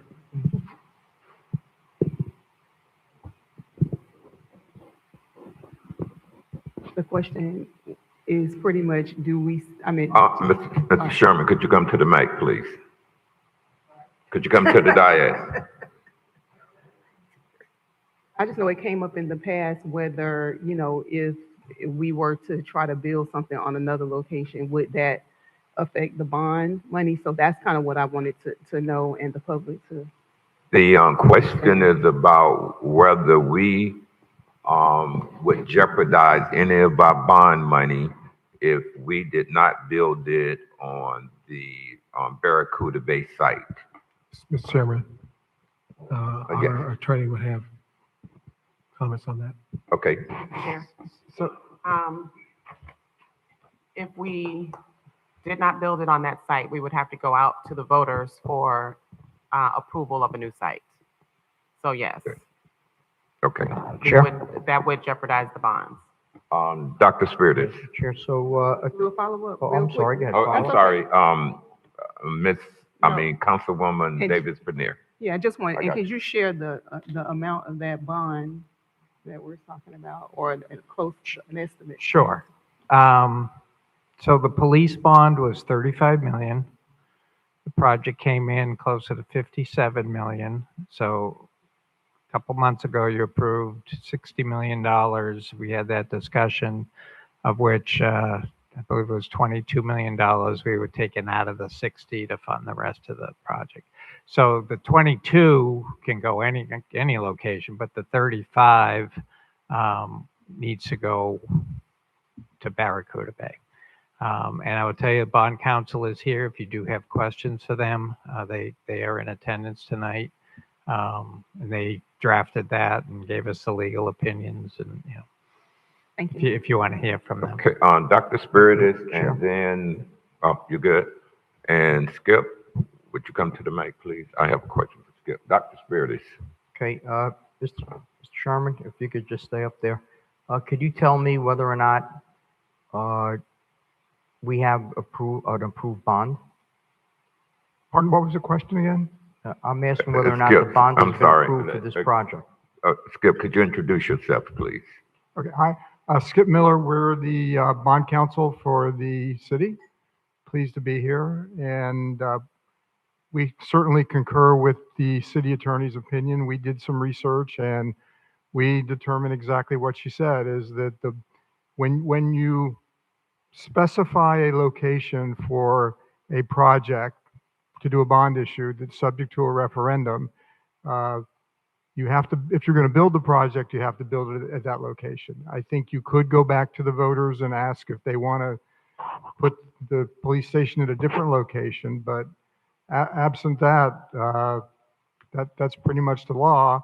And to sort of affirm that, in all of your educational materials promoting the referendum, you indicated the location where the police station was going to be. Any further Chair, questions? follow-up? Yes. Okay, so, Ms. Nguyen, didn't the resolution and the referendum itself give the city council the ability to change anything in the referendum item by a vote if they thought it was in the best interest of the city by a vote of the city council? That's not my understanding, Dr. Spiritus. I can read you the language. The Can you do that? Yeah, of course. Project, I'm going to read the whole paragraph. The project is hereby approved and the findings set forth in section 2B hereof with respect thereto affirmed.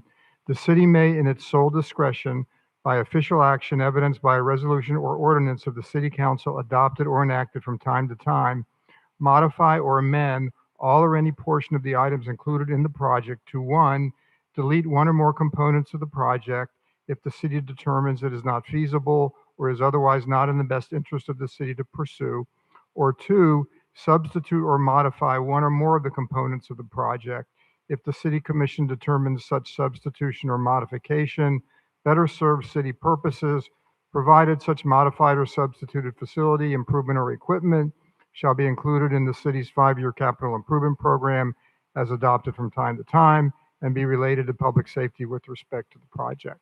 So our interpretation of that language was that did not include the ability to change the location, again, as the city attorney indicated, without going out with a subsequent referendum. Hey, Chair? Yeah, and Dr. Spears, let's have your discussion, every question. You don't have to come through me. So my question is this, you can tell me that the land isn't a component of the development of a project? The location? The property itself, that's a component as far as I know. I can't tell you that. I'm just, when I look at all the facts and I look at the case law, it was our conclusion that you could not build the police station at a different location without going back out for another referendum. So you're telling me that the land is not a component of the project? I just want a simple, you said you did the research and you looked at case law. Is land a component of the project, or it's not a component of the project?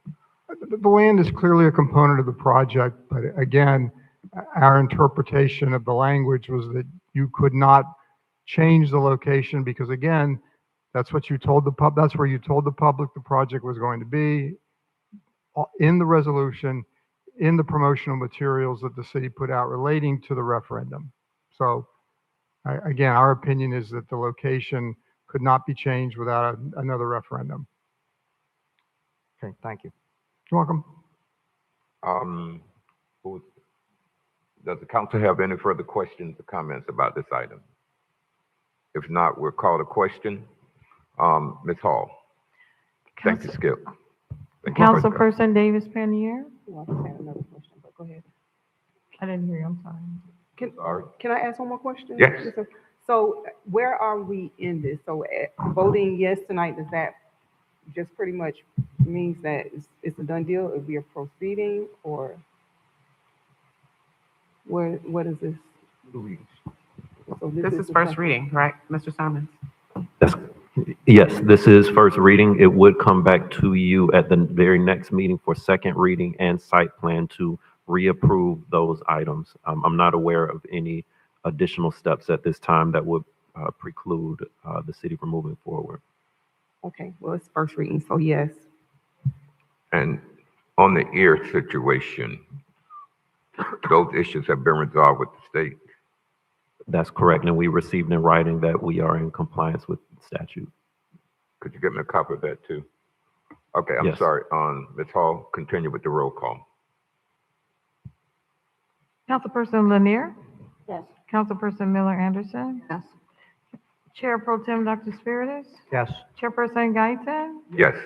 That's a unanimous vote. Thank you, Skip. You can have a seat now. Next item, please. Mr. Chair, we will now hear item 3A that was pulled from the consent agenda.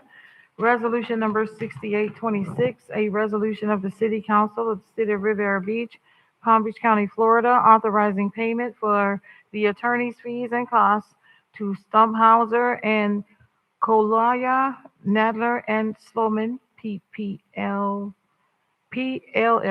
my apologies, in the amount of $9,129.00 for the representation of Councilwoman Shirley Lanier and providing an effective date. Mr. Chair, we have three comment cards on this item. The acceptance of comment cards is closed. Okay, I will entertain a motion for this item. So moved. It's been moved by Ms. Lanier. Is there, Councilwoman Lanier, is there a second?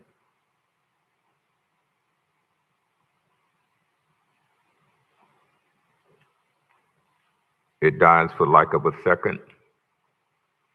Next item. Mr. Chair, we are on item 11A under resolutions on regular agenda. Resolution number 50-26, a resolution of the City Council of the City of Riviera Beach, Palm Beach County, Florida, approving a site plan and special exception request on behalf of the Riviera Beach Community Redevelopment Agency, Related Urban, the BH Group, and Tezero Partners to construct a mixed-use market rate housing development consisting of 418 residential units with associated amenities, a 9-level structured parking garage, and plus or minus 3,000 square feet of office and plus or minus 3,300 square feet of retail on approximately plus or minus 2.448 acres of land, generally located between West 13th Street to the north and East 12th Street to the south between Broadway Boulevard and Avenue C, authorizing the city manager to execute such documents as necessary to facilitate the real property exchange with the Riviera Beach Community Redevelopment Agency as shown in Exhibit 2, providing for conditions of approval, providing for applicability conflicts, severability, and codifications, and providing for an effective date.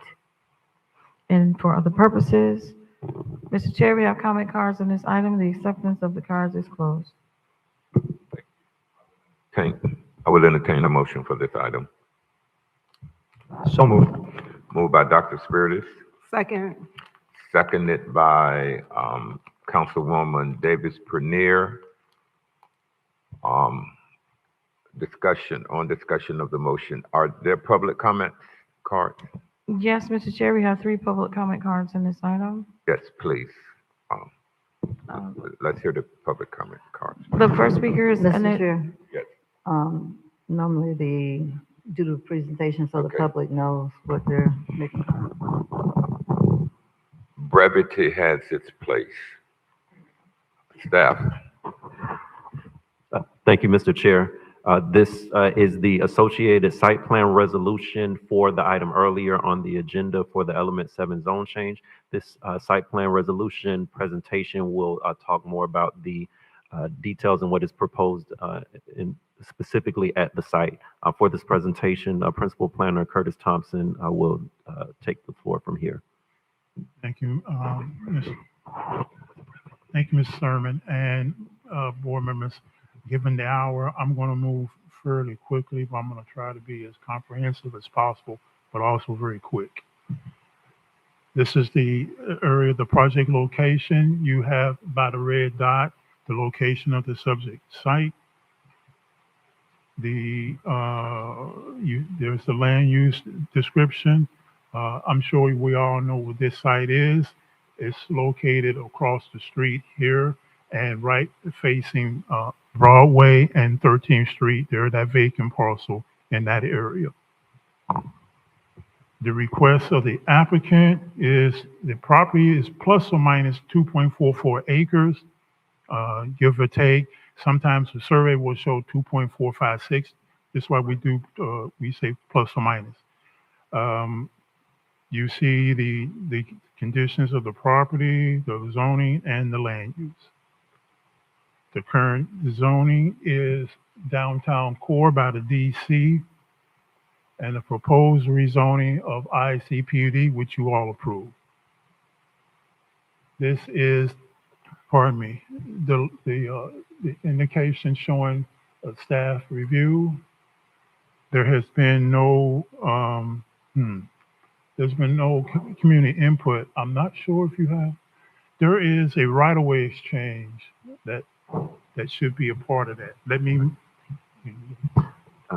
And so for this presentation, to summarize, there is a dedication of land to the city for right-of-way for a turn lane for this project, as well as a corner clip on the opposite corner to facilitate the needed exchanges for this project.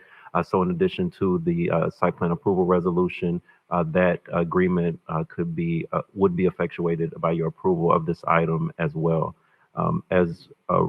Briefly, I'll be quick, ma'am. There is a dedication for a right turn lane facing Broadway, okay? And Mr. Thompson, could you talk closer to the mic, please? Thank you, sir. Yeah. And in return, the CRA has agreed to give what we call a corner clip of the property located at the northeast corner at the intersection of 13th and Avenue C. Well, while Mr. Sermon is trying to bring that up, the site plan says it all in terms of the picture is worth 1,000 words. Hopefully he can bring that up and I can show that to you and you'll clearly understand what we're trying to say, what I'm trying to say here. Chair? Yes, Dr. Spirit. Okay, Thompson, can you tell me, maybe the CRA or Mr. Sermons can answer this better, but have there been any public presentations other than tonight on this project? To the general To public? the community? Mr. Chair, if I may.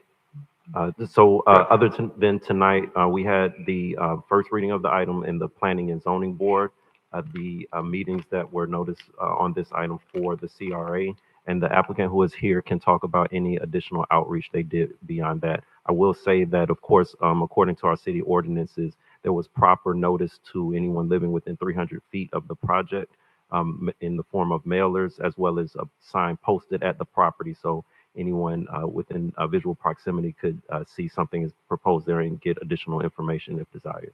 Chair? So you had no opposition? You're Right. saying To from the- answer your from the- question, there was a planning board meeting, and that was a public meeting, duly advertised and sent out to adjacent property owners within a 300-foot radius. And was there any opposition at the planning board meeting? Mr. Chair, if I may, to that question, this slide that we put here, that's anything outside of a public hearing, which is going to be documented and on the record. When there are projects with significant opposition or sometimes small levels of emails, calls, or phone calls to our office, and to capture that, we put this in our presentation to let you know that aside from public hearing, there may be sometimes comments coming from the public. So that's what that is indicative of. But in the public hearings, yes, there have been some comments in opposition. Okay, thank you. I wanted to show you on the left is the dedication to FDOT for the right turn lane there, and in return the CRA granted and gave to the property owner. On the left upper right hand corner you see city property. We also call that the corner clip, where approximately that is about plus or minus 309 square feet.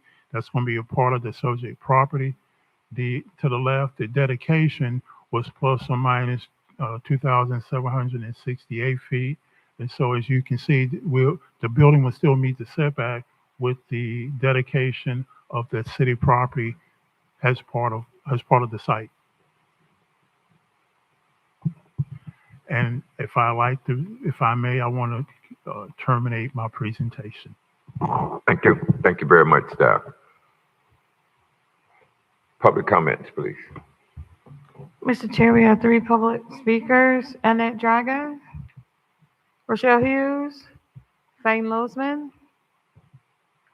Will the speakers come to the mics? Who's the first speaker? Just Fane Lozman. The other 2 have left. Mr. Lozman is the only one left? Okay.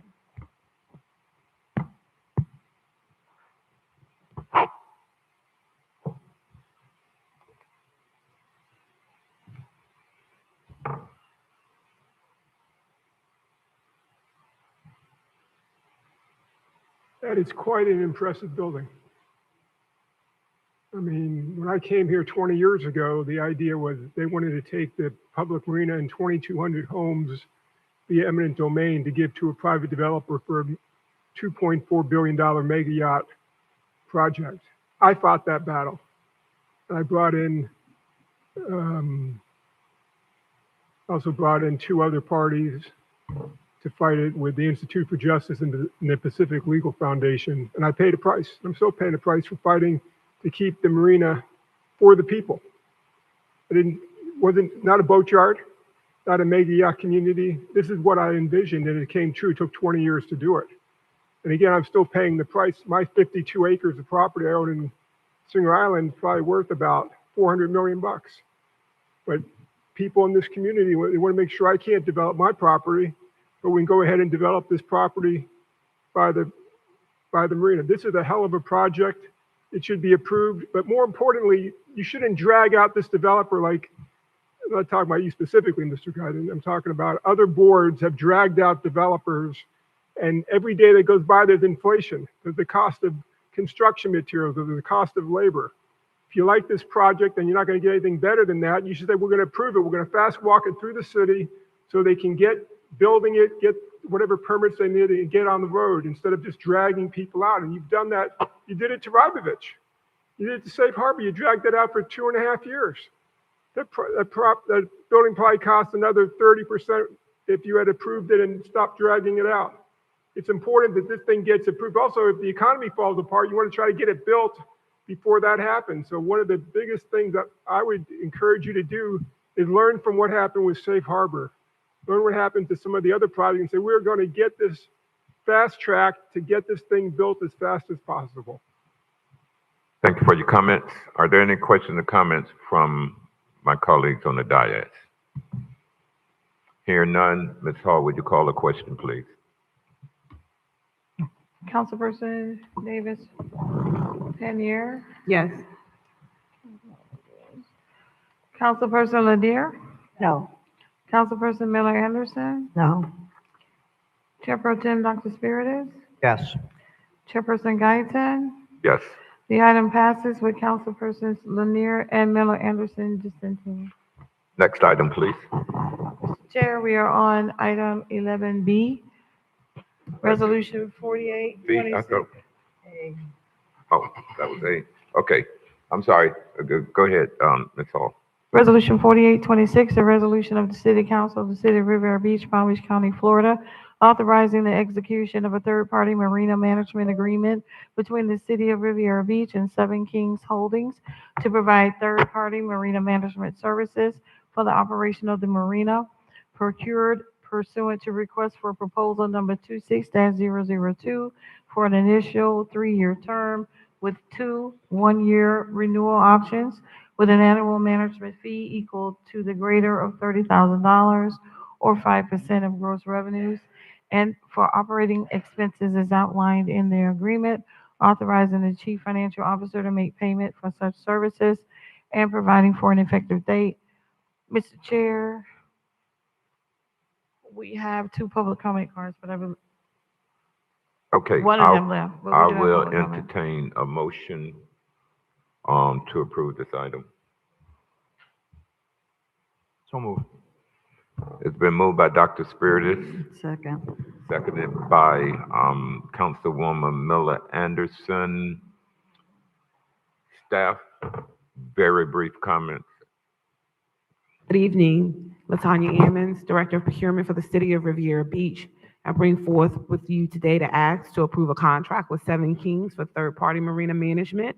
As a result of solicitation 26-002, Seven Kings was ranked the highest responsive and responsible vendor with points of 1,012.50 as the highest ranked vendor.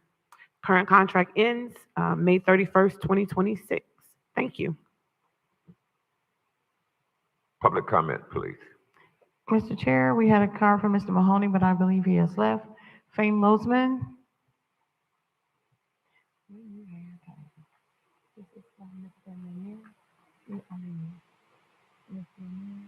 For each council person for item 12B for Jason.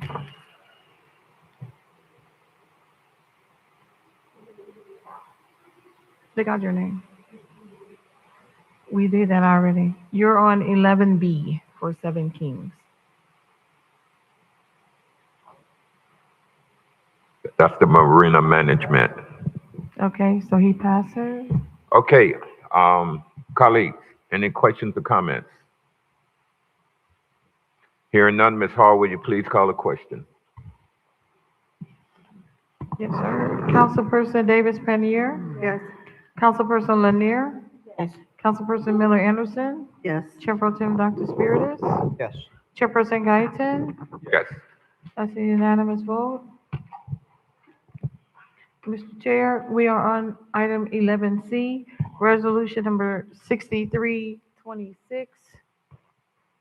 A resolution of the City Council of the City of Riviera Beach, Palm Beach County, Florida, approving an employment agreement with William E. Wilkins as interim city manager commencing May 7, 2026 until September 4, 2026, or until a new city manager is hired, whichever comes first.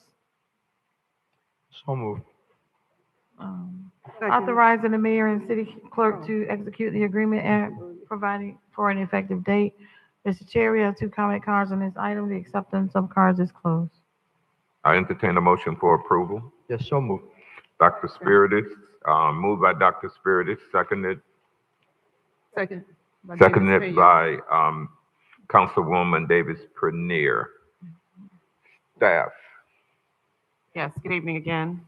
You have before you the interim city manager agreement as instructed by the council at your last meeting.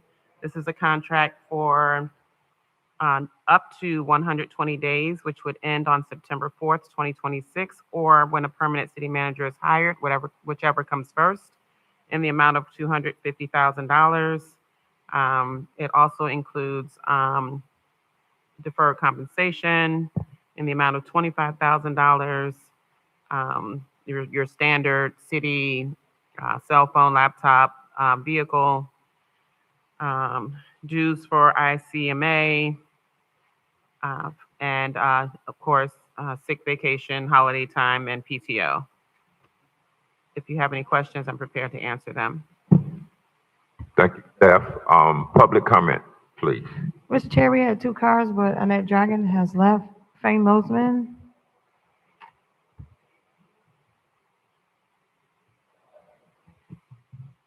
Okay, thank you.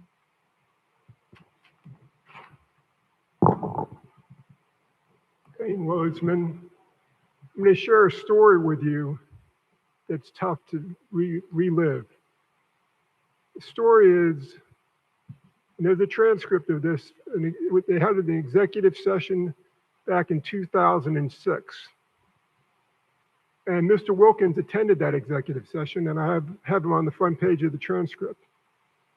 And in that transcript, they talked about targeting me, getting a private investigator to follow me around, trying to determine why Governor Bush was supporting me in fighting the redevelopment, and making me feel unwarranted, making me feel heat. They talked about FDEP coming down and the Florida Department of Law Enforcement visiting the council people to see what was going on. But basically, it was the intimidation, and the intimidation, that transcript was read by all the Supreme Court justices of the United States. Mr. Wilkins was tasked with targeting me, and the targeting of me took place by initiating an eviction action against my floating home at the Riviera Beach Marina. I fought that out for 8 months, every day working on it. I tried myself a 3-day jury trial, and I won the case in March of 2007 on a First Amendment retaliatory claim. The jury had a 2-part jury verdict, and it said, were the grounds for the eviction? No. Was it in retaliation? Yes. Was it retaliation for fighting the redevelopment plan? Mr. Wilkins was the architect of implementing that city's council intimidation. I mean, I have a problem with that. And I think once you read the transcript, I think you'd be as horrified as the Chief Justice of the United States was. And he's going to say, well, he was just following orders. You don't follow orders. And the police came 17 times to harass me when I walked my dog. Once I ended up winning that eviction case, then they came back and said, oh, I didn't pay my rent. I didn't pay my rent because they held my check and never cashed it. And that was the second case. Ultimately, they seized my floating home in a federal admiralty action. It was destroyed. That went to the Supreme Court. I won that case. But I have grave reservations about Mr. Wilkins, who was the architect of implementing what the city council wanted to do. And I have your emails, and I'll send you a copy of that transcript so you can just keep that in your back pocket and say, wow, this is pretty amazing that a council would go on the record in a closed door session and talk about what they wanted to do to me. Thank you for your comments. Colleagues, do you have any questions or comments? If not, I had one question, not in regards to the contract, but I thought that we were going to have some conversation about the next steps. yes, and we did. We had staff to call all of the council people. Everyone responded except 2, I'm told. About what? To have a special meeting. Who made those calls? Because they were done the next day, because I make sure. Yeah, my executive assistant made those calls. It was who made the call? Ms. Huff. Ms. Huff. You did. See, still waving back there? She Made made them. them. Yeah, but that's okay. We'll do it again. Listen, We'll, we'll do it again. I just want y'all to know that it was done. Nobody dropped the ball. And I called them the very next day to make sure that those calls were being made to have a special meeting. So could you do it again tomorrow for the special meeting, please? And the special meeting is going to include what?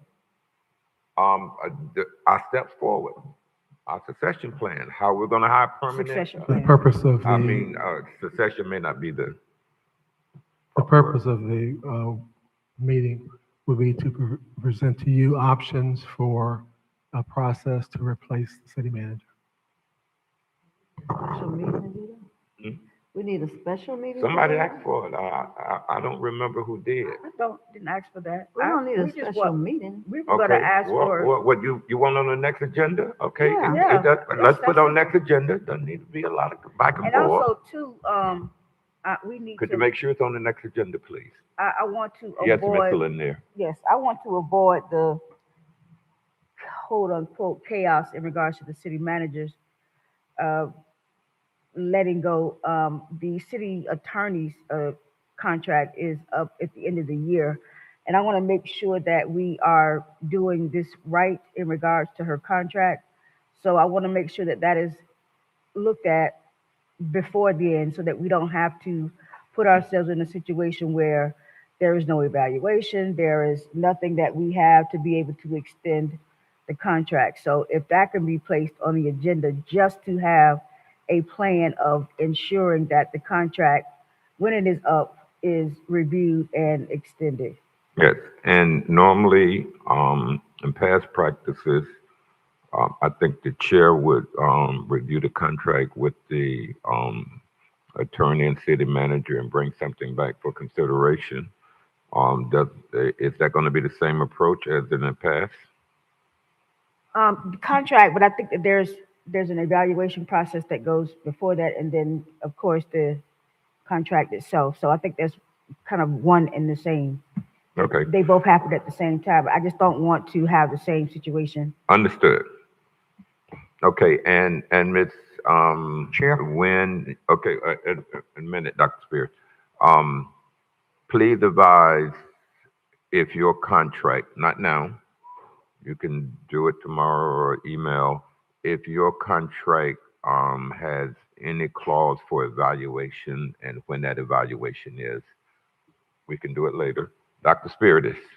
Chair, I was just going to ask Ms. Nguyen if in her contract she has a self-evaluation that she's supposed to give to the council. You're a council person. You can ask whatever you like. There is no self-evaluation. There is an opportunity for the Human Resources Department to send those evaluations to the council by a certain date. I believe it's October. If I used to do it, and then at one point the council directed Human Resources to do it, and I think that Human Resources should continue to do it. Thank you. You answered my question. Are there any further questions or comments about Mr. Wilkins' contract? Mr. Chair. Yes, it's Councilwoman Miller Anderson. Yes, obviously, Mr. Wilkins is just coming in, and so I had an opportunity to speak with him at length. Obviously, he has plenty of knowledge. He has a lot of history of the city, and, I look forward to working with him. However, I cannot support the contract, just for the simple fact of how it came across. But I do look forward to working with you for sure. Okay, any further questions or comments? If not, I call the question. Ms. Hall. Councilperson Davis Penier? Yes.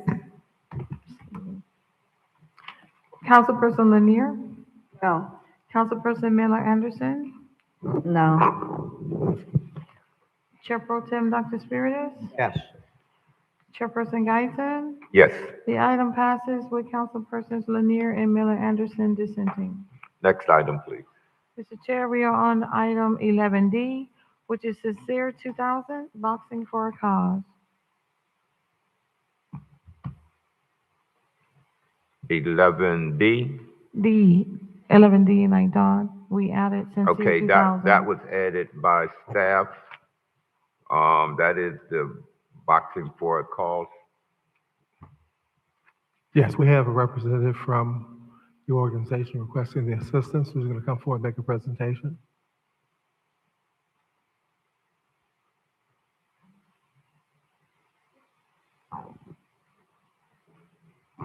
Hello, everybody. My name is Cheryl Melvin with Sincere 2000 Foundation. Well, for those of you who don't know, we lost our 17-year-old to suicide in 2018. We have a lot of events that we bring forward to the city of Riviera Beach that helps with our youth and our adults. One of our events that we're bringing forward, which is actually this Saturday, is our Boxing for a Cause event, where we have multiple professional boxers come in. For the last 2 years, we've had Mike Tyson, Teofimo Lopez, Bang Williams, Corey Spinks, and I am requesting that the city help with a $3,500 sponsorship, and that will assist us with the ring cost, the officials, and the referees. So that's what I'm requesting. Okay, and your request for, it was 3,500? Yes, sir. Will there be a charge for the event? It is a charge, but what we do is, because it's a fundraiser, because we have a lot of mental health awareness and suicide prevention stuff that we do throughout the year. It's a fundraiser, but we also give back to like the PAL program. We give tickets to the youth that can come out. They've had meet and greets and stuff with the professional boxers as well. Are there any questions or comments from my colleagues? Yes. Councilwoman Miller Anderson. I see Miss Lady is here, so I'm just trying to find out if you're able to explain why isn't it through the process, the special events process, or why are we doing this here? Because I thought that's what we wanted to get away from with the organizations coming to the podium and, presenting their project or idea.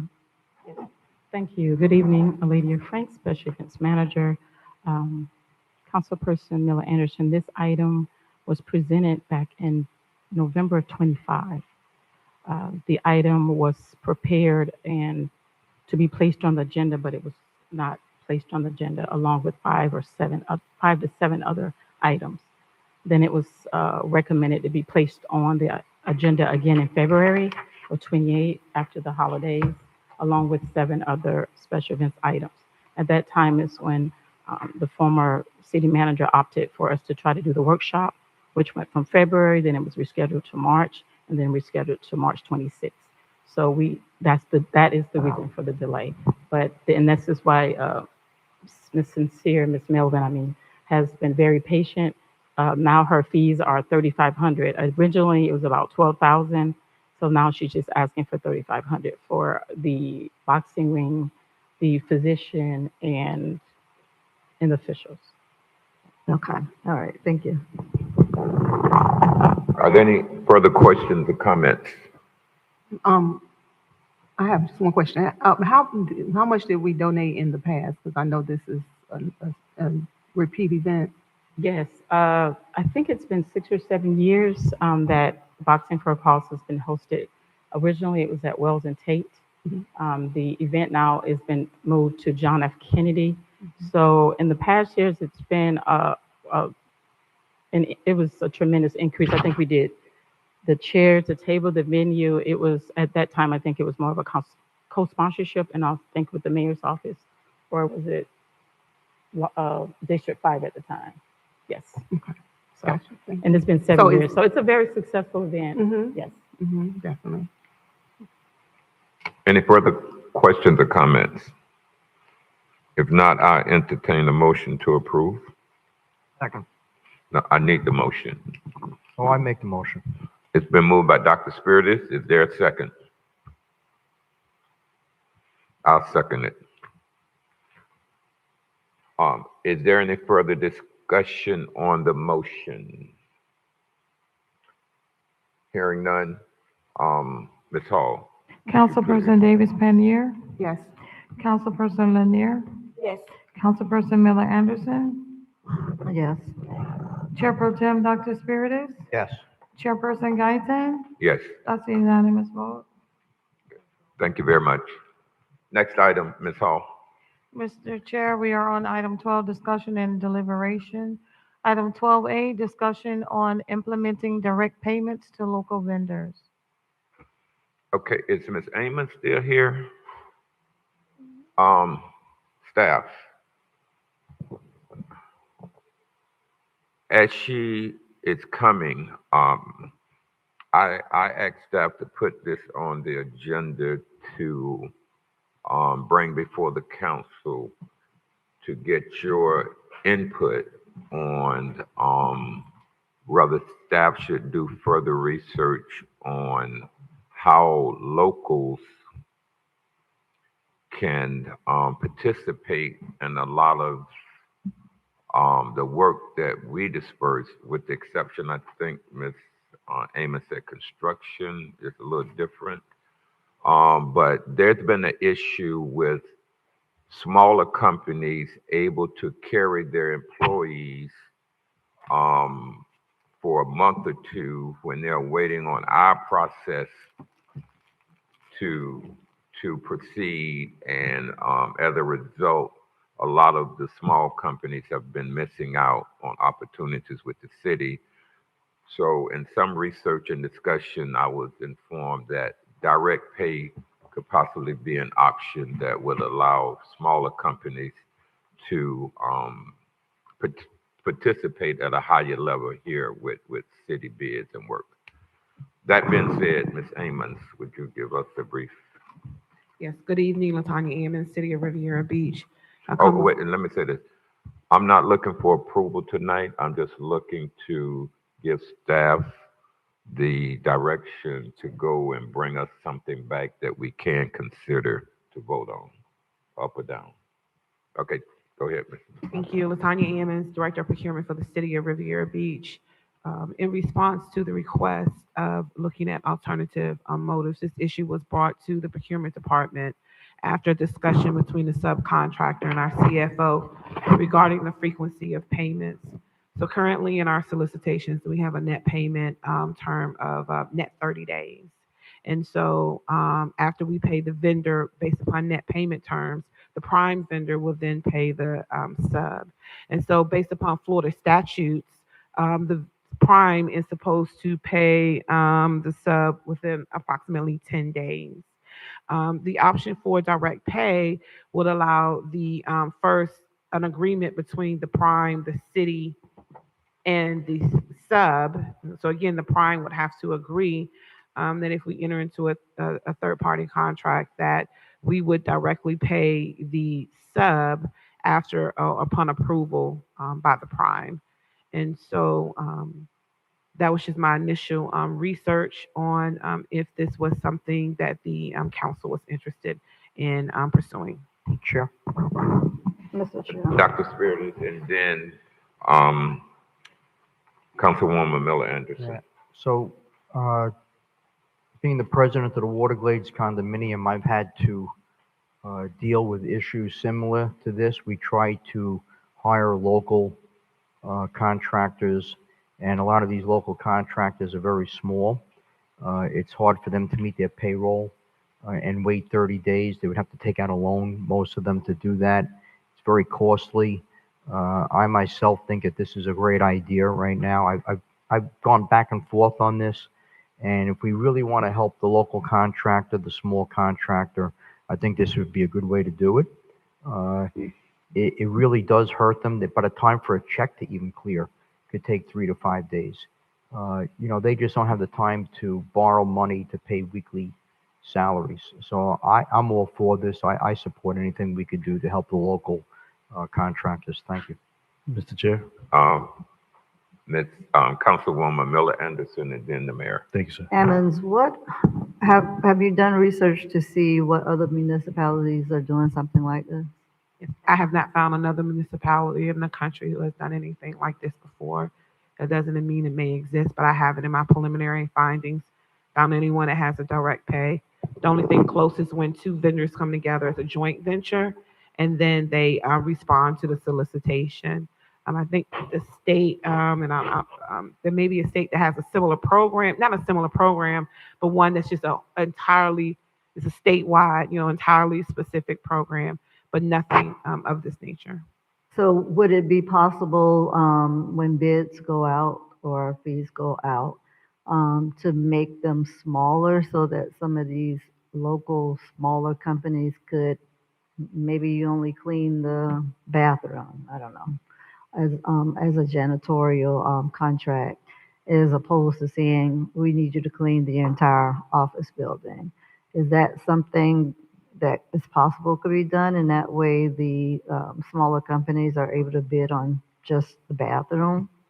I think in using your example for janitorial, we could break it up to where it's one building versus, an actual service in the particular building.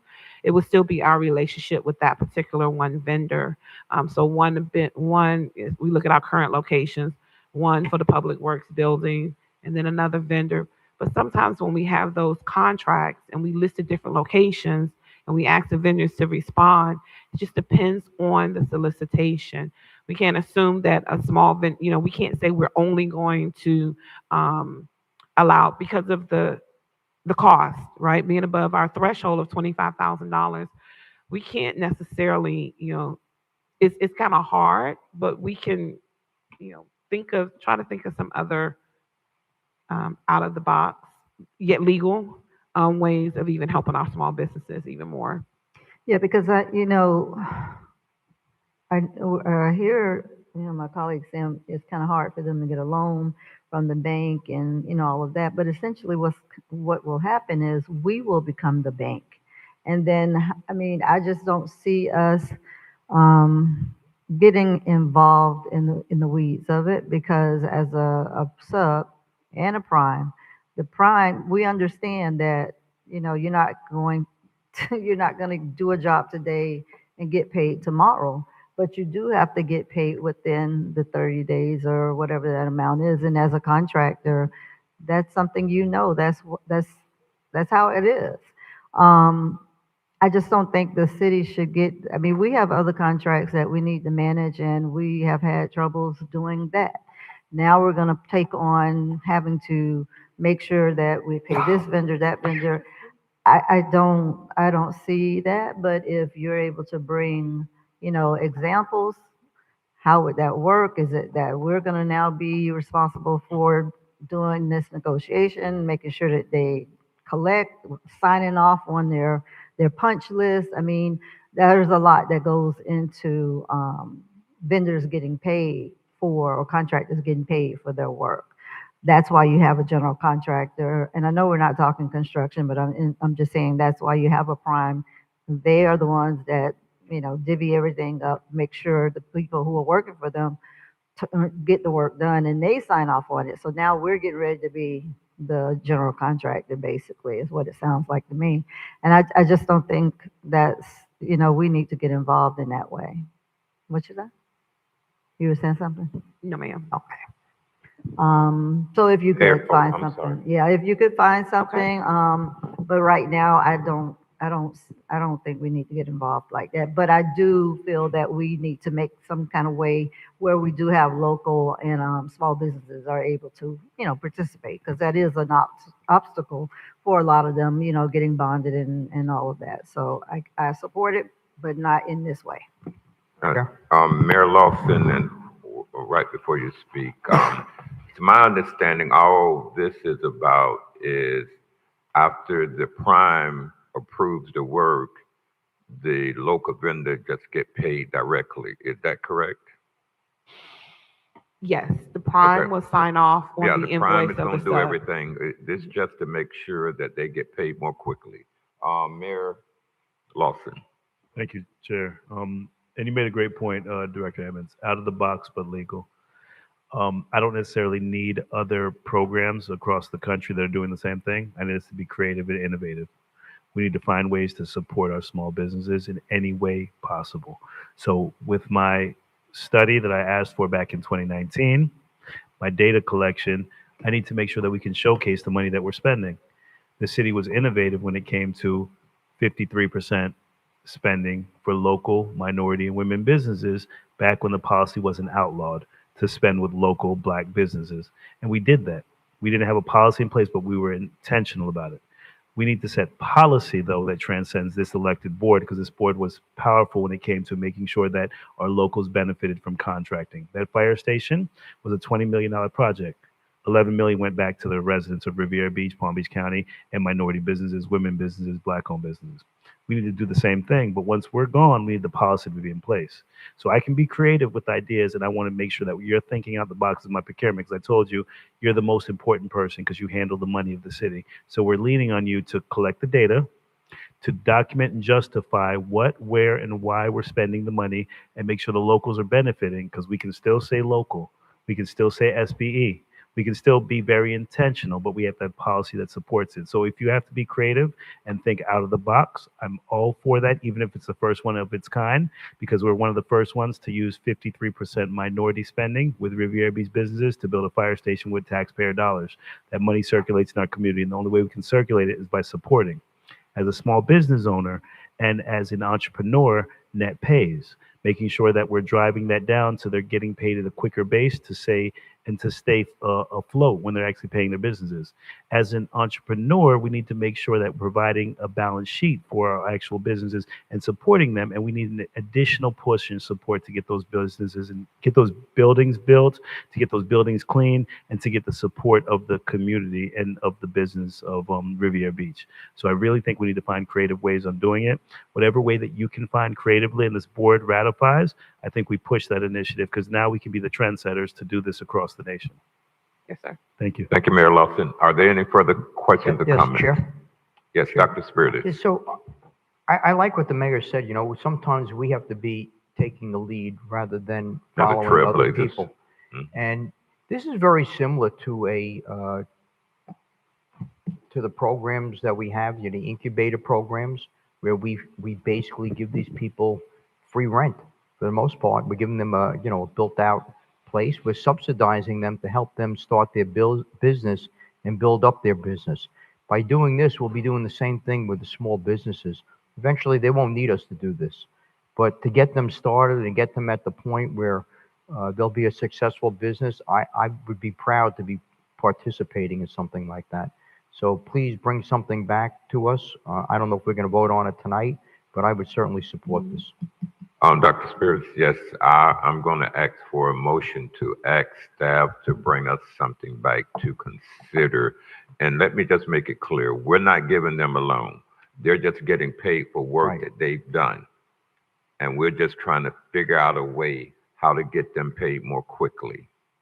Is that correct, Ms. Engman? That's correct. That is correct. Okay, so we're not putting out no money for work that they didn't do, and we're not going to be the one checking it off. The prime going to do all of that. We're just trying to get them paid more quickly. And I entertain a motion to ask staff to come back with some options of how we can effectuate that within our operation here. So moved. It's been moved by Dr. Spiritus. Can I get a second? I'll second it. Is there any further? Just a couple, can I ask a question real Yeah, quick? absolutely. So where does finance come into play when it comes to, you know, them getting paid? Just payment. Send it out more quickly. Right, that's what I'm saying. So Yeah. and they'll be a part of, obviously, this discussion as Yeah, well. but they'll be a part of bringing us something back on how to make it work. Okay, very good, because I did have a vendor also reach out with some concerns about getting paid and another fee that they're having to pay that's costing them more. And so I'm interested in trying to see how we can help. Okay. Is there any further discussion about this item to have staff to bring us some options back on how to make this work? Mr. Chair? Yes, we're going to have June 6th, the item for subcontracting agreement. Yeah. Thank you. And any other additional ideas in regards to providing support, that'd be great. So if we can keep building up our small businesses to really support them, whether it's net pays, whether it's direct payments, and any options, let's be creative. Thank you, ma'am. Yes, sir. Ms. Hall. Councilperson Davis Penier, Yes. Councilperson Lanier, No. Councilperson Miller Anderson, No. Chair Pro Tem Dr. Spiritus, Yes. Chairperson Guyton. Yes. It passes with Councilpersons Lanier and Miller Anderson dissenting. Next item, please. The next item is item 12B under discussion and deliberation for Juneteenth. And who brought that up? That was me. That was an item that basically is asking for, there is a, what is it? 60 days for the special events, and we are looking to expedite that process. Ms. Watney, who's with the city's communications, will give you briefly a background of the program, of the event, I should say. Thank you. Okay. All right, good evening. Good evening. My name is Wadney, multimedia specialist with the City of Riviera Beach Communications Department. I know we're tired, so I'm going to go by this really quickly. I wanted to briefly introduce a potential Juneteenth partnership opportunity under the Office of Councilwoman Shirley Lanier, who has historically supported cultural programming such as Kwanzaa, May-teenth, and Juneteenth celebrations, and wanted to continue that momentum here in Riviera Beach. One opportunity being explored is a partnership with Neighborhood Thread Pop-Up, an event that has been hosted across South Florida and brings together local vendors, entrepreneurs, creatives, and community while supporting local economic activity. Right beside me is Smith Matthews, one of the organizers behind Neighborhood Thread, who will share more about the event and its vision. Without further ado, I'd like to introduce him. Please introduce yourself to the audience and the residents. Thank you. First of all, I want to say thank you to the city councils and special thank you to Wadney for allowing me to speak at this meeting today. So my name is Smith Mathias. I'm one of the members from Neighborhood Thread. A little bit about myself is I'm a Palm Beach native with school in Palm State, which is not far from here. Also graduated from FAU with a mechanical engineer, with a bachelor in mechanical engineering. So what we do is, so it's Neighborhood Thread. So we are a not-for-profit community-centered cultural activation that gathers local vendors, arts, music, fashion, food, and also shared experiences to celebrate the creativity, identity of the community. We were first established in September 17th, 2023. So currently we are going on our third year. This September will make us our third year. We've had 7 events so far with the market. We initially started in Delray Beach, Florida. Then we moved across West Palm at the Peach. Then because of our massive success, we were forced to go somewhere else. Then we moved to Miami, which was our last event for our Basel weekend, which we had a success of over 2,000 attendees for our event. So our goal is to create a meaningful public experience that support local entrepreneurship, encourage positive community engagement, and pour economic and cultural value back to the city. Neighborhood is also about creating spaces where culture, connection, and community can thrive together. So this activation we hope to bring to the city is rooted in positive community engagement and economic opportunity. We want this activate public spaces in a way that feels safe, welcoming, and inspiring. By giving local creatives, entrepreneurs a platform, we hope to help circulate the dollar back into the community. So we hope to host this event during the Juneteenth weekend, which will be June 21st, which is also a Sunday. Provide an opportunity to celebrate the city's heritage, cultural resilience while supporting local businesses, artists, and entrepreneurs. So our ask for this event is basically, before in the past, what we normally do is like I said before, we are not-for-profit events, so a lot of times. Talking to the mic, please. So we're not-for-profit events, a lot of times, most of our dollars pours back into the event. So a lot of times we'll look for spaces in South Florida to host this event. So basically what we ask for the city is a space, which is our first ask, is a space to host this event. It's been hard for us to find a home because we moved from Delray to West Palm and we were able to move to Miami. But our main focus, our goal is to stay within the West Palm Beach area and pour into our own community within this community. So this is the first ask. And our second ask is, just a full waiver of location associated city fee. Also, some financial support, if that's possible, for services including police officers, fire rescue, and public safety operations. Also, coordination with permitting policies and operational requirements, sponsorship support and assistance connecting with community partners and local sponsors. And lastly, just temporary fencing or barricades if required for crowd management and safety. So neighborhood is also about changing and challenging narratives as well too. So we believe Rivera Beach deserve intentional cultural programming that highlights beauty, resonance, culture, and its history as well too. And our goal is to create an atmosphere that encourages togetherness, hence our motto, love thy neighbor, where families, young people, and longtime residents can all gather and feel connected to the city's richness, history, and everything else that comes with it. So ultimately, we want neighborhood thread to become something that the city So can. I'm gonna stop him right there.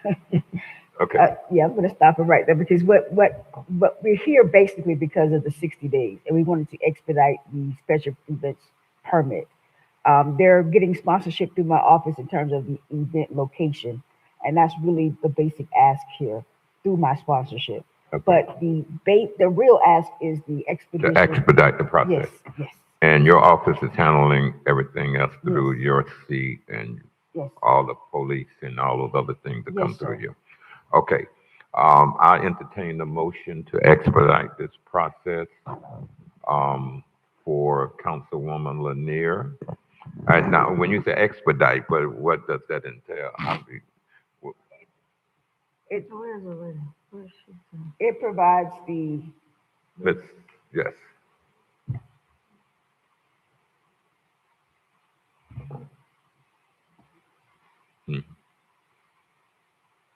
How you doing? Is it Daniel? Smith, how are you? Good evening. Is it good morning or good evening? I'm sorry. It's still evening. I'm sorry, Chair. Your Okay. question? There's an act to expedite the permitting process. And my question was, what does that entail? What are they asking us to allow you to do? Put it at the front of your batch of other applicants? What That does is it. that entail? That is expediting means that will go in front of the existing applications because this event will be June 22nd? 21st. So that's maybe about 4 weeks away. And I'll need clarification with Councilperson Lanier. By the expedite, that means your office will be coordinating with special events and yes. okay. And as far as the barricades and things he mentioned, that will also, is that coming from the city or just the venue itself? The venue itself. Okay, it should be simple. And I'll coordinate if approved. Okay. If I entertain a motion for approval. Second. It's been moved by Councilwoman Miller Anderson and seconded by Ms. Lanier. Is there any discussion on the motion? Mr. Chair. Yes. Mr. Wilkins, for these items, I know we had a discussion before you came here. Ms. Franks, our director, was working on special events amendments and policy. I don't think these items would be necessary for us to come before. This is something that should be handled through staff. So if we can update and look at the staff, look at that meeting, have some of the discussions, and then also timelines and schedules and expectations. I don't think that we need to be wasting our time with these items, but Ms. Franks wants to make sure she's very thorough with making sure the policy is followed. So I want us to be clear with what's the expectation, what's the updates to the policy, and then bring that back so that we don't have to be using city time or meeting time for this. Excuse me. Under my comments, I was going to inform you that we will be putting together procedures to bring back for your input, so we don't have to every week go back and forth. Okay. Timeframes and so forth. So we're Alrighty. addressing And that. to that point, we just want to give the flexibility for a certain thing, because once we set our budget annually, as policymakers, we want to allow for staff to handle these things and just make sure that they're getting through. Thank you. Okay, Ms. Hall. Councilperson Davis Panier, Yes. Councilperson Lanier, Yes. Councilperson Miller Anderson, Chairperson Dr. Spiritus, Yes. Chairperson Guyton, Yes. unanimous vote. Next item, please. Thank you very much. Good luck on your event. Next item, Ms. Hall. Mr. Chair, we are on item 13, confirmation of direction.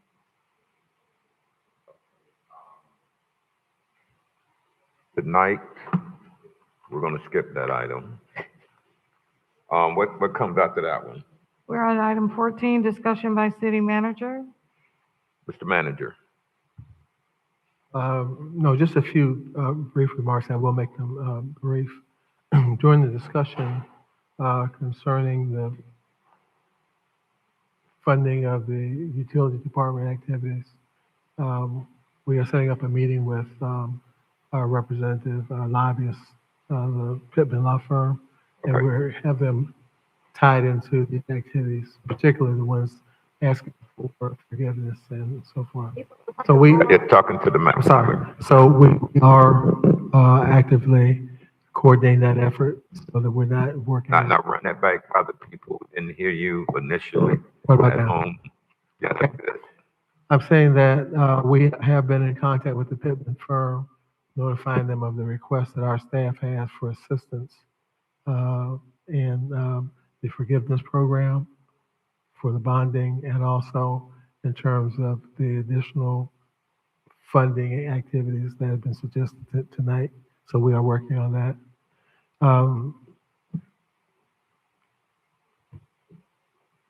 Responses to the public.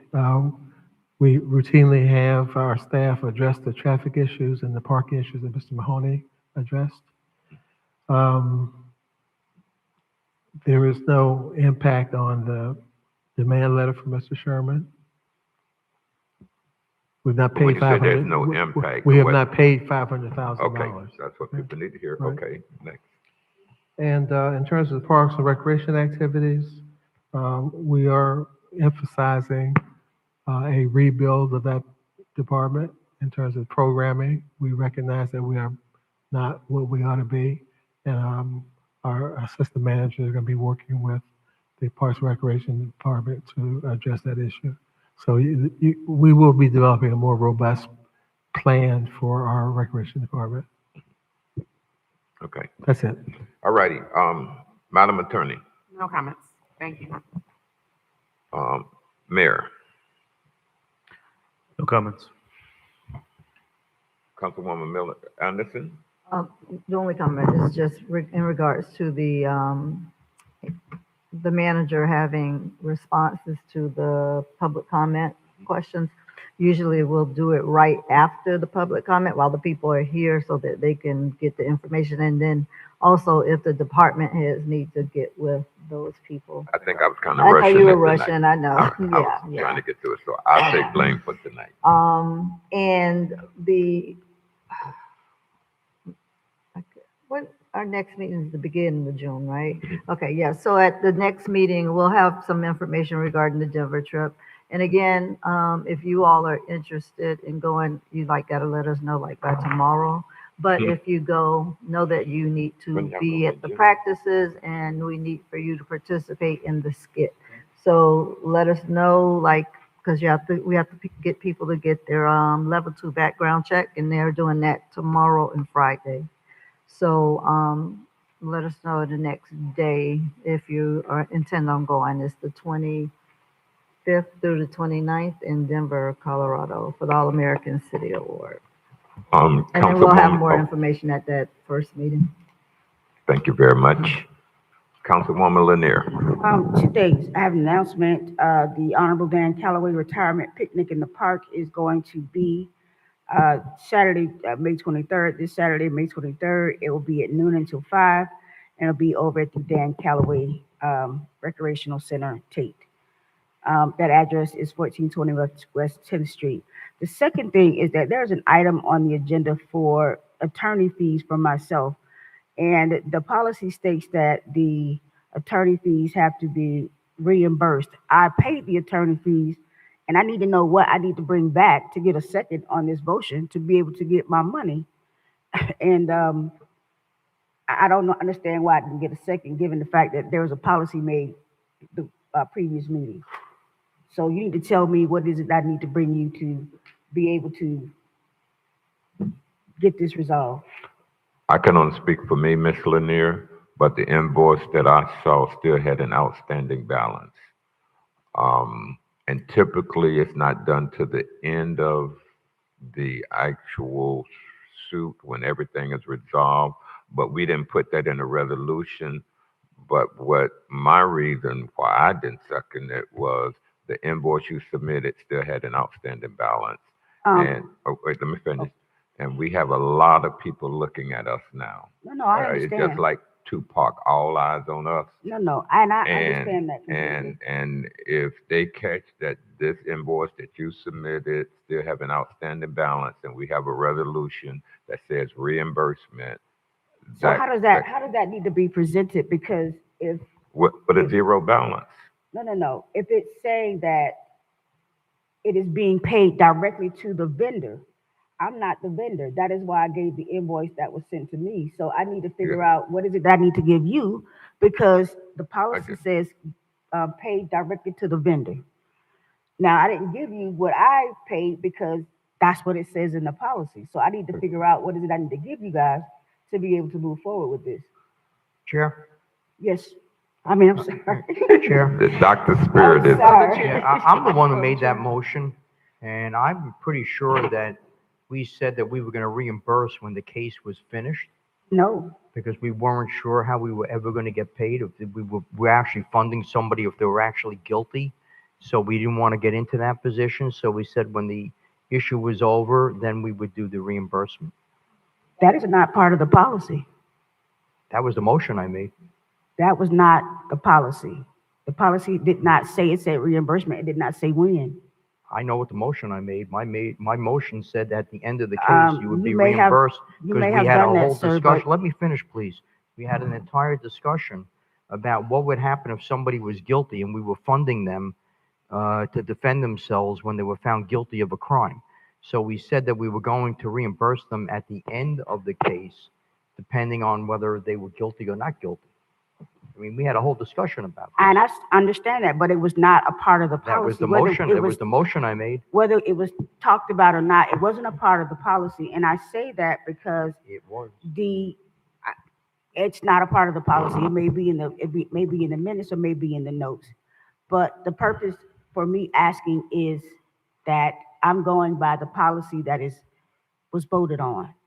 And I'm asking the council, what do I need to submit to be able to do this? Because that is what the policy states. And as I said with the invoice itself, it's because it says it's payable directly to the vendor. So I need to figure out how this needs to work according to the policy that was being approved. Mr. Chair. Councilwoman Miller Anderson, and then if anyone else has any comments, we need to move on and decide what we're going to do with this issue. Give a direction of why you didn't second it. I can only speak for me. Well, I mean, for me, it was the same as Mr. Spirit, Dr. Spirit is saying. I don't know if the change wasn't made in the policy, but we definitely talked about that, and that was one of the stipulations that we wanted to make sure that the case was closed or resolved in some sort of way before we gave a reimbursement. So, I mean, I haven't looked at it since we talked about it, but Ms. Nguyen, can you weigh in a little bit on this? There are several things that you all have to look at when you are approving the policy. It did say that a written request to the city attorney for reimbursement. I didn't even notice that the invoice said that it wasn't, that it was. That still had an outstanding balance. That it had an outstanding balance. I noticed it. You also have to make the determination if the matter arises out of the individual's official capacity, official duties, and serves a public purpose, both of those prongs. And only you all can make that recommendation or that determination. I was gonna do that, I don't even know where it's from. But currently, You have to ask. Or I can provide it. Correct. I mean, I And did you and I provide had, it when I sent you the email. I provided correct. information that was requested. And I had that discussion individually, Right. I believe with most of you, not just with you. Because I was asked what it was in reference to, and all I could reference was what you stated. But it did say for reimbursement, it did not say at the end, but you do have to determine whether or not it's connected to the individual's official duties and serves a public purpose. And whether it's been paid, I'm sorry? and whether it's been paid. If you get an invoice with an outstanding balance, Oh, I see what you're saying, evidence of payment, Yeah. because the invoice does state the amount. Because, and the resolution stated the amount. And I mean, I have paid it, but there is nothing in the policy that states evidence of payment. If the section would have said reimbursement based on a paid whatever. But as I said before, the reason why I submitted the way it was because it said that it was a direct payment to the vendor, and I'm not the vendor. So I just need to know what is it that I need to provide to be able to move forward. I think it just depends on how the council interprets the word reimbursement. And if you all are determining that reimbursement means proof of payment, then that's what they would need. Right. And then also, again, satisfying the two prongs. Right. Okay, well, proof of payment is obvious for me, so. Right, and that was the understanding that it would be paid and then I would come for reimbursement. It didn't But say, I do remember us saying at the end of the case, whatever it was, I do remember us having that conversation that it would be done at the end. And we all commented for several reasons. I think Councilperson Miller Anderson stated most of them. and So what do we need to do to update the policy or make sure that's it's probably what we need to clear? do is You can bring it revise back, but I the need some direction. At the end of the case, that seemed to be the desire of the board. And I'm not saying we should do that retroactive with Ms. Lanier. For me, if I just saw an invoice that said zero balance or some proof of payment that here, this is a receipt from where I paid, but I didn't see any of that. But for sure, at the end of the case, and again, if it's not in there now, I'm personally not going to hold Mr. Lanier to that. But moving forward, everybody understand it's at the end of the case. So back to Ms. Lanier's point, for her to be able to receive payment, you all are asking for her written request, which she gave me to the city attorney for reimbursement with proof of payment. Does that still apply? For me, proof of payment, for I'm sure. asking for at least, I need guidance from more than one person. Chair? Isn't that obvious? I mean, Well, she has a question about it, so it wasn't obvious. Chair? Please, could y'all just answer the question? Do y'all want proof of payment? or Right, not? proof of payment, we all said that, but I thought the question now is at the end, because we all have said proof of payment. Proof of payment is one. Mr. Chair? Okay, wait, well, in a moment. Proof of payment, did you get that? Yes. And at the end of the case, Chair? Mayor Lawson is next, and then you, Dr. Spiritus. Thank you. Just in reference to at the end of the case, what if there's no case? I think it's at the conclusion of the matter. Throughout, we refer to the matter. Because, for instance, it could be an ethics So violation. let's make sure That's not a case. So that's why there's a conversation, because there's ambiguity. Ms. Lanier submitted it based upon what the policy is written. There's ambiguity in the policy because as written in the policy, she's accurate with what she submitted. It was not seconded, but if we wanted to be clear. Invoice with outstanding balance. That's So- not proof of payment. So was there, so there was nothing paid or was? That according to the invoice. Mhm. So to go back to the first part then, just in reference to the case, I want it to either be in reference to the matter, and how do we determine that the matter has been resolved? Dr. Spiritus. Okay, so Chair, And we're going to have to end this conversation. We're not going to. but I still need to have some direction. We're Yes. giving it to you now. We're So giving it to I the think that attorney. we have to go back and we have to think this out real carefully, because I know we had this discussion. We even had the discussion of whether or not there was a case or not, and whether it was in your official capacity that you're being asked for questions or being challenged on something, but we don't even know if there's a case. So we can't just be funding people just because somebody asked for records. You got to wait for something to happen in order Why would I to do hire that? counsel and to be looking for something. So I think that we have to go back and revisit this. We had these discussions. I know that you want to get paid right now, but we had these discussions. Clearly, it never got transmitted into the policy, but I made the motion, so I know what I said. Okay, And it never Dr. got in there. Spirit. So we can move on from Yes, if you want. please. And So if I could just make my Ms. comments. Lanier could get with the city attorney based on our comments from tonight. Okay, so can I? Yes. Chair, before we leave, can I just make a comment, please? Yes. Okay, I just I'm want- coming down to you. So the next person is Councilwoman Davis Premier, and then your comments, Dr. Spirit. Okay, thank you. Okay, so I just had a question, and a couple of residents have reached out. Before you got here, Mr. Wilkins, there was an issue with documents being taken from the city clerk's office. Is that correct? Because it came through in a meeting really quickly and nothing else was said about it. So can somebody give me an update, not necessarily tonight, but at some point, what happened? Yes, ma'am. What was the outcome? Because when I promise you, it was mentioned about 30 seconds and that was it. Like that wasn't a major deal, and that is a major deal. It's a very major deal, and we're dealing with that. Okay, and you're going to give her an update offline. All right? of you, yes. All right, thank you. Okay, Dr. Spirit. Chair, I think I speak for all of us up here. Our condolences to our city manager on the loss of his brother. Our sympathies, and you know that you can count on us if you need anything. I also would like to send condolences to all the people in Palm Beach Shores. Mayor Fires passed away.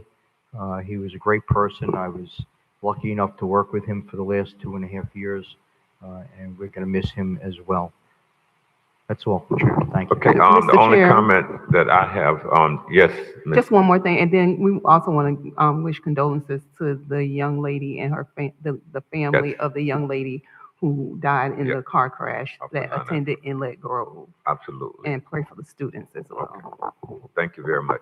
The only comment that I have, the people who were complaining about our USD meeting is completely right.